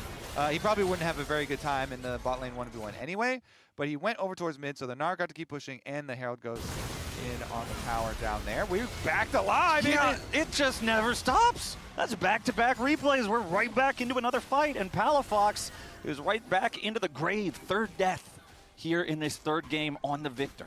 All right, Thanatos, 1.5. Wait a second. They're going to yoink this Grump. Nothing that any of Dignitas can do, even though XU on Vi was kind of on the other side, kind of hovering there. The map is just so hard to bring back under control, and you're just losing all of your turrets. You have no side lane pressure. The Gnar is just going to be so annoying here with all the speed, Boots of Swiftness. Yeah. Trinity Force done, as well as the extra mallet here too for Thanatos. So fleet footwork on top of it. Yeah, it's just very difficult to keep them pinned down, and Cloud9 doing a very good job ballooning this gold lead with the 3 towers to them. Whoa, Thanatos just hopping right in onto them. Yeah, Thanatos looking to make a play, but then immediately has to flash out to keep himself safe. However, Blabber arrives on the side of the fight, ready to keep things going. FBI and Ignar both getting away for now, but Vulcan is also still looking. Finds XU off to the side, but there's nobody else around on C9 to really continue doing a whole lot with it. Vulcan now cosplaying as a raptor, stuck inside the chicken pit, but the rest of C9 arrives. Gonna make sure they get their support out of there. Wow, really trying to force super hard here for Cloud9. They can't get FBI. They get his ult, they get his flash, as well as Ignar's flash, but gonna have to retreat right back to the side lanes to get those pushing again. Attempt at the pick, unsuccessful, but you can see kind of the idea that they were going with there, as Blabber was kind of coming down from the other side. Not able to find much of anything though, so they could just return to the easy plan. Push your side lanes in first. You've got all 3 outer towers down. Dignitas have no safe area to traverse between, and so then you can set up another early move for yourselves. Okay, APA finds himself in a bit of a compromised position here against Photon as XU swoops in. They need a little bit more burst damage to finish off the mid laner, and they get it done. Palafox even arrives to make sure that the money goes over to one of the carries. Nice pick from Dig. Okay, teleport invested here for Dignitas, and they do leave open an extra lane, which Thanatos will dismantle shortly. But, like you say, getting the shutdown into the Victor here. If they can get to 2 items, it's actually really good to have both the Leandries and the Deathfire, since you're against a lot of health stackers here with Gnar, Sejuani, and the Alistar. Cassiopeia too. Rod of Ages. Even Cassiopeia. All right, C9 Whoa, are pretty early. Here we go. Yeah, pretty early. It's 5 seconds after the thing spawned, and they're already going after it. Can't be a lot earlier than that. And it's pretty tough. And I think it might even just go their way. Vi would have to just charge right in, queue over, maybe Photon. Even then, they don't have time. Yeah, I really like this from C9. You've got Cassiopeia. You know you have so much Baron damage, so they just full send it and secure the Baron 20 minutes into the game. But now Dignitas is trying to take a fight on the back end of things. Photon soaking damage here in the front line as Vulcan creates space for the rest of C9. Thanatos trying to get away for now. He has the Gnar bar charge, but he's so low on HP. FBI's already got the kill onto Vulcan. Nice petrifying gaze from APA to buy a little bit more time for C9 to try to escape. But Photon arrives into the back. He finds his way towards Sven. Decimating Smash not going to hit because the flash over the wall from the C980 carry. But Dignitas are going to get another one. That's Baron for C9 very early, but Dignitas kill 3. Yeah, it's negative play already, and the big part is you have bounties on the map. So you can slingshot here for Dignitas, get some objective bounties afterwards. It is certainly not worth doing the Baron like that if you're going to give up 3 kills and control of the map. With the new season, the gold value from the Baron has been cut. The experience value has been cut, and objective bounties in the aftermath are going to go a long way for Dignitas. They are confident in their scaling. You have to be very careful about giving money back over to this team. How about giving dragons over to this team? Not only was it the disaster of losing your Baron buffs, of losing the 3 kills, of then losing those objective bounties, but now Dignitas has control over the dragon. That 21-minute soul that I was talking about earlier, wave goodbye to that one. Dignitas secure the objective, and they even get everybody out. For now. For now, okay. Blabber looking to at least get some kind of a punish here. APA does plenty of damage on this Cassiopeia, but Photon is a very tanky boy. XU and FBI have to be concerned about Thanatos and Sven off to the left side of the fight here at the same time. Photon likely to fall. XU even lower. Stays alive for now, though, as they continue piling towards Photon. APA is going to take the kill on that one, but Sven also down. Palafox picking up a kill on the enemy 80 carry. I mean, 1 for 1, yeah, Cloud9 are trying to extend the play and chase them further. Can they get more than just the 1? Yeah, it's looking like Blabber's got a great angle to hold these guys in position as APA flashes over the wall there, but the miasma FBI drops. Now Ignar is about to fall to the Twin Fangs as well. A double kill for APA. If he can get the third one here, that's going to be so big, but no, Palafox stays alive. Okay, wow, another extended play, another objective down. But the chase kills here for Cloud9 boost the gold back to being positive after that play. And so the big thing they're losing out, of course, is the timer for the Dragon Soul that you were mentioning, but also just the further timer in the game. You've got 2.5 items for FBI Xayah. You hit your 2 items, and you're stacking your Dark Seal there for the Victor, for Palafox as well. So the carries, the danger here, threatening ones on the side of Dignitas, still making use of that time, of that money that goes their way. Cloud9 getting a little risky with it. Yeah, well, Blabber's got every available toy in the Happy Meal in his inventory. He's got 3 good, cheap items already locked in there on that Sejuani. He was a big part of being able to run down Dignitas there, find more off the back end of that play. So we'll see if C9 can continue accelerating their way forward. Blabber goes in, finds the ulti, lands it onto FBI, but there's no follow-up damage here just yet. Palafox tanking a ton, finally drops. Ignar's got to be careful here, but meanwhile on the side of the fight, XU makes his way into the back line. Sven barely hanging on for now. Blabber also super low, but XU couldn't get his target. Okay, I mean, they get the kill onto Palafox. Victor down, one of the big carries out of there, and we're kind of right back on track, Flowers, for Cloud. Yeah, it's like the last 5 minutes is gone. It is a little later of a timer, but like objective bounties are back on the map because Cloud9 like re-increased their gold lead, get it back to where it was. And I don't know, I can't help but just like go over the succession of objectives that we just had, the couple of fights, like the rush from Cloud9 on the kind of dangerous timing with the Dragon Soul being so close and taking that big risk, leading to Dignitas getting it. But then also, Dignitas, they didn't have full DPS on the Dragon Soul as they make a catch. Yeah, let's see if they can get this all the way there. XU sidesteps the Glacial Prison. Ignar still looking for an opportunity as Photon creates some space with the Decimating Smash. Dignitas managed to keep everybody alive. 90 seconds until Baron respawns, 2 minutes until another potential Dragon Soul for C9. I mean, so Dignitas, we're going back in time through these objectives for the last 5 minutes or whatever to get to this point. They clearly didn't feel the extra pressure of like burning that dragon quickly because they just had the Vi and the Scion on it, and they didn't have other members. They were just kind of dealing with the minion waves instead, and that kind of allowed Cloud9 to extend the play, get the chase down, a couple more kills, then like rebuff up the gold lead. And so now we're back into another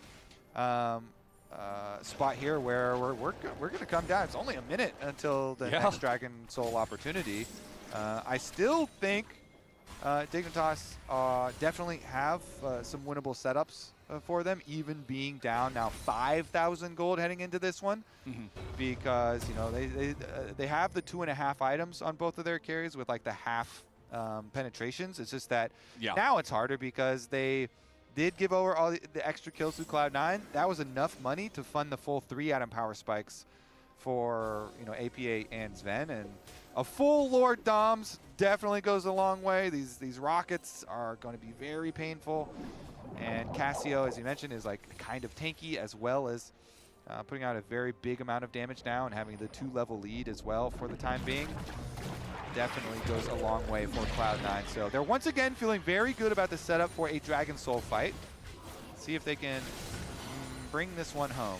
Well, critically, FBI just completed his Lord Dominic's regards. Okay, so there you go. 3 full items for the Xayah could be the difference that Dignitas needs, but it's C9 first to the bot side river as the Dragon has spawned.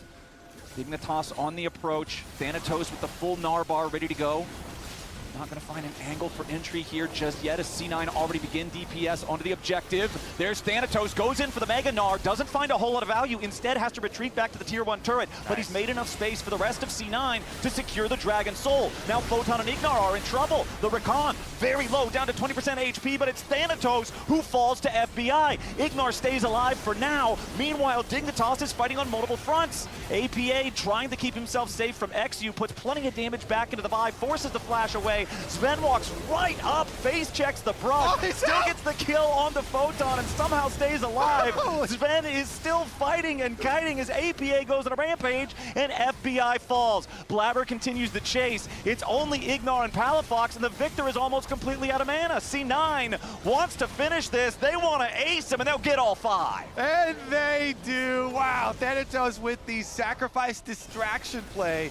Look, he jumps into the back line to go straight and put pressure onto Victor and trying to get FBI a little bit here and does, get the pullback, just not into the wall on FBI, but it does get it onto Palafox and then they get the Michaels. And Thanatos' whole plan, he had his flash ready to go right to the turret. So blast going in, distract away the carries so that his team can still get the Dragon and get the Dragon Soul.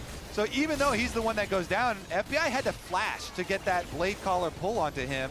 And he created so much time to allow Cloud9 to get the Dragon Soul. Very good distraction and kind of threat pulling play from Thanatos. And the scramble afterwards, Flowers, after the battle lines are completely mixed up. Oh, this is scuffed. Yep, completely mixed up battle lines, completely scuffed, and yet very profitable for Cloud9, for Sven himself. So now with the Soul, with the Baron Flowers, they return to finish the job. Yeah, this is a very, very convincing game state for C9. 8,000 gold ahead, Dragon Soul in inventory, wearing Baron as Ignar tries to go in, immediately finds the quickness, but there's no follow-up damage, and Ignar is already down. Blabber might just die to the turret here, but C9 doesn't have damage to kill it before Blabber falls. FBI looking for these auto attacks, but again, C9 has mostly fully retreated. APA still off to the right side of the fight, just in case Dignitas overchase. But C9, they get a kill, they take down the tier 3 turret, they got what they came for.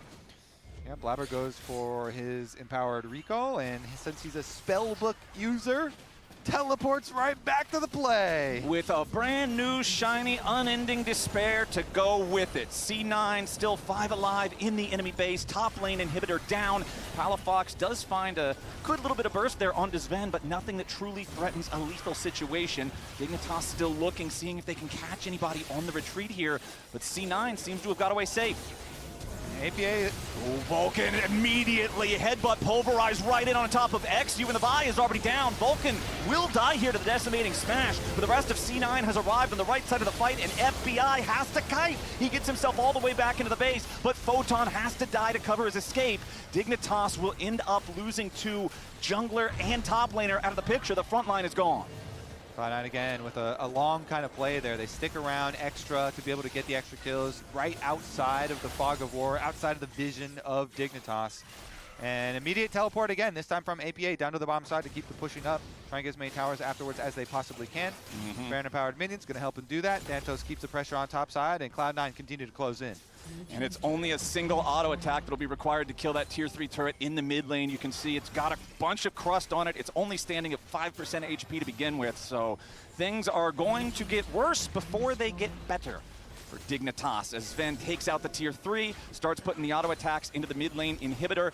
That one's not going to stand much longer. Thanatos walks over to guarantee that they can force that down. So now it's only bottom lane still standing with the inhib intact for Dignitas. Photon back alive now. Dig has all 5 men, but they've really only got one more chance, one last fight if they want to try to make their stand here. Thanatos with an R-bar charge. It's Dignitas full sending after Sven, but Vulcan's doing a good job peeling for his AD carry. The Corki not under any true threat as the Nexus turrets fall. The first is already out of the picture. The second will be the next target. Baron empowered minions already in position here as Dignitas have to run back into the fountain, try to get whatever healing they can, but the base is quickly evaporating. C9 going for their series ending push right here. Photon and Palafox trying to stand and defend. XU also bursted low. Sven goes on a rampage and Palafox falls.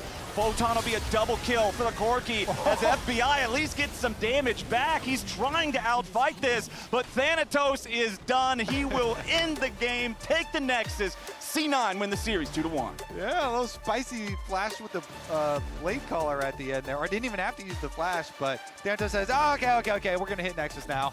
Getting a little dicey, and Cloud9 will finish it 2-1. It will not be the 3,000-day sequence breaker today. Dignitas will continue searching for that elusive first series win.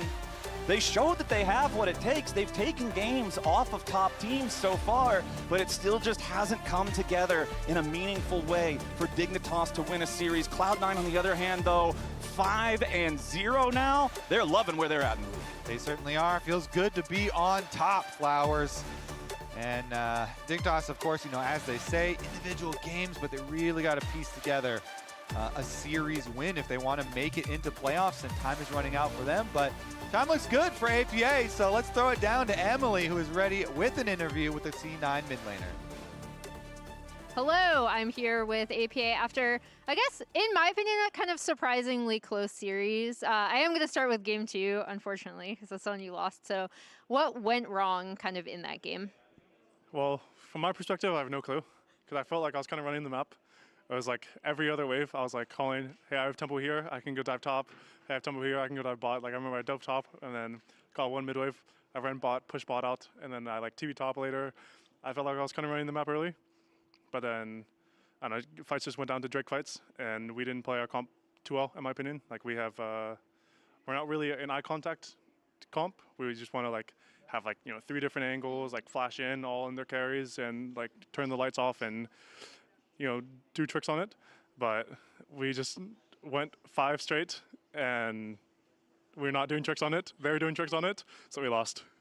Overall, I think kind of a running theme, talking to you, talking to your teammates, is kind of taking like learns or takeaways from scrims and applying them on stage, even when you're kind of struggling in scrims, and being able to improve even when you're winning on stage. So just how's that going? Sorry, I know that was convoluted, but basically like taking the right takeaways to move forward even when you're winning and making mistakes. Well, I think we have been having some good discussions, especially this week in scrims. I think this week we scrimmed scrimmed a few of the top teams, and I think we did okay versus them. Not the worst, not the best, but like better than most. And I feel like our scrims are getting better. We're getting good takeaways from our scrims, and I feel like we had solid theories on the game at the moment when we get our comps. And then speaking of solid game theories, there was a major patch change. We saw some of the new stuff coming through. You had Storm Raiders on Galio. There were some Deathfire touch, instances in this past game. So talk to me about what you think you've been able to kind of practice the most, and what you think has the most impact from what was a pretty chunky patch, and you guys had very little time to practice on it. Well, I think a lot of this week was literally just testing. Like, it was literally just testing. I would I have my positional coach Veigar. I would literally message him. I'm like, I'm going to try Deathfire touch this. I'm going to try Deathfire touch that. Like, I'm going to, literally see. And I look at the, LAW Analytics or solo queue websites and whatever, and see whatever is, jumped up and looked examples like ASOL jumped up because of Deathfire touch. So I was like, I'm going to try this in solo queue and see how this feels. So a lot of it was just testing what feels good, what feels doesn't, and I don't think we have concrete decisions, because also it's nice to copy others, because I have my opinions, but who knows what the guys over in Korea have their opinions on, because of course we have to copy them. Well, all of it was just testing and trying to form your own opinions. Is there anything particularly, because I know Veigar V2 really loves to experiment. He's been ahead of the game on a lot of stuff. Is there anything really, really crazy that he gave you that you tried out? Well, he made me try Storm Raider Surge Anivia in scrims, and that shit was useless. So, W to Veigar. All right, we'll leave it there. Veigar, you can call him out on Twitter if you want. Thank you so much for catching up with me, APA. On the other side of the break, TL will take on Disguised. See you then.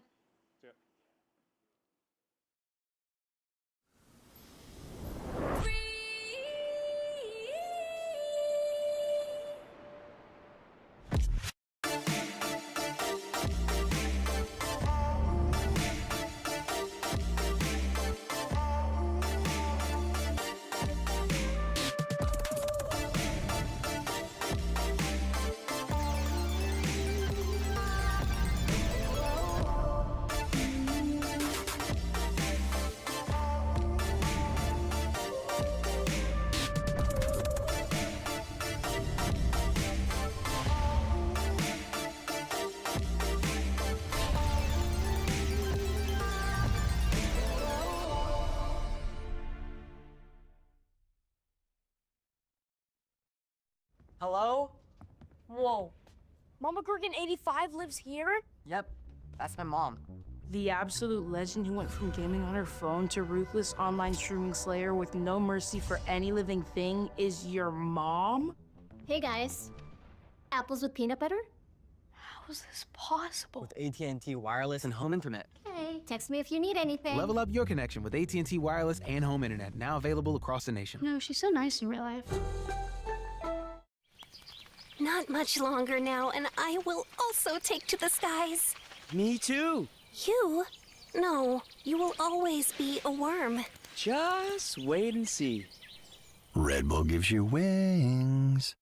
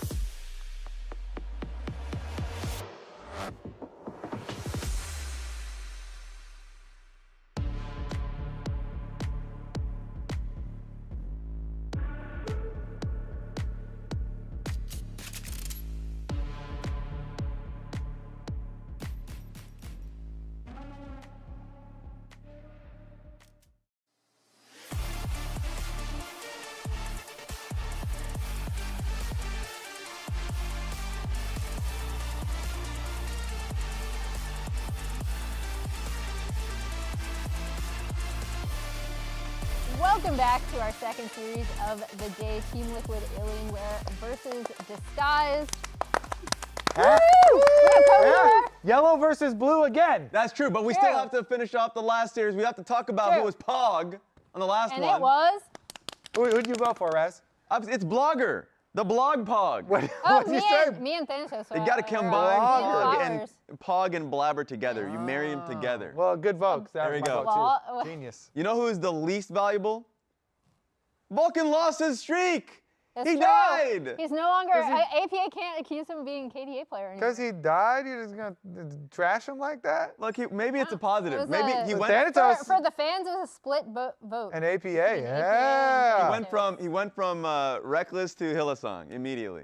From protecting the KDA at all costs. I was like, where are you going with it? As soon as you slip up one time, Emily, Raz is coming for you with it. Wow, Raz gets in there. No, it's fine. Someone else who, like Raz, gets in there. Jose Daejeon has been insane. Like, I actually really, really love how well he has been playing and kind of is this huge engine for Team Liquid's early game.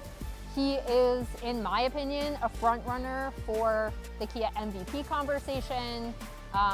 Vulcan is another mention that you just threw out from the previous game. But yeah, like Jose has been so good for this team this split.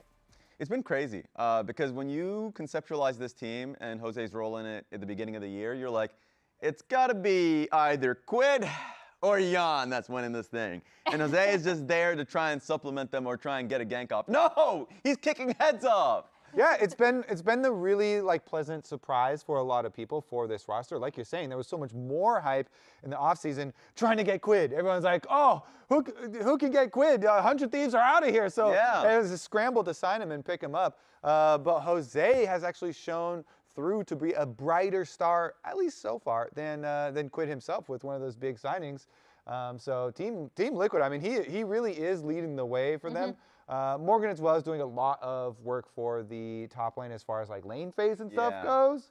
But there have been some mistakes in the team fights. For sure. And I mean, like, it's pretty interesting. Is that tied for worst ISO deaths? I'm actually really interested in. But anyways, I think first usually means it's the best. So it should be. That's funny. Anyways, the reason why I wanted to highlight him. A lot. The reason why I wanted to highlight him is simply because throughout the entire split, even talking to Thanatos, the one name he mentions is Morgan as being like one of the best, if not the best top laners right now in the league. A lot of people look towards him, at least in the last split. He was somebody that was able to do a lot with no jungle interference.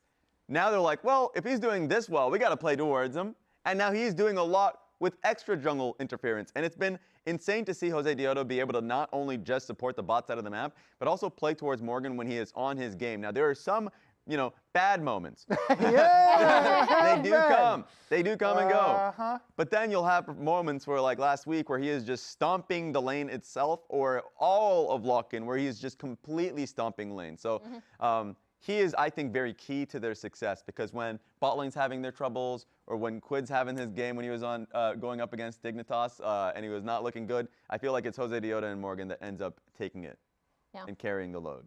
That's true, and we'll see if they can do it today against Disguised. Right now. Take it away, casters. Boom. Right now. Thank you, Emily, for the beautiful toss. I'm Azil here, joined by Jat for some League of Legends that we've got here today. Disguised versus TL. Disguised, obviously, not having the split that they've wanted thus far. No, but we focus on the positives here. They won the first match. They are not in last. Yep. And Team Liquid has been really good. So the positive has actually been Team Liquid and the fact that The they've won all the positives, series the other team. so far. They're 4-0. We should talk about the top teams. Cloud9 is now 5-0. Team Liquid's going to want to match them for first place in the standings. And Team Liquid's schedule is going to get a lot harder after this week. So they want to come in here. They do want to stomp DSG if they're going to be considered contenders and go home with a quick 2-0. Yeah, absolutely. That is going to be the expectation, I think, from the TL fans. Of course, we have seen our top teams, drop some games here or there. We just saw C9 drop a game against Dignitas. And now, Dignitas, they are the team in dead last. They have actually taken the game off of all of our top teams. They beat TL one game, they beat Lion one game, and they beat C9 one game. They still haven't won a single series yet. And they were swept by Shopify. Yep. They've lost all their other series 2-0, but every time they play a top team, they win one game. They get one blue shell a week, only active against the top teams. That's so frustrating for them, where they're winning in all the ways that mean nothing. And losing in all the ways that are measured. Yeah. That's just so unlucky. But you can be like, oh, but we had some good ones, though. And you still have 0 wins, unfortunately. DSG, though, did start off the season, obviously, a bit better. They took down Sentinels. People are thinking, hey, they were picking up right where they left off. But since then, they have not yet been able to get a Series 1. Yeah, and we're on a new patch. Series 1 had a couple of new items show up. It was mainly about Deathfire, Touch, and Storm Raider Surge, seeing a lot of play in the mid lane. We did see one copy of Gluttonous Greaves. We haven't seen any big uses of Static Shiv or the new Cyclo Sword, which can apply the on-hits on ability usage. I know over in the LEC, Knock Play a Cyclo Sword Rush Aatrox and was able to win with it, but I'm hoping we see something. When we do see Ashe Seraphine locked in, though, I feel like we're due for a meta draft. Yeah, that's kind of part of the problem, is that everyone's just playing the same style of champs, and a lot of the new champs, or sorry, a lot of the new items aren't built on the most meta pro champs, right? Yeah. So unless people go outside of the meta, I think you're not going to see a lot of it. You know, where I think we could see a lot of Shiv, to me, was champions like Senna, that is just already strong with Shiv, and now Shiv kind of got even better for her. So we did see occasional uses of Senna around the world, but not much. And obviously Dusk and Dawn gets built some. We saw that in the Varus game. That has been changed a bit. So there are a lot of changes. Likely to see Deathfire touch here on the Rumble. So definitely going to see some. And I think something to point out here with what Team Liquid has been doing, more so in Spring Split where they're undefeated in matches, is they're going to blind pick or just pick a tank for Morgan in more cases than they were back in Lock-In. I think in Lock-In, Team Liquid was really obsessed with dominating early game and blowing the game up in 20 minutes. So if they made a misstep in the mid game, they'd end up losing. But now I feel like they're picking a lot more scaling in their team comps, usually through primarily Morgan's pick. And then since they still have exceptional laning, they're still winning early games, but now they have a lead with a scaling advantage, which has worked out so much better. Yeah, it definitely has. I mean, it's been interesting, right? Because people talk a lot about him as such a strong laner, but he has been getting put on tanks quite a lot. You know, really known for his Renekton, but, you know, not going towards that sort of pick as much as he kind of has been in the past. But of course, first 3 picks, incredible scaling there for TL. I will say, you know, when you're going to give up the Ashe Seraphine, you generally want to have tools to be able to attack it. And I do think they have some good ones with the Pantheon as well as the Rise. You can get down towards the bot lane. But there is the ability to actually throw out protection bans. And TL is also worried about potential Mage's bot because they're actually banning out the Mel, which is quite popular into both Ashe and Seraphine. Great things that you can actually reflect back with that W. And Mages are terrorizing solo queue right now in bot lane. If you look at the highest win rates in bot lane, it is almost exclusively Mages for the first like 12 or 15 even picks. It really is. So if a team is willing to give you Ashe Seraphine the way that it happened here, where Team Liquid is actually first pick, so they decoupled the Seraphine Ashe in draft order, and then DSG didn't disrupt that combo, you're thinking, okay, they're probably confident with something against it. Oftentimes that would be, from what we've seen, a Nautilus draft, which has had very mixed success. It's very feast or famine. So I understand the Mel potential headshot ban, because it looks like we're just going to see a Corki Nami headshot, or not, handshake at the end of the day. Yeah, exactly. And Corki Nami has not been doing well in our league at all into Ashe Seraphine. In general, I didn't actually check the stats this week, but last week when I had checked in, it was something globally in top leagues, like an 87% win rate for Ashe Seraphine against Corki Nami, which is not very good for the Corki Nami. Of course, it could be Lucian Nami. You know, that could maybe throw a little bit of a wrench in the gears, but still, it is very, very difficult to lane into this duo. It scales incredibly well. It can be really abusive in the 2v2. And really, you're just looking to try to gank it, but regardless of what AD carry you pair with Nami, Nami doesn't have the greatest gank assist, so it's not going to be the easiest setup. Absolutely not. A little AD heavy for Team Liquid right here, but they're going to have a very strong front line. Sejuani, Yone, so they have double melee solo lanes to go with the Sejuani and a lot of backline damage, but most of their magic damage is going to come through a little bit of half and half Yone, a little bit of random Ornn damage in there, and Seraphine. So I think they'll get by since DSG doesn't have necessarily a true tank, but it's a pretty solid looking team comp for Team Liquid. Yeah, I completely agree. I mean, we're just waiting on the AD carry last. You can say, oh, they're going to get Zhonya's value, or they could build steel caps or whatever, which is true. But generally speaking, there's not going to be anyone to really stack armor, so they're not going to be too concerned. Pantheon stacking armor is not going to be very powerful. You need to build AD, and obviously Rumble cannot go tanky really either. So I do think TL have drafted very effectively. This is about as standard as you get over on the TL side. I mean, it's almost identical to their Game 1 draft last week against Sentinels when they won in 23 minutes. The only difference from this week to last week is the jungle pick, which was Pantheon and is now Sejuani, because GSG took the Pantheon instead. Yep. I mean, they're going standard. They are going super, super standard. And the Sejuani can be really effective. You do have that double melee solo lanes. For TL, it does feel like, Jose, you're expecting him to play towards those solo laners, try to get them in a winning position here. And for DSG, I feel like it's going to be about tacking Yon and Core JJ, try to get value out of this Pantheon early and often. You know, if this Seraphine Ashe is pushing in, you're looking to gank them. Of course, the difficulty always is they're pushing lane, but they have Hawkshot. They can track the jungler. They can know when you're on that side of the map. So even with the semi-global Pantheon, it's not always easy to get the setup for a gank. I'd almost want to see DSG try something at level 1. Based on the performance of these teams in the last couple weeks and these drafts, I'd make Team Liquid a very heavy favorite because when we think about the win conditions here of DSG wanting to attack bot lane, Sajet and Lions have been the worst performing duo lane in creating their own advantages, so it's going to be really hard for them to get a lane state in which they can punish with the Pantheon. Yeah, it is going to be really, really difficult, and I feel like Daejeon feels as though he's back in form. I think, you know, he had not started off this year the way that you kind of expected, but Daejeon these last couple of weeks has been looking a lot stronger, and when he is on, he is really on. I think for TL, you know, the question is not can you win, because everyone's going to be expecting you to win. It's more about, you know, in what way do you win? Like, are you going to be dominant? Can all of your lanes look good at the same time? Because that has been a big question where I feel like, you know, a lot of times you're having individual performances that are fantastic from the TL players, but they're rarely all working at the same time. So we're going to see Kryra coming in here for an invade, and Jose just realizes, you know what, I can't contest it. You're not going to be able to beat out the Q Smite from Pantheon, so he just immediately is going to cross to the other side. And I'm curious now to see if Kryra is going to try to defend his own Raptors, or if Jose will just go into, you know, vertical and kind of split map situation.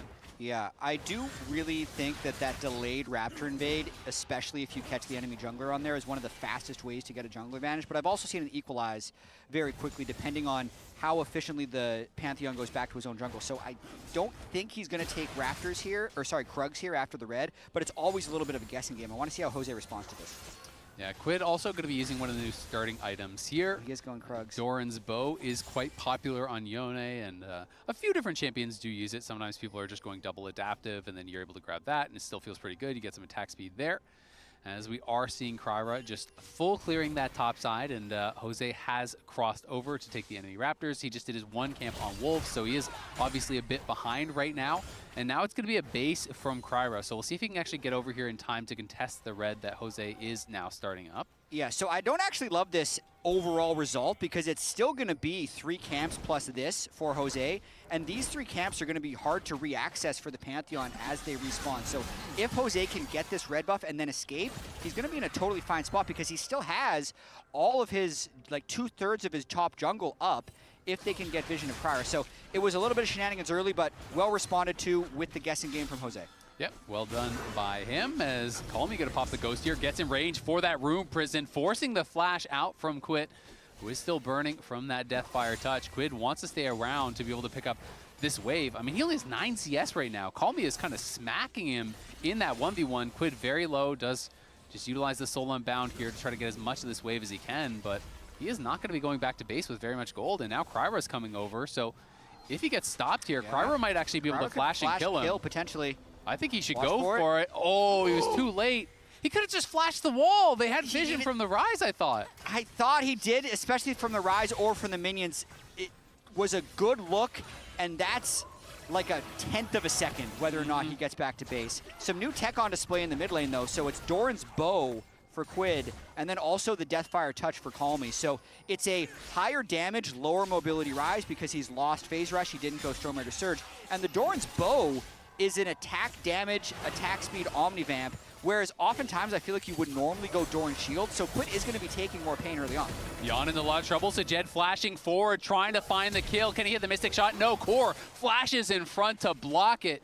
Daejeon might have sidestepped it anyway, but good things happening from DSG in the 2v2. Not something that has happened very often so far this split. They did have, of course, that really good first Vayne game, but it's great to see them with that early advantage, and some pressure for DSG here early on. For sure, fighting back with that quirky Nami. Wave is also pushing against him, so really good for the bot lane. And Castle is hoping to pick up a few wins as well. Yeah, exactly. So this was actually some stats that were put up by our stats guy. They were talking about the least wins, the most wins through the first 100 games. And then they said, okay, well, what about active players who aren't actually there yet? Castle is the lowest, who is still actively playing below that 100 games, only has, you know, a couple more to play and would need to win quite a few out of his next 8 games to actually be able to not be in last place, essentially. Yeah, and we promised we aren't just picking on him. This was a whole thing on Twitter. Yep. LEC did the stats, LCS ended up doing the stats, and it was a pretty organic conversation that uncovered this. So Castle needs to go on a big win streak somehow, as there's a big fight over Raptors here. Yeah, Jose going to be trying to steal this away. Kryra jumping forward, looking for the fight onto Jose. Jose's going to get bubbled up right out of that. He is incredibly low, has to flash back. Core there to try to protect as Quid was fighting Calmy on the side. and winning out in that one. But at the end of the day, it is a couple of flashes forced as Calmy had to use his, and Jose had to use his as well. This is honestly a very shocking early game. I mean, even we talked about Morgan's ability to pick tanks and equalize in these laning phases. Castle is 15 CS math up on the top lane, but it's also 15 CS in the mid lane. Their solos are getting slammed. And then the bot lane lost all 4 summoner spells and is losing, so it's actually 3 losing lanes for Team Liquid, which I can't think that has happened all year for Team Liquid. It's a wild first 5 minutes. I mean, even bot lane, you're down 13 CS. Maybe there's a couple more for Yon to farm, but no, actually all the minions are dead, so he's down 10 CS. Mid lane is down 13. Top lane is down, 12 right now. Maybe going to fluctuate back and forth as the waves do push in, but still, like you said, TL is known for their laning for the early game. That is what players praise them for more than anything else. And so it is surprising to see those losing lanes across the board, of course. You touched on the Doran's bow. Attack speed obviously just so valuable on Yone and pretty standard for the starting items on this patch. Yone, I think, one of the best users of this new item. But you are a lot more squishy in the early game compared to when you do have that Doran's shield and Calmy laning well to create the most of the edges that he has been given. So something odd to point out. For some reason, our feed right now doesn't show Gluttonous Greaves for both mid laners, but they both have Gluttonous Greaves completed. That is bizarre. Yeah. So, I was wondering, I was like, why is Calmy just on the tier? They both seem really poor, but they've actually both rushed Gluttonous Greaves for the sustain. Oh, interesting. So that makes a lot of sense. I was really confused as to, I was like, have they just not based him forever? What is going on? Gluttonous Greaves, I will say, a lot of people find them quite powerful. In pro play, it's going to take you a long time to get that stacked up, though, generally. So that is where a lot of the power is actually once you get the stacks, because you only start with 4% Omnivamp, and you have to get 6 kills or assists to actually get it fully stacked. So I tend to think that they'll be a lot weaker in pro play compared to solo queue. I was thinking that as well, but I also, as Castle and Morgan go for an all-in. Morgan going to have to flash here, as there's another fight there. Kryra getting pushed back as Quid came to assist Jose. So Jose's trying to cycle those Raptors and get some control for the Dragon, but I find the Gluttonous Greaves conversation really interesting just because I think it gives a sustain option where it just didn't exist before, which can be really broken in some situations. Like Rise being able to power clear the wave while also healing. He's just never been able to do that before unless you're somehow speccing into Riftmaker, which was just never realistic. Yep. So I think it's going to find homes like that on a lot of mages, weirdly enough. That just didn't have access to the lifesteal before. Yeah, especially if it's a matchup where you're getting poked down, right? It can be pretty valuable if it's like, hey, Yone needs to whittle you down with Soul and Bound over and over and then look for an all-in. Well, now all of a sudden you can't really do that in that same way. So definitely interesting to see that new tech being utilized. Yeah, not to mention a lot of times Yone will build lifesteal and that's how he outsustains you in lane. So does Quid change his build path now that he has access to lifesteal in a different way? I'm not sure, but that's what the opportunities of these new boots give. Yeah, exactly, and you can change things up, and we'll see. I mean, you could go something like Kraken, if you really want. Sometimes people would go PD if it's kind of an easier matchup, but Blade of the Rune King still obviously super effective in general, as Jose is spotted working his way down towards that bottom side, as Kryra was on a recall, and Jose now will start up the Dragon, which is also spotted. Some very good warding here by DSG is keeping track of everything. Yeah, might be a delayed fight here. Pantheon just coming out of base with better items than Jose would be able to ult in if DSG wants to go for a late contest. Yeah, they're going to Realm Warp over there. Calmy trying to group up with the rest of the team, but he is too far ahead of everyone. He's going to get charmed up, knocked up. The fate is sealed, comes through from Quid, and they are getting destroyed right now. Jose on the side, though, in trouble as the Jet goes in. They knock him down. It's a spear to the back from Kryra. Yon, out of mana, needs to run. Does have his flash up and available. It's the Dragon for TL, but it is a kill for DSG. I like the look on the fight, just having the item advantage on the Pantheon and being able to get into a team that is trapped in Drake is a good look. So DSG, even though they were a little late to stop the Dragon, still managed to win the fight, and we'll see if they can get some tempo off this as well as they're pushing mid and bot at the same time. Yeah, Kryra going to be invading here, trying to take away these Raptors. They want to push in and crack the first plate, as that is very, very low, but not going to risk doing that. Might actually just lose the plate as a result, but Kryra should be able to grab this scuttle very likely and get out. Jose on his way over, does not have his smite either.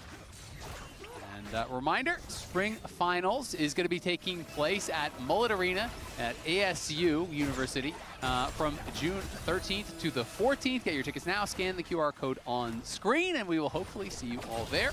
As Jose starting this up, will grab the first scrub, and he is happy with that. Just jumps out. Get back to clearing. We're also all going to have mullets if we sell every single ticket. I'm going to need to grow a little bit of hair. Yeah, you know? can figure it out.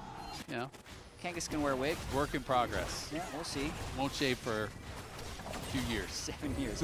Here's the look one more time. Everyone is able to dodge the Seraphine ultimate except for Calmy, but then weirdly enough, the Yone pushes him back a little bit. No one else able to follow up well on that fight. And I think it's just hard with Yon being low on mana, with Jose not really having any items. Their team look was not going to win that fight.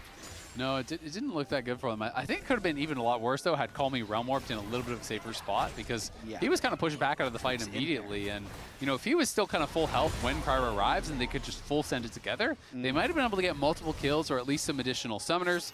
Castle, maintaining his pressure on that top side, has been very, very good. You know, really a point of power for DSG in almost every laning phase. And he is doing fantastically well this season, getting a lot of credit. And people really kind of look towards that top lane for DSG as sometimes their sole win condition. I mean, this is a pretty big gap, especially against Morgan. Morgan's been able to go even in almost all of his Ornn and Sion matchups, if not slightly ahead. So Castle putting a lot of a lot of pressure on him as Jose Diodo completes his first item. Yeah, and it's not even like it's first strike gold or anything like that, because he's playing Deathfire Touch, so he has just built that advantage straight up. Castle just constantly pushing forward here, going to be able to overheat, and will push that wave all the way in. Of course, wants to look to base since he uses Equalizer.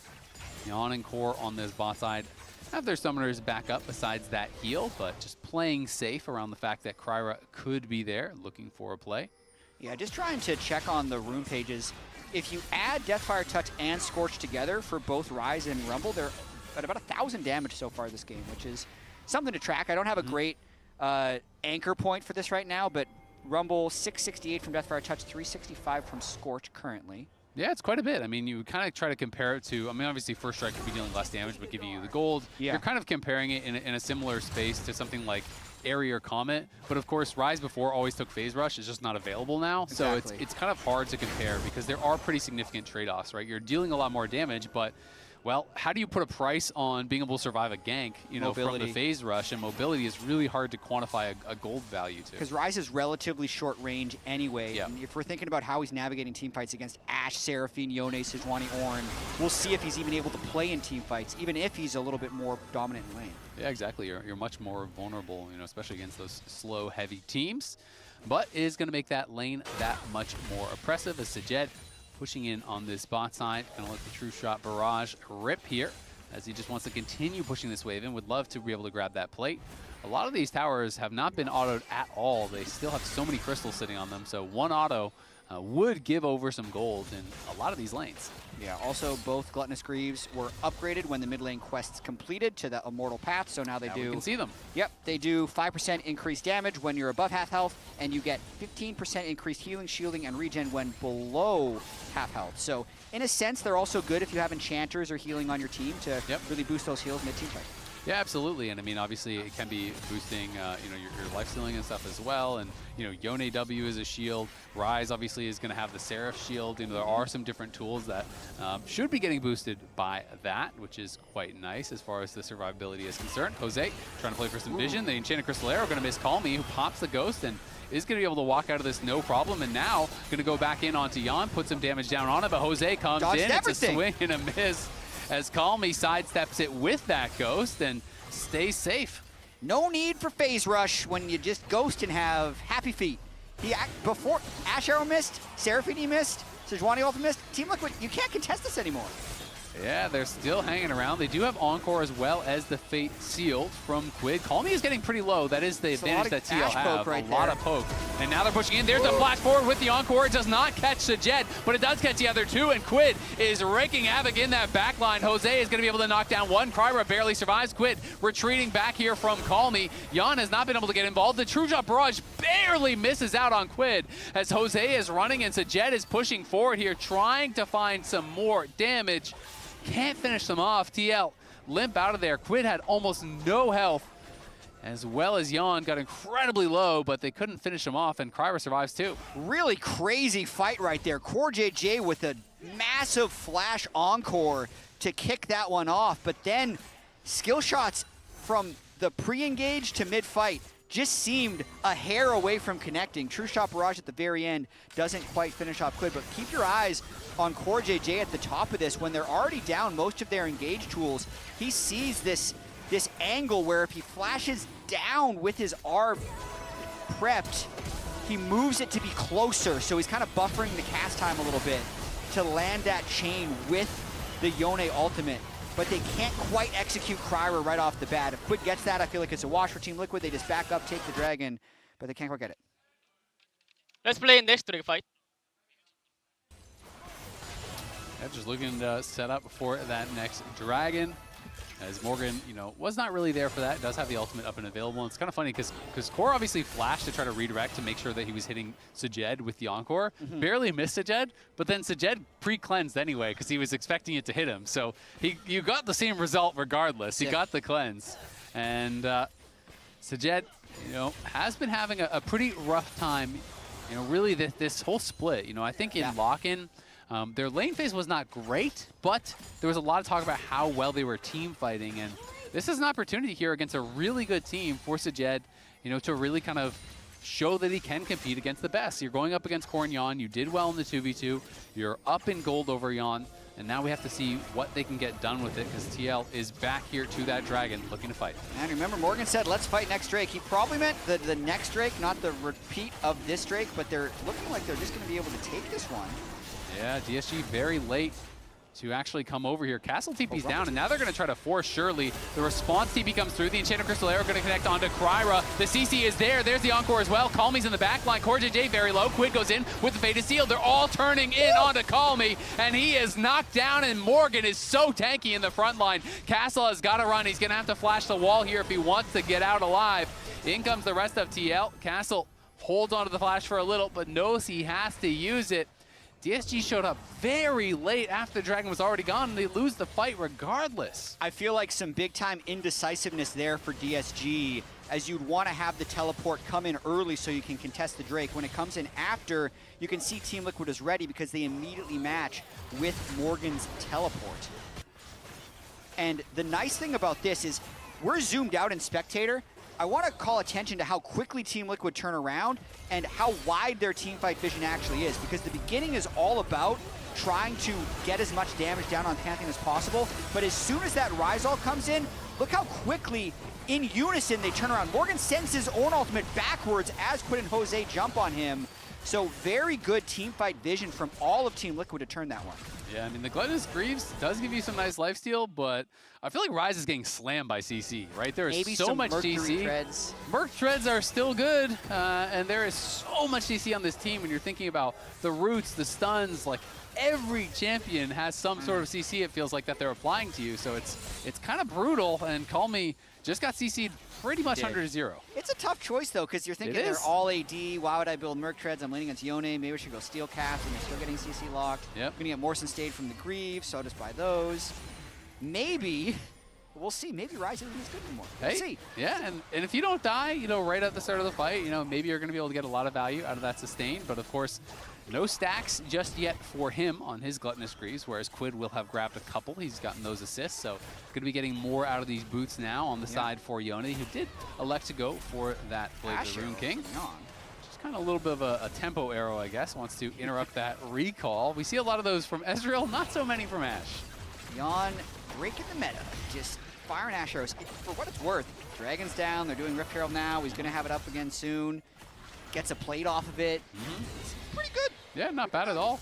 And they are looking for a potential dive onto Calmy, who popped the Ghost early and runs all the way out, knowing that he has no assistance on the top side of the map. Look where Castle is. He's hitting the tower in bot lane, and he has no TP. So Calmy has the rest of his team now coming in. Lions is up here. Kryra is going to be in the area with that Grand Starfall available, but Herald will charge in. Doesn't quite have the damage as Calmy's going to flash forward. Here comes the Grand Starfall. There's the Rune Prison. They're going to try to burst him down. The peels come through from Core and Jose, though. And Quid stays alive for now. They do get the tower on the bot side. So that is going to be first tower of the game going over to DSG because they were able to defend that turret in top lane. Yeah, the gold lead actually opening up now, and the die continues. Quid is just going to get knocked down. This time, they do not have the cooldowns to peel for him. He stayed around way too long.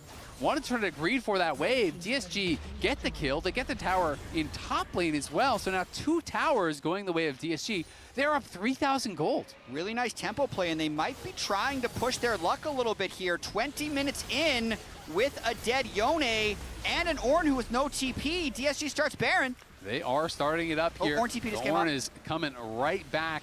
And Jose has to get some vision. He can't even see how healthy it is, but they're going to pop the call of the Forge God. Lions is low. Multi-man knockup. They're trying to walk through this, and Morgan's just going to flash into the pit. It's low, and it's secured by Kryra.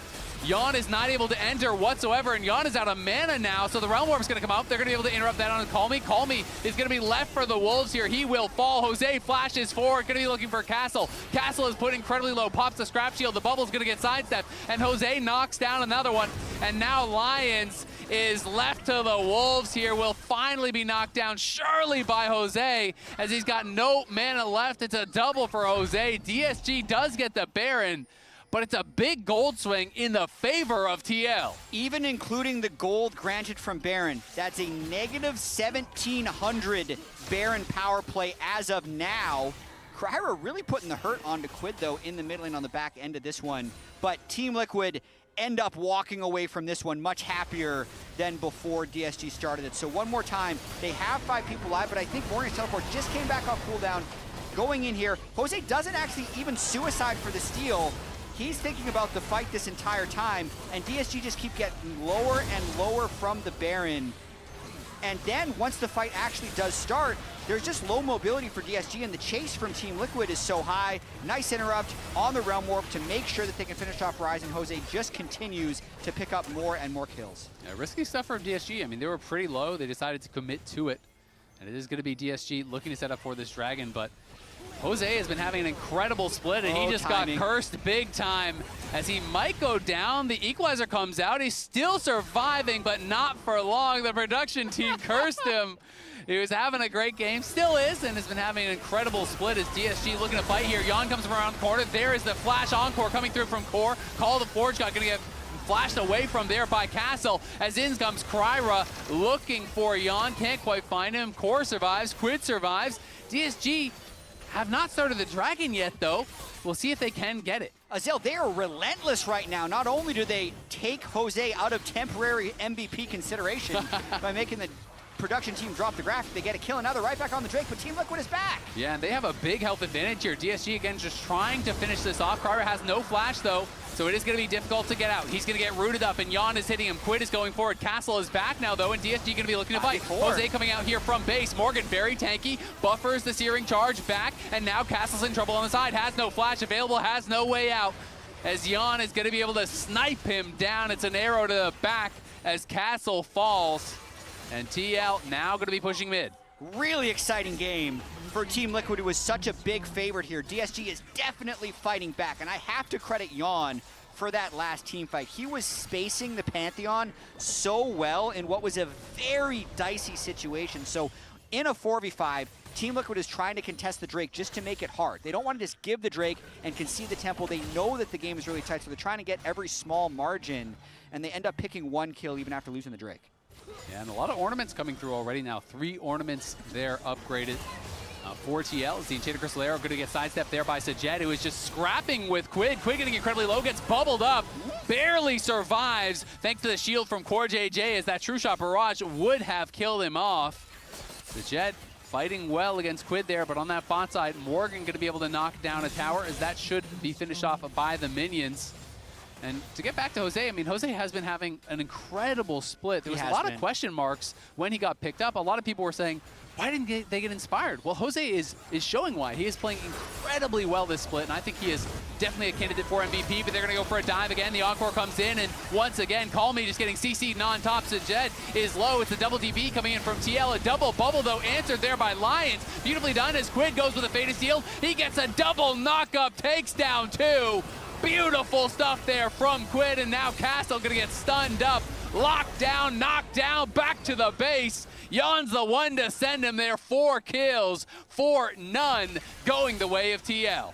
They are going to get a lot off of this fight, and it looked like the Brawl brothers right there, Morgan and Quid, just punishing Call Me. I didn't get a chance to see the back end of the fight, but Yon and Core absolutely walk out of that one unscathed as well. Nicely done there. It looked like it was going to be a decent angle from DSG when they came through, but Quid with some fancy footwork, you know, had the Steel Tempest charge, gets 1 knock up of Steel Tempest, another with that Faded Seal. Let's here's the engage. Yeah, 2 fights at once here. So Kryra jumps in, and I see had to burn his E early, so now he's just trapped with Jose and Yon. So looking at the bottom side, it's like 2v3.5 with the Rumble all coming in, but Quid, Ornn just absolutely dominate there. Morgan now actually level 16 after the tough landing phase, a level up on Castle, and just a force. Yeah, that was sick from Quid. Faded Seal knocks up 1 carry. That was insane. The Steel Tempest knocks up the other carry back-to-back, gets the double kill. Looking clean in that team fight. And life stealing like crazy. He Greaves, Shield Bow, Bork. Yeah, he is definitely powerful at this point. Call Me on the other side still needs, what, 4 more stacks? And we are 25 minutes into the game, so. Yeah, 6% Omnivamp from his boots. Quid at 9%, so almost maxed out. Yeah, so this is the downside in pro play. You know, if it's a slow game or you're just not having a good game, you're not getting a lot of the value from it, you know, so it is kind of tough, you know. There's these high risk, high reward type of ruin. And in pro play, there's a lot less kills on average, so Call Me kind of low rolling on this side as Lion's going to be forced to flash. Sajed cleanses out of that Enchanted Crystal Arrow. Is going to be able to stay safe, but that costs a couple summoners there. Yeah, won't be getting those flashes back for 5 minutes. They burn flash from Nami, cleanse from Ezreal, and because Castle is split pushing, getting a lot of golden pressure, Team Liquid decide they just need to start the Baron. It is going to be spotted immediately. Call Me is in the area, and Castle has TP. He wants to go back to base, though, and he's realizing he doesn't have time. As the fight is already kicking off here, Kryra is going to be in trouble. There's the Encore. It's going to go wide as Kryra flashes away. Now Castle has arrived, and they're going to be looking for Yon. Yon is chasing after the jungler. TL is forcing the Baron here, but their AD carry is dead, and they might lose the fight. Can DSG get more? Realm Warp coming through. They're going to try to chase down the rest of these TL members. They will eventually get Morgan, but they're not going to get anyone else. It is just the 2 kills for the Baron. The question is now, how much can DSG take from the map? Baron is not what it used to be. Both Barons have been traps for the team starting it. DSG had the negative 1,700 right after Baron. Team Liquid negative 200, going to be closer to 1,000 plus probably the Drake right here, and it's just a split call. So Morgan, Yon think they're fighting. Jose is probably saying, guys, finish the Baron. Quid pops back, but Yon and Morgan are already committed, so DSG can just clean them up. Sure, they lose the Baron temporarily, but it's not that much gold. And the Dragon is going to spawn when Morgan is still dead, and Morgan has no TP. So that could actually cost them the Dragon as well.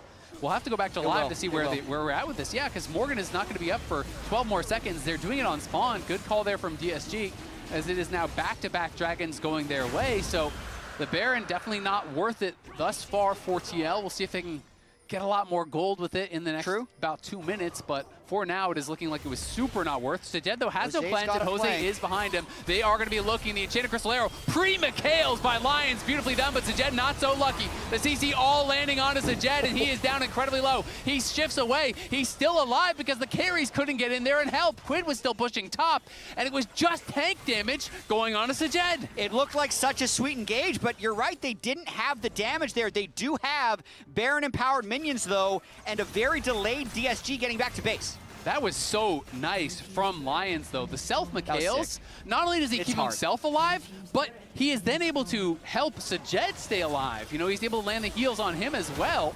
As TL still in the area. Castle, though, coming out of base, very, very strong. Overheats and is cooking up Morgan, who's got to try to run for it. Kryra pushing forward, though. The rest of the TL carries are on the left side of the fight, and their tanks are just getting roasted for free on the right.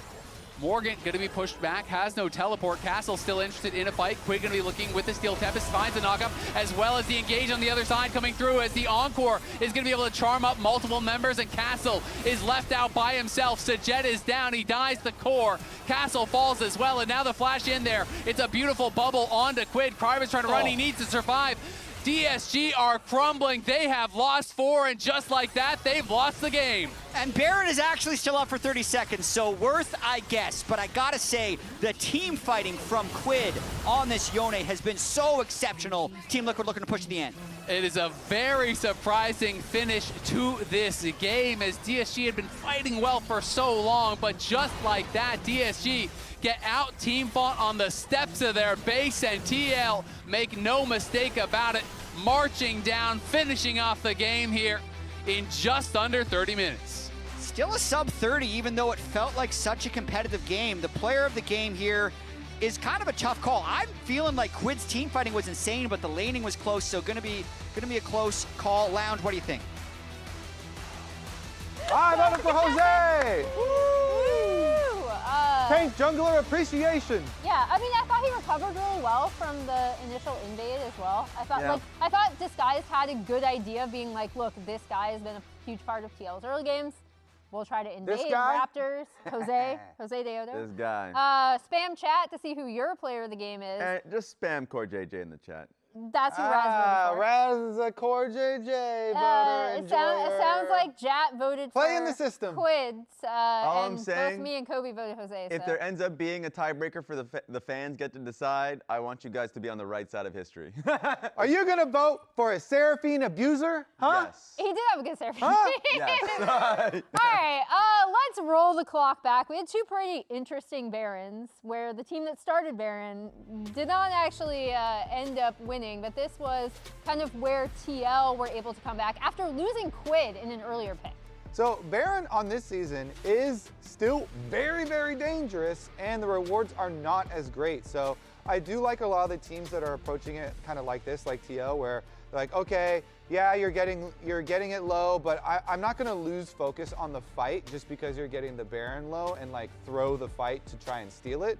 Instead, we trap you in, we make sure we're gonna get all these kills afterwards, and are able to get some very big advantages off of it. It's just a great reminder that last year, when we had the aberration of Otacon existing, and Otacon had the ability to shred your resistance. Man, I miss him. We had some curse fights. True, but people forget that Baron that year did not have the resistance shred. It has it now. Yeah. Well, it was just different. Yes, it was different. Yeah, it was different. It was different. This time, you're getting shredded, and you're gonna have to deal with it. So both times, both teams felt the wrath of being destroyed because of the Baron starts. And that kind of set in motion these team fights that the cast was talking about, but we do have an audience tiebreaker. That's what I'm talking about.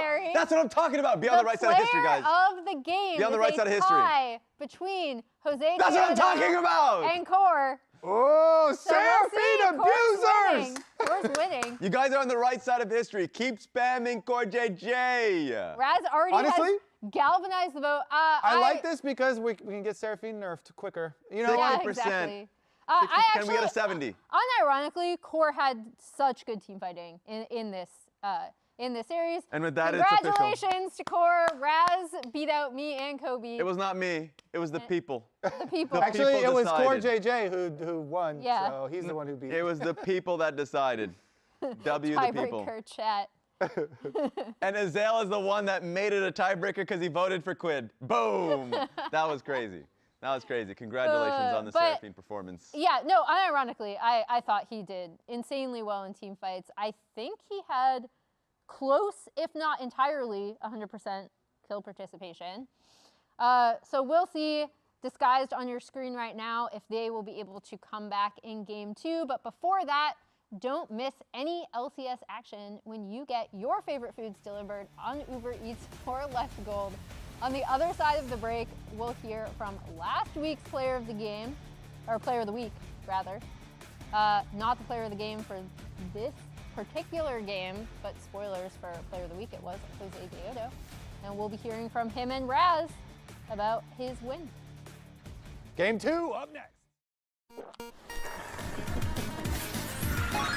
Red Bull gives you wings. Rich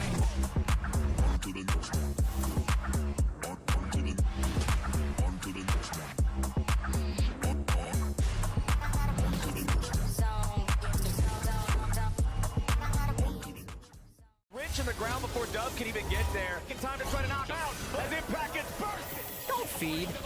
Knocks them down. Get fed. Scan the QR code for deals only on Uber Eats.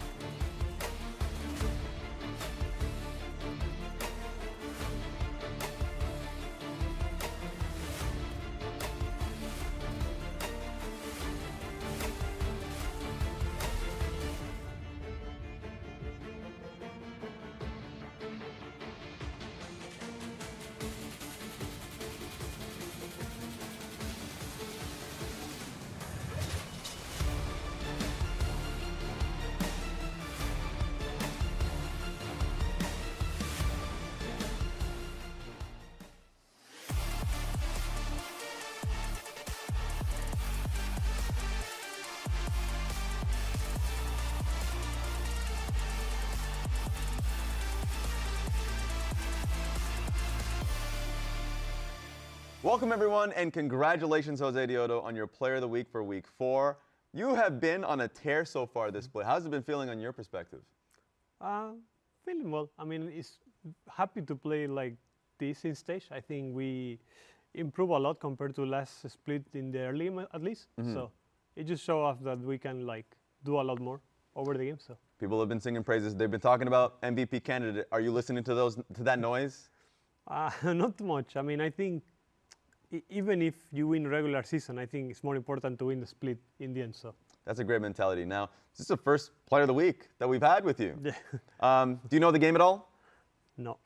Okay, so 90 seconds, rapid fire question. If you can't think of an answer, or if you don't want to answer a question, you can skip. Are you ready? Yeah. All right, 3, 2, 1.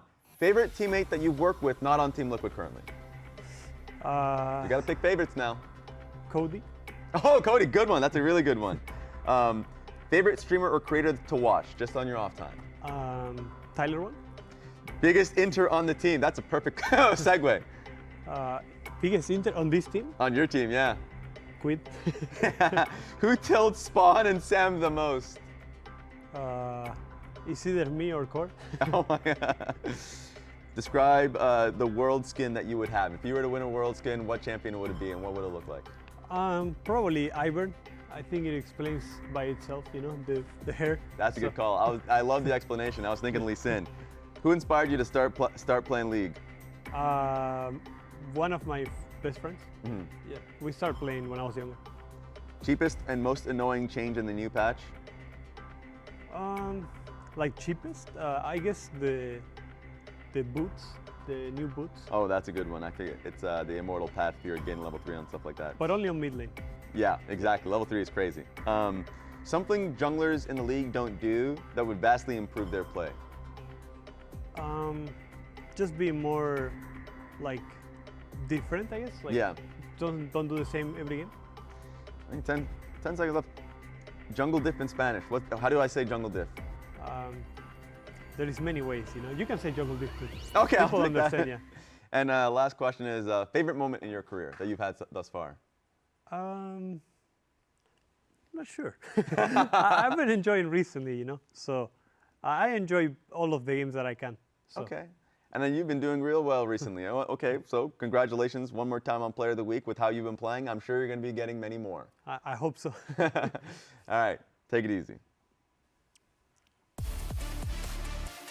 Welcome back to the LCS. That man on screen was your Player of the Week last week.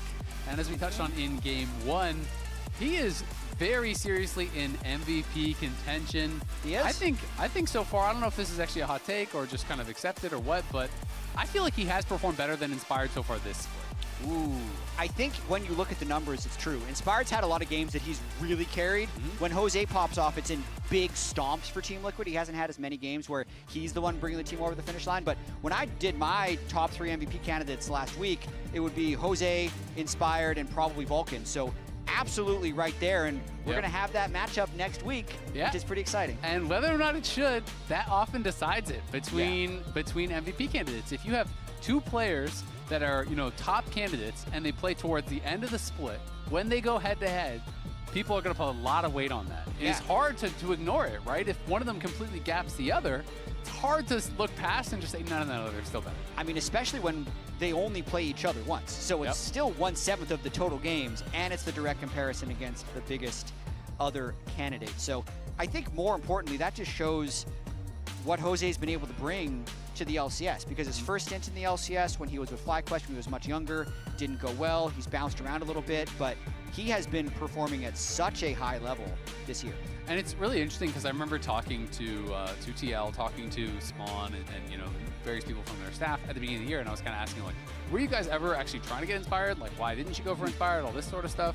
And they said, no, they weren't really seriously pursuing him. They wanted to go for Jose because they had watched a lot of scrims, and they had gotten to see scrims against FlyQuest that Jose had played, and they were saying that they felt Jose was the jungler, you know, in our region at least, that individually was doing by far the best against Inspired. That in a lot of scrims, he was gapping him in those scrims, being able to get the better of him in the 1v1, which almost no one else was able to do. So they had the confidence that he had the ability to do it, that he just kind of hadn't yet showed it on stage. And he'll get an opportunity to try to do that on stage against Inspired, who has been the de facto absolutely clear #1 jungler in the league for a while now. Like, no one has been contesting him. So it was banned in Game 1, now banned again in Game 2.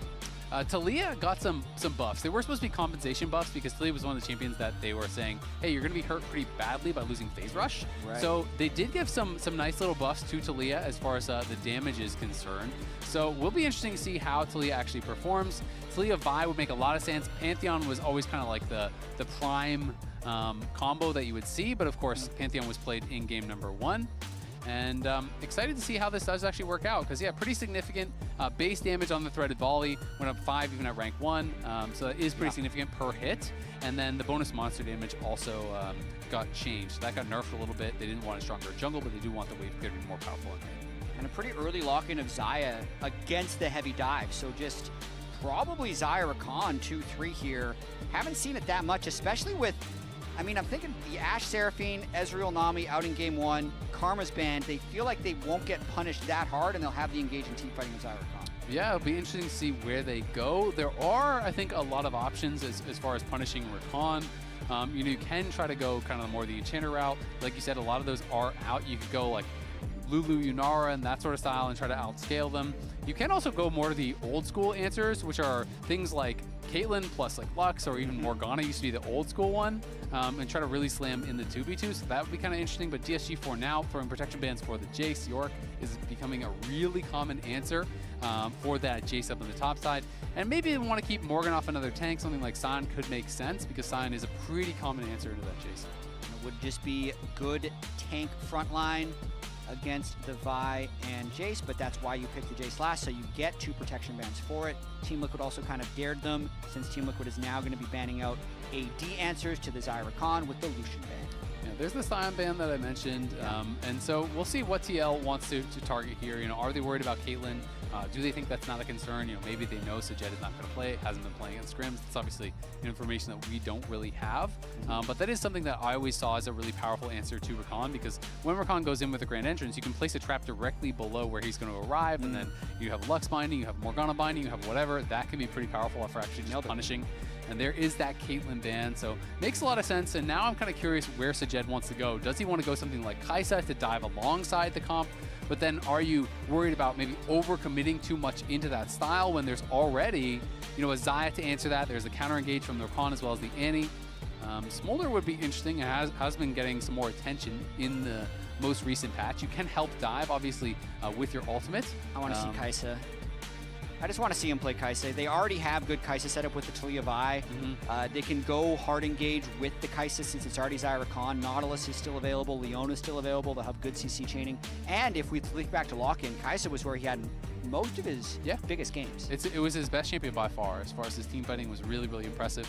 I just do have the concern that they're overcommitting into dive, making it a little bit too obvious, and maybe the counter engage could be too powerful on the other side. Ooh, Poppy jungle could still be a play if Jose Poppy would wanted go to lock really it. hard, actually. And this is something. Gragas likely top lane into the Jace, so big damage reduction buffs on the Gragas W. It is on the W, but almost no one is going to be able to go that, you know, until your last skill. So I will be interested, you know, unless they want to go a new build and try to go W earlier. It's usually your last skill, so you don't get as much. But an old school counter to Jace was just Comet Gragas, and you just go tanky AP, and you're just throwing barrels on cooldown. And Comet is going to be a land. Comet got changed and is a little bit more powerful as well. So it is also a great disengage pick. You have the explosive cast for disengage. You can use the Lee Sin kick also just for disengage. You don't have to kick a carry in. They're coming to you. I feel like TL's comp is super good. It's super fun. They can bounce people around like crazy here with the Gragas Lee Sin. They'll have to navigate somewhat carefully around the Talia, and the Alistar's going to be able to displace them a little bit as that's the last pick going in for DSG.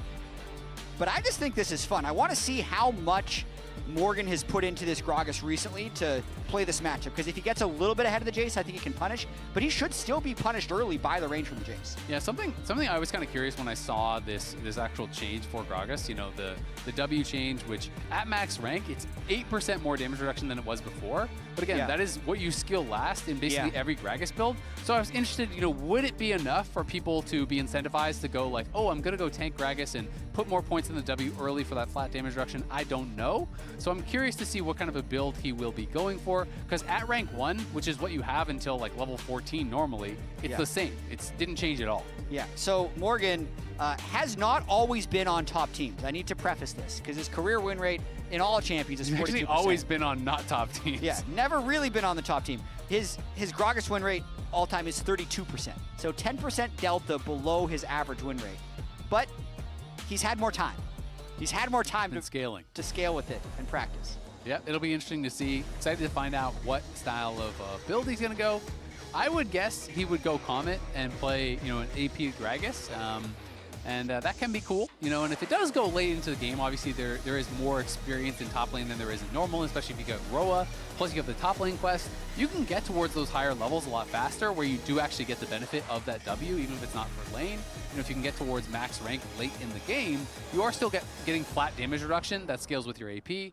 And it is Comet, so that's kind of what I expected, and we'll see where he goes from here and what his skill order is going to be, but I'm assuming it's just going to be Q max into E. And then we won't see W until much later in the game, and probably just going to be going Roa, which is pretty standard and could help you get points in that W later on. Yeah, looks like right now, trying to check the Gragas stats from LawLalytics, which APA was saying he was trying to use early on. Proto Belt Rush is pretty common on top lane Gragas. It's same play rate as Roa, but a lot higher win rate, so we'll see what he ends up going. And very few people are going tank Gragas nowadays, so it makes a lot of sense if he wants the burst to one-shot the squishies when he goes in. Yeah, and it's just really strong in the matchup against Jace. Jace just struggles against poke that he can't really dodge. You know, Jace doesn't have sustain early.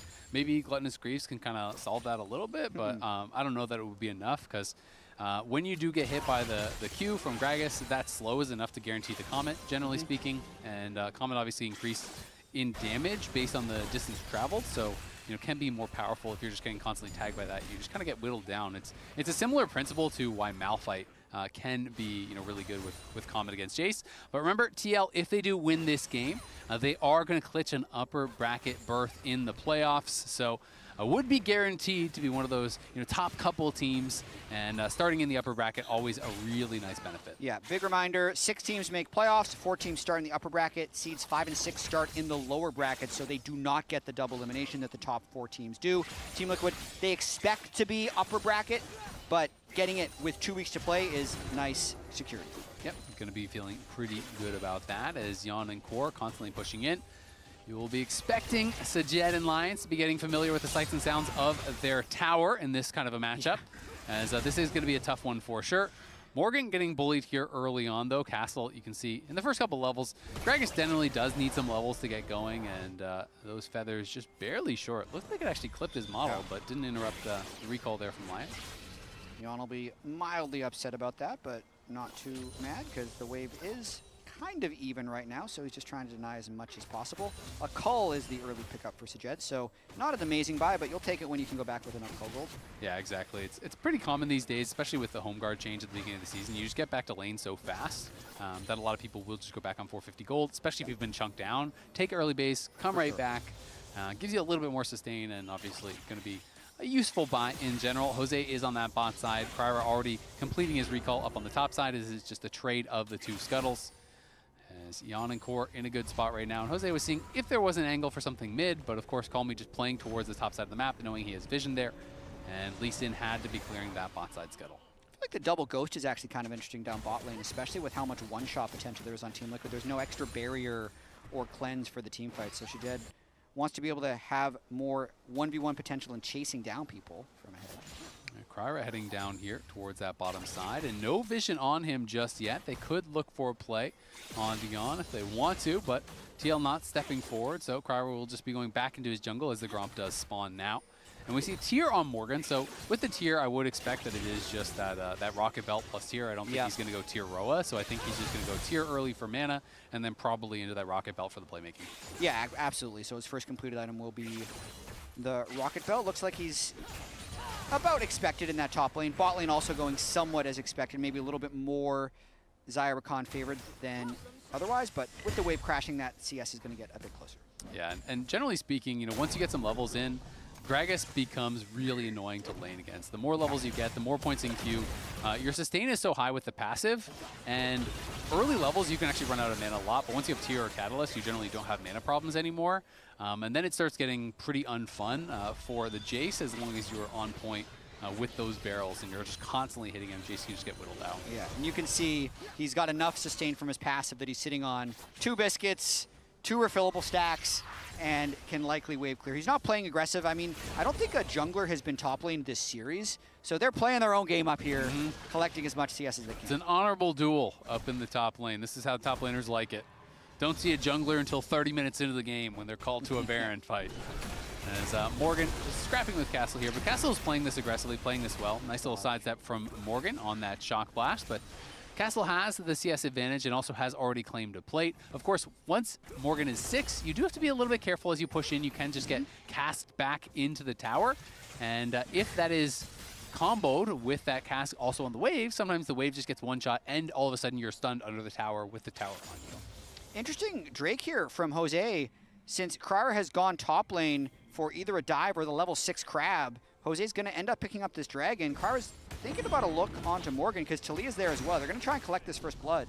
Not necessarily an easy dive. The wave is getting cleared out, but here comes the Weaver's Wall. They're going to be looking for Morgan. Morgan, nice flash back away from Kryra, but it just doesn't matter. Call Me tanks it up at max range, buys the time for Castle and Kryra to get in there and get the kill. Nice try by Morgan. Couldn't thin the wave quite enough. ends up taking the Drake, and now it's really going to be about if Jose can make something happen on the other side of the map. Quid's moving. Yeah, they are going to bring down Quid. They're going to try to pull off the same play on the other side. We'll see if anyone can get down there to punish. They are going to be going right now. Teleport coming out from TLAW, and that is going to make them call it off. So they do get that out. Morgan didn't end up using the explosive cask. You know, maybe could have made something happen had he actually just used that defensively to try to create a little bit more space, but maybe decided he was just dead.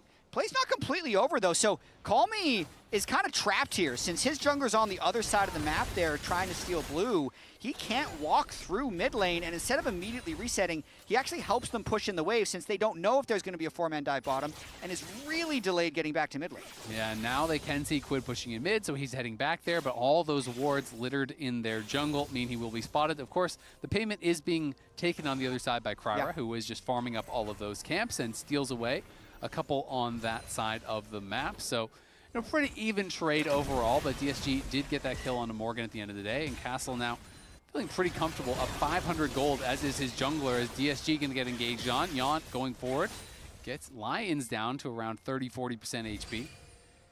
DSG going to try and play through Jace, get him snowballed. If they get him really far ahead, he can land very good poke onto Xayah, Rakan, Annie. But it is very difficult to win games through top lane in modern League of Legends. I will also say that this game is a little bit more like the Team Liquid games we saw last week, where mid-bot are pretty comfortably ahead in CS, and then Morgan's on a scaling pick. Last game, DSG won all 3 of their lanes, and even though it was a sub-30-minute win for Team Liquid, it was very atypical to what we normally would have expected. So I want to see if DSG can put a little bit more pressure on here in the early game. Yeah, Castle has just been such a good laner. He hasn't always been able to convert that lead into more, but of course that's not just on you. You know, that is on the whole team as far as how your team fighting is going, how your shot calling is going. So, you know, there is more to it than just individual play, but Castle has been stellar as far as the individual play is concerned. I feel like he has one of the best laning phases in the league, bar none. He really does. Already 24 CS ahead. The dive helps that a lot. And so much vertical jungling has been going on here. I think Jose, with this return to Kryra's blue side, is really going to make him pretty sad, since there's been no camps for him to take. Yeah, Jose is doing a really good job here, as they are potentially looking for Quid. Kryra in the area, decide to call it off, but Jose maybe going to try to look for a dive here. Core will be the one to start it up. He just flashes in, charms up Lions, who is not level 6 and is going to be killed off very quickly. And now the Q connects. They don't want to go for the redive, though. Yon took a couple of tower shots, so Sajed going to be able to push them back. It is just a kill on the support at the end of the day, but Kryra sneaking in behind Quid. Maybe going to try to find an angle here. Sunk cost, kind of wants to try. Yeah, no, they're just going to call it off at the end of the day. But, you know, you touched on it, the advantage on the top side there for DSG, and the struggle for TL, I think, has been trying to get everything working at the same time. They've often had, you know, one really good piece or 2 really good pieces, but it just doesn't feel like everything is working at the same time. Once Yon's playing well, Quid has a bad game. Once Quid has a good game, Morgan's having a bad game. And then the top side has a good game, well, Yon's not going to have a good game. And that is kind of what you're looking for TL to really get to that next level, because we know they have incredible individual talent, but for them to become the clear best team in the league, all their players need to be playing well at the same time. It's a great representation of what's been going wrong for Team Liquid. You could even make more sliders. Is it the macro or the early game? Is it Spawn being here? Is it Australia? Coach gap. Work? But it's been looking good so far. They haven't played the top teams in the league, though. This will be their 5th win if they close it out. And then they'll still need to play Lion and C9 to close out the split. Yeah, and that's going to really decide the top of the table. These last couple weeks going to be very exciting. So many good matches. Lions was forced to use his flash, as there's a nice explosive cast knocked back there onto Castle, and Jose is in position with the lane gank. Nowhere for Castle to go. Great setup there for Morgan. And that's the matchup, actually. Even if you're down 20 CS, you're Gragas, you can reach the Jace. Does it impressively, though, without burning flash. Jose doesn't have to burn flash. Jose doesn't have to burn kick. Castle actually didn't burn the flash because he was likely dead anyway, which makes the repeat gank not as easy, but still a really nice first visit for Jose top lane. Yep, really well done there. Great gank setup. It's one of the big strengths of Gragas. As you said, didn't even have to body slam flash or anything like that. They're able to pull it off, as the Spellbook TP coming in here from Lions. Nicely dodged on the engage there by Sajed. Sajed, though, going to get hit by that Blade Caller. Pulled back. Kryra coming in.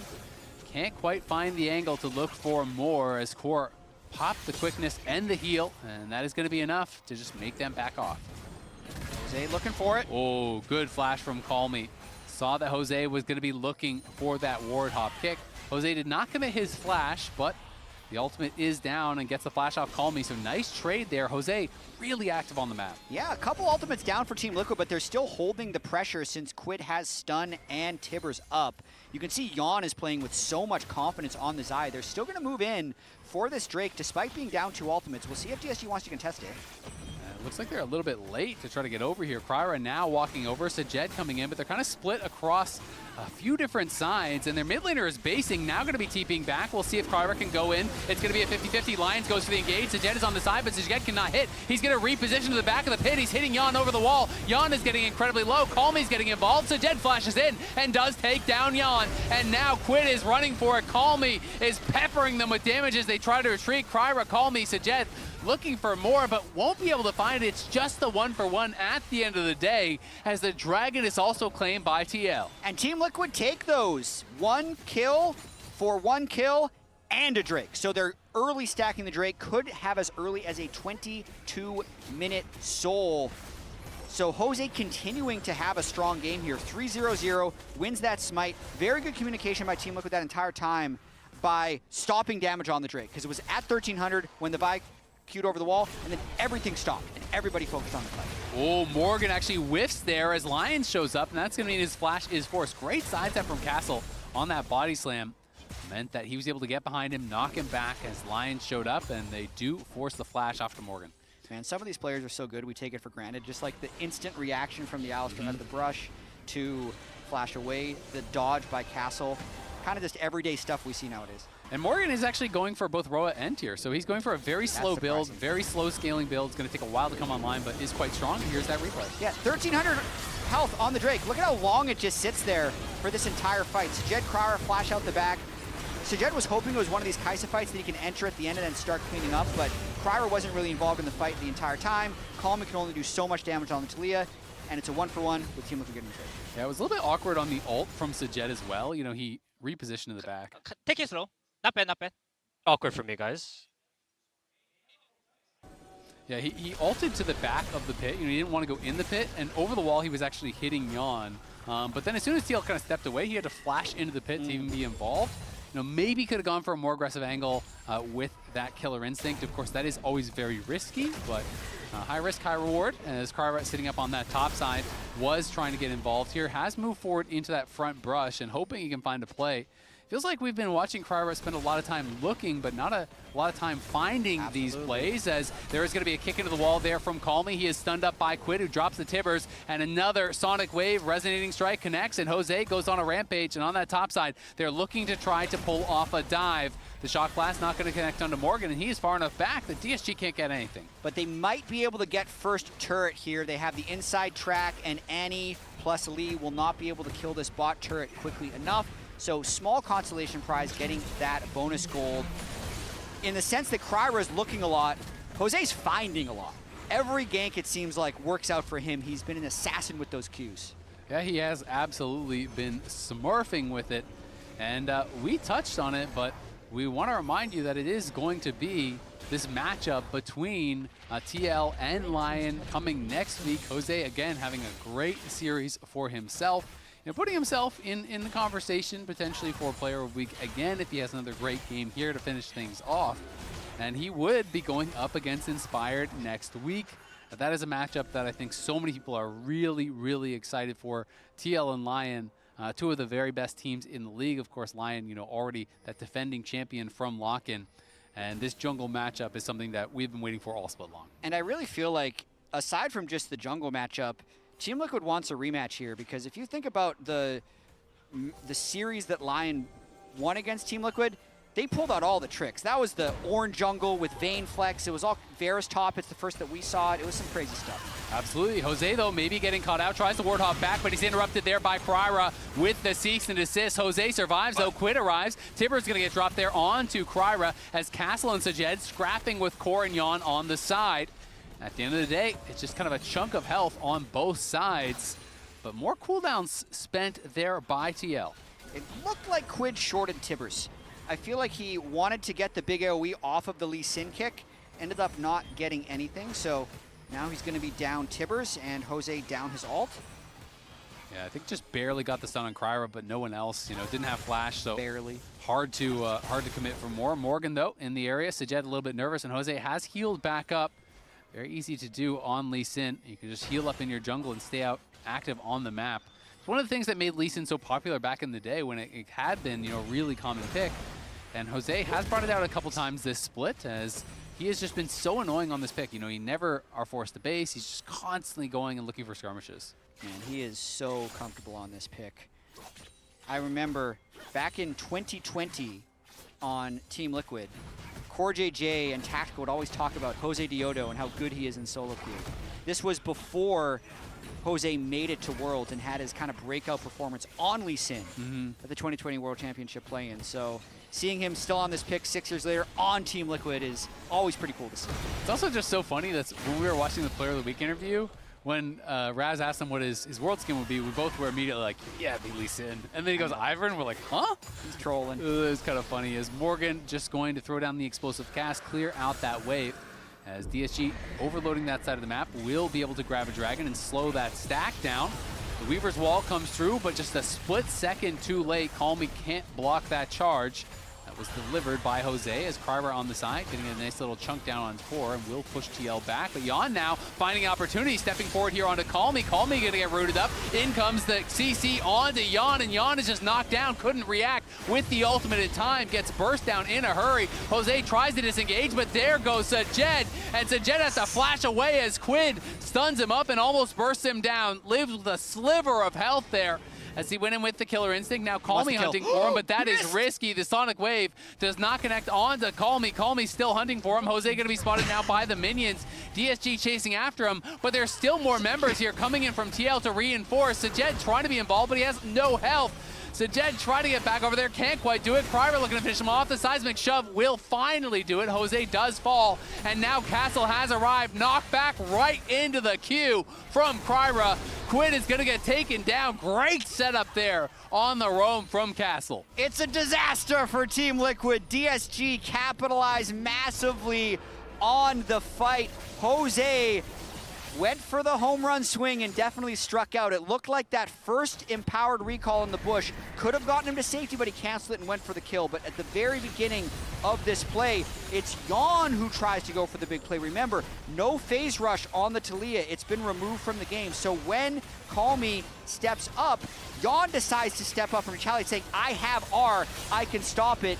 Doesn't press it fast enough because of the flash ult from the Vi, ends up getting one shot.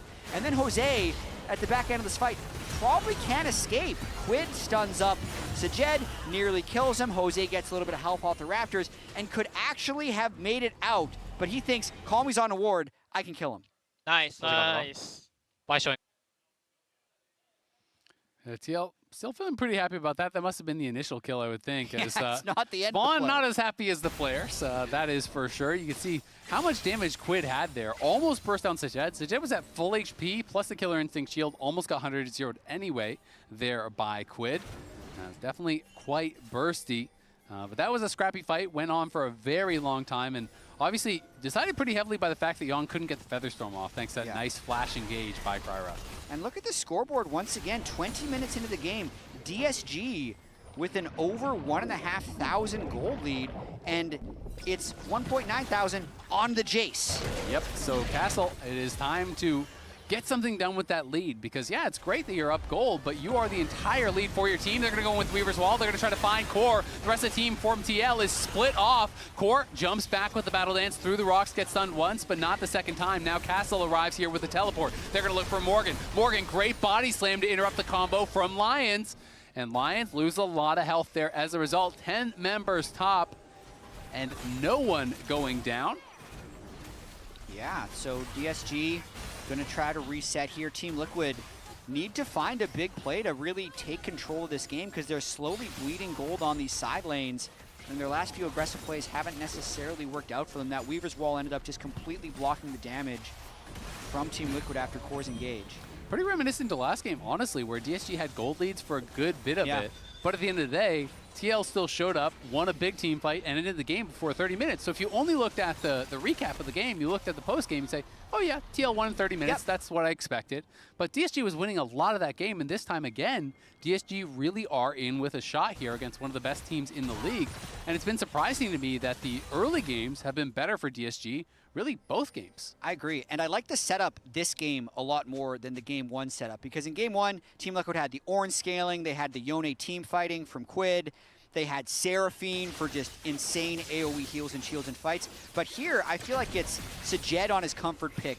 Kaisa, I think Castle is really cruising on this Jace, and there's just not the same level of scaling for Team Liquid. There's a really high execution burden to get one-shots off. Now, I'd still say Team Liquid probably has a slightly higher than 50% chance of winning this game just based off the reputation and their ability to play mid-late game throughout the split, but this is a much better chance than Game 1 for DSG. No, I agree. I mean, DSG is definitely in with a really good shot, but that being said, you misstep one time, all of a sudden you are kicked in by the Lee Sin, you're one shot by the Gragas, by the Annie, by all this burst. There's so much playmaking, so much engage on that TL side, as Lions will be sent running off of that little scrap, and now Calmy going to join the team. TL trying to reclaim some vision here as Morgan pushing forward, trying to reclaim some of that space. The Comet does connect as he gets a nice little chunk down over onto Lions.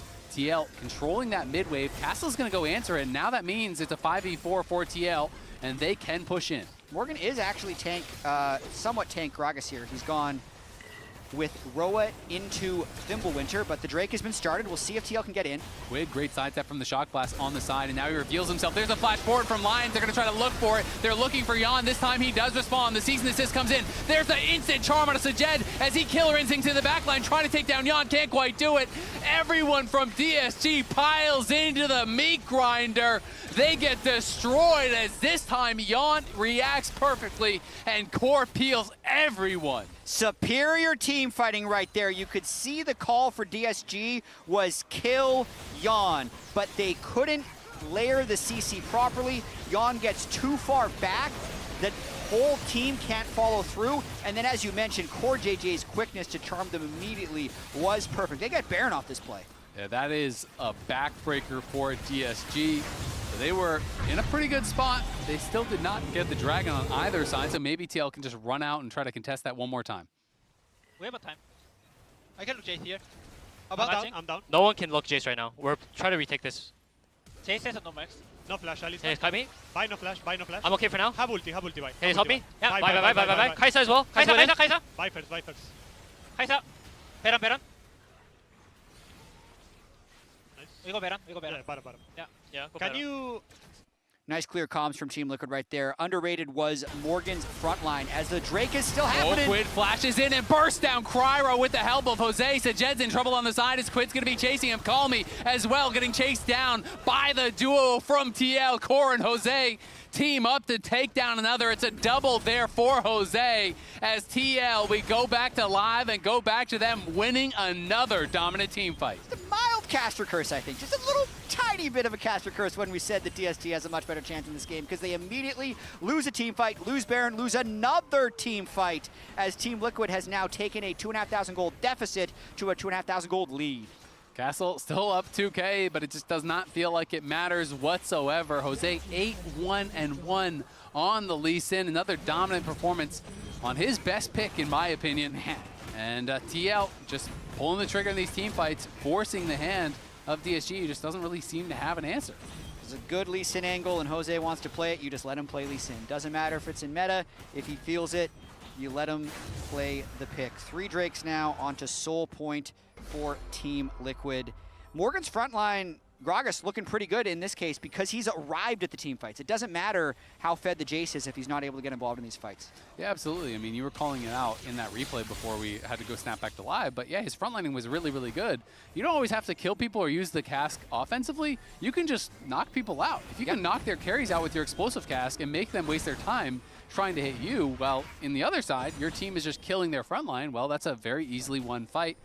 And Morgan navigating that last team fight quite well, but really the star of the show this one has been Jose, and I feel like it's not even close. Not even close. 8-1-1. GA on the way. The one death was because he was trying to be 9-0. Would have had that kill on Calmy with a slightly better aimed Q. Nice sidestep there from Calmy. Avoids the explosive cast from Morgan.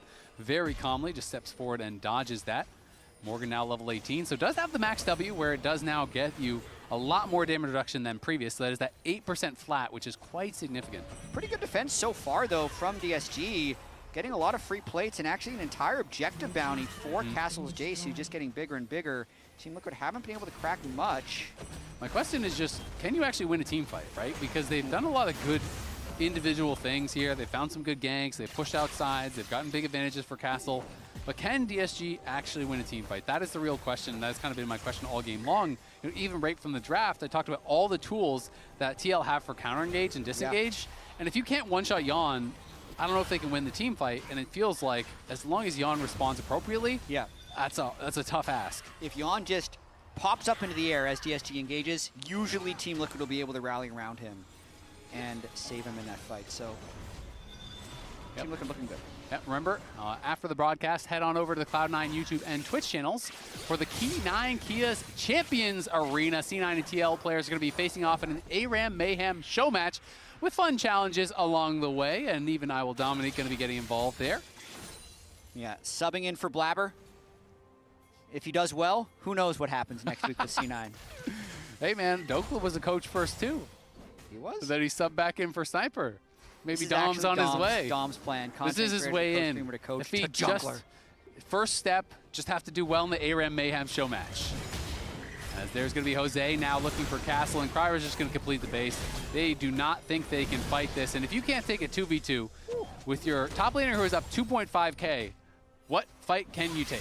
I mean, they're just not synced up enough. I know they're trying to set a trap, but if they could actually get the jump on a 2v2, they'd have a chance. But that's their gold lead just assassinated instantly by Jose. Yeah, and Crier's still just staying in the brush. He's canceling his base. I mean, I'm not even really sure what he would be waiting for at that point. If you're not going to fight with Castle, who you'd be fighting for?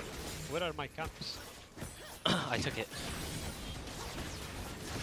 He's got 9 kills. Yep, and Jose will be reporting Yawn at the end of this game. He's the carry. Jose is the carry. Homie looking on the side to try to find an angle, but until Castle's back, they can't really do anything.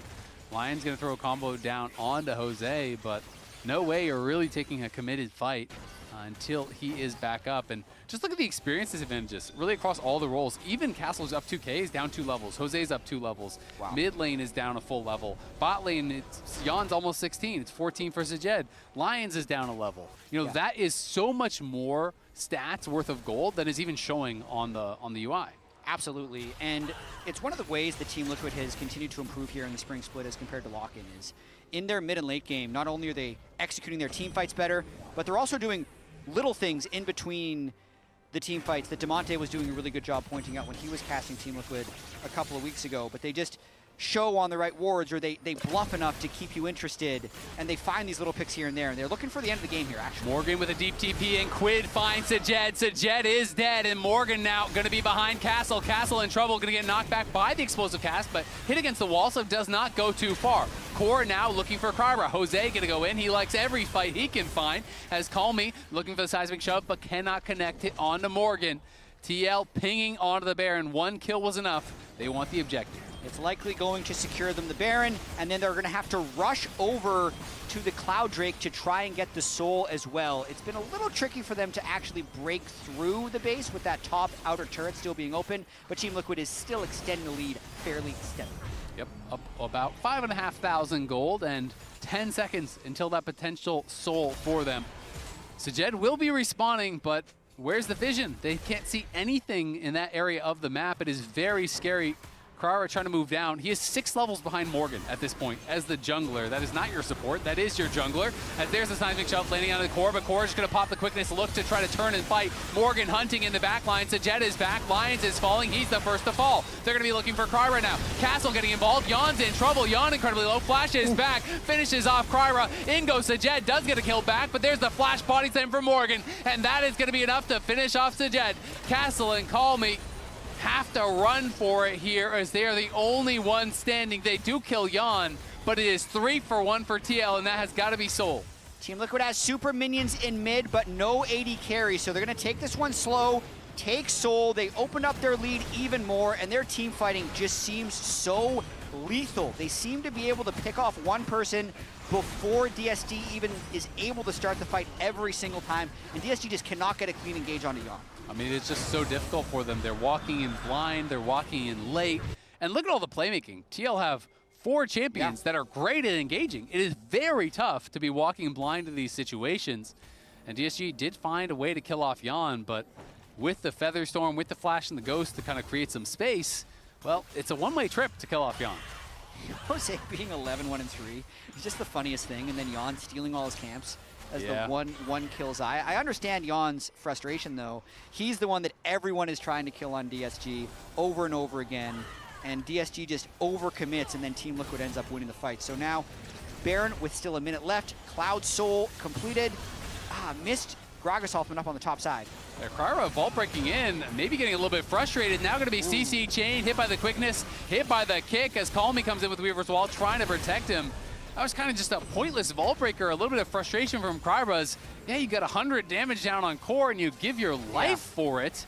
As he has just been starved out of this game, down about 4,000 gold to where Jose is, and I think he's getting frustrated. I think he's a little tilted. I don't think there's many good plays left for what it's worth, but that's definitely not one of the plays to go for. Not many good ones, but there's a lot of bad ones, and that was definitely one of them.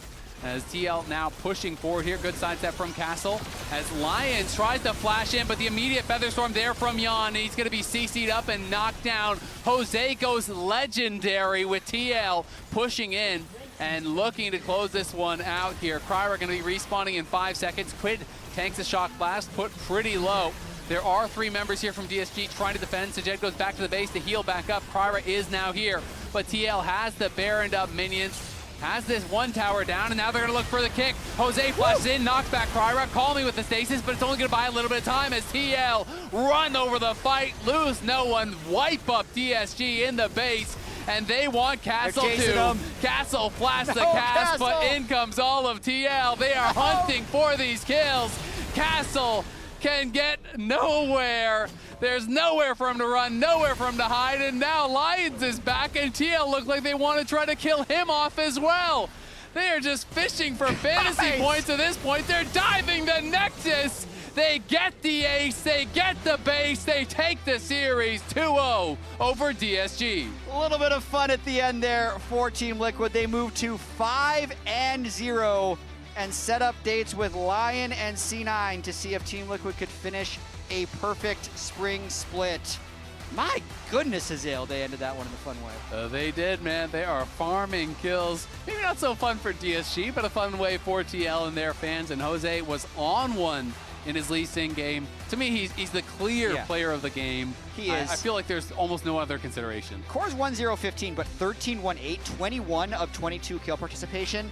And so I do feel like there was definitely a few times where he was making sure he got the last hit by activating his resonating strike at just the right time, which he's very good at, but he was creating those plays. You can't fault him for being involved in 21 of the 22 kills. That's insane. That is absolutely insane. Now, a champion that not a lot of people are playing these days.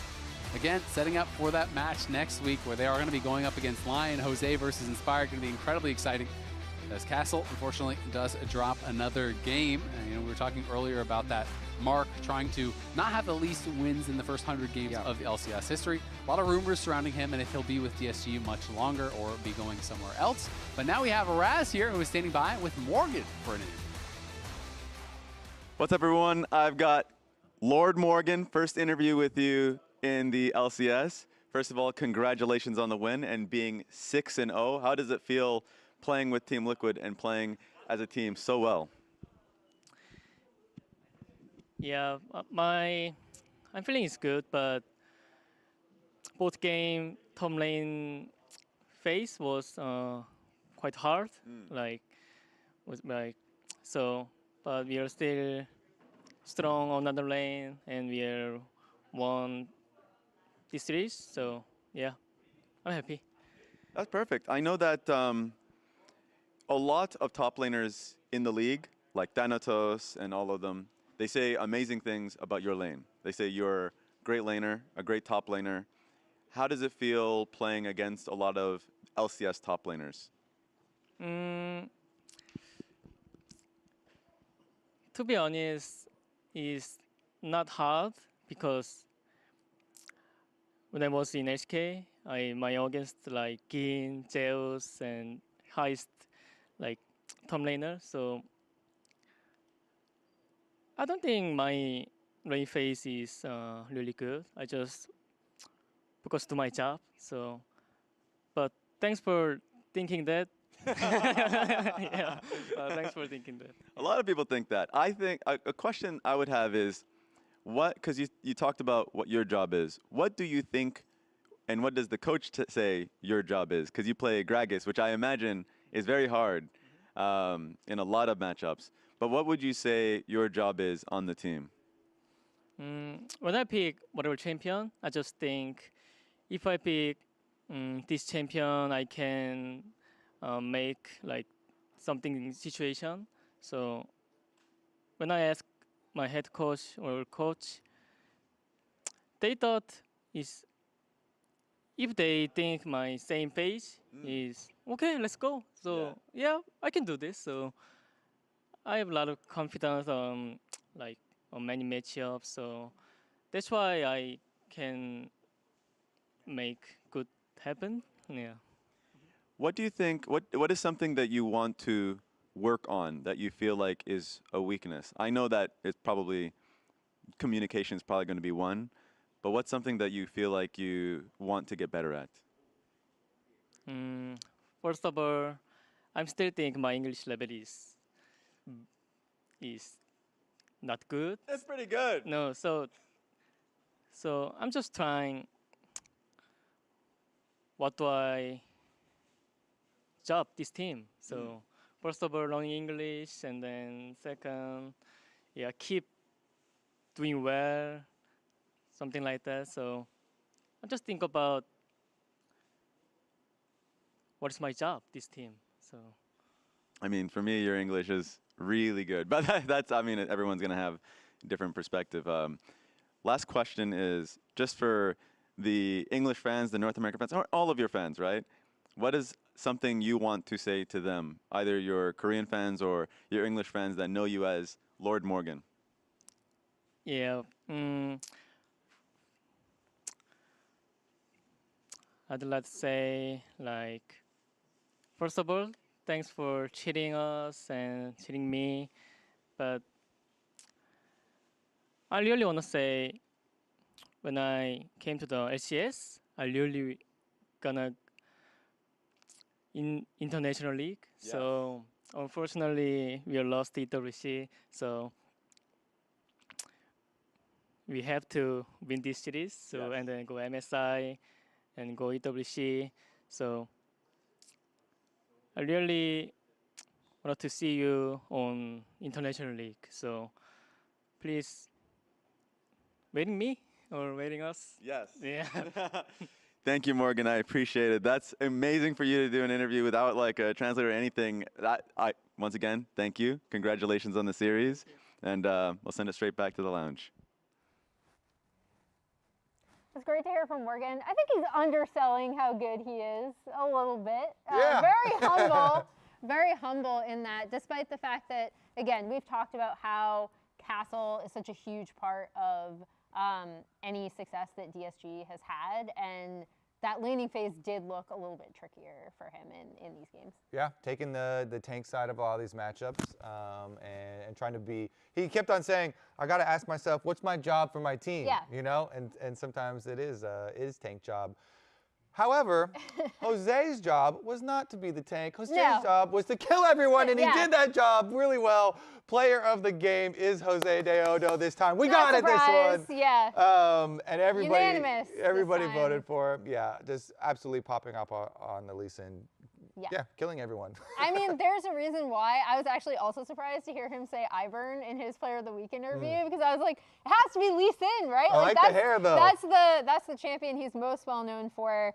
And you have Jose getting the majority of the vote. Some shout-outs to Morgan and also some shout-outs to Core from that. So when is expected, kind of. Dig got their second win. They get a game win against. They keep on getting individual game wins. Yeah, and that's why you see XU there winning that game 2 player of the game against C9, and then Vulcan and Blabber taking it for the other 2 games, and then Core and Jose taking it for both of Team Liquid Alienware's games against Disguised. What do we think? Did we learn anything about these 2 top teams today? I feel like we got basically what we expected. Me and Flyers were talking about at the beginning of the day, but like, yeah, I mean, both these teams are, the blue teams were at the top of the standings, and they remain at the top of the standings. Wow, as you're going to be able to see, they are both still undefeated for Cloud9 and for Team Liquid after their series today. This also drops Disguised and Dignitas even lower at the bottom of the standings. Disguised still has the chance if Sentinels and Shopify, of course, drop to their series as well. Still very competitive down there. Dignitas, really, time is running out though. They need to get some wins on the board, Emily. Yeah, and things don't get easier for Sentinels either, because they're kind of in the middle of going through some of the tougher matchups where you have them at 1-3, but they've been getting a lot of game wins.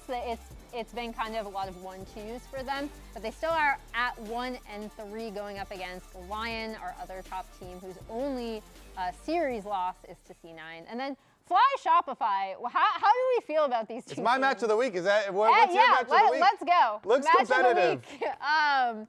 We will see if there's maybe a little bit more upset potential tomorrow. I mean, yeah, the last game, Fly, Shopify, you can definitely make arguments for either side. I think probably the majority of people will favor Fly at the beginning, which is how Shopify are looking, but I expect that one to be a banger, to be close. Yeah, I mean, I think both teams will take risks, so look out for that. Kobe, do you want more North American League of Legends? Oh, I do, Emily. Okay, well then you should check out the NACL. So there are 2 weeks left until playoffs. These are the current NACL standings, and we have some really interesting matchups coming up this week. I kind of have my eye on potentially, I mean, I've been following NRG more than any other team, but more importantly, OQ registration runs from April 24th to May 10th, so you still have some time.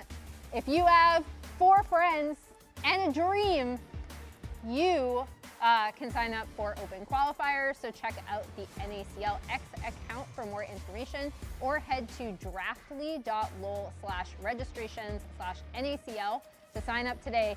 You gonna sign up, Kobe? You're gonna reignite your potential pro dreams? I mean, it might be time. It Dom's might be time. playing in the show Yeah, match. exactly. Maybe it's my time to get It's back a new in season. too. It's your You're time. one of my I believe friends. in You're gonna Yeah, join my sure. team? Do you want a bad AD Raz carry? is one of my friends. We can get Raz to join. He's usually gonna pop out of the back of this and throw stuff Yeah, at us. but- I have to like. I'm I ready. didn't see him sneak back there, but I'm like always on edge now. That is it for us. We will be rating Cloud9 for the C9 Kia Champions Arena show match with players from Team Liquid Alienware and Cloud9. And Dom, their coach, is playing courtesy of Blabber. Raz and I will be casting that. We will be back for more LCS tomorrow at 4 p.m. Eastern, 1 p.m. Pacific for Lion versus Sentinels. We'll see you then. Bangers.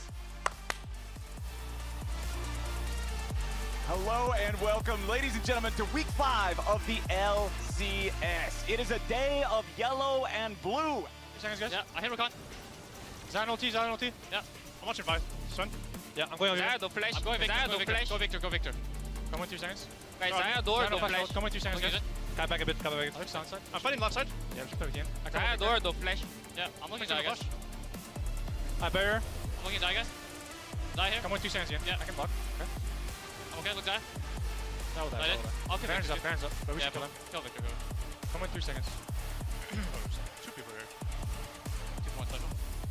I got Victor. Yeah, you got both. Oh, we flash. Yeah.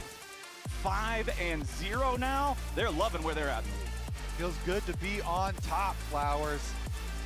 Try to retake this. Stay on max.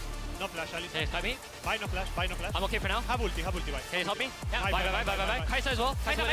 Buy first, buy first. Kaisa. Beran. We go Beran.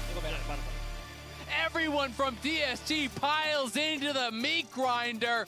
They get destroyed as this time Yon reacts perfectly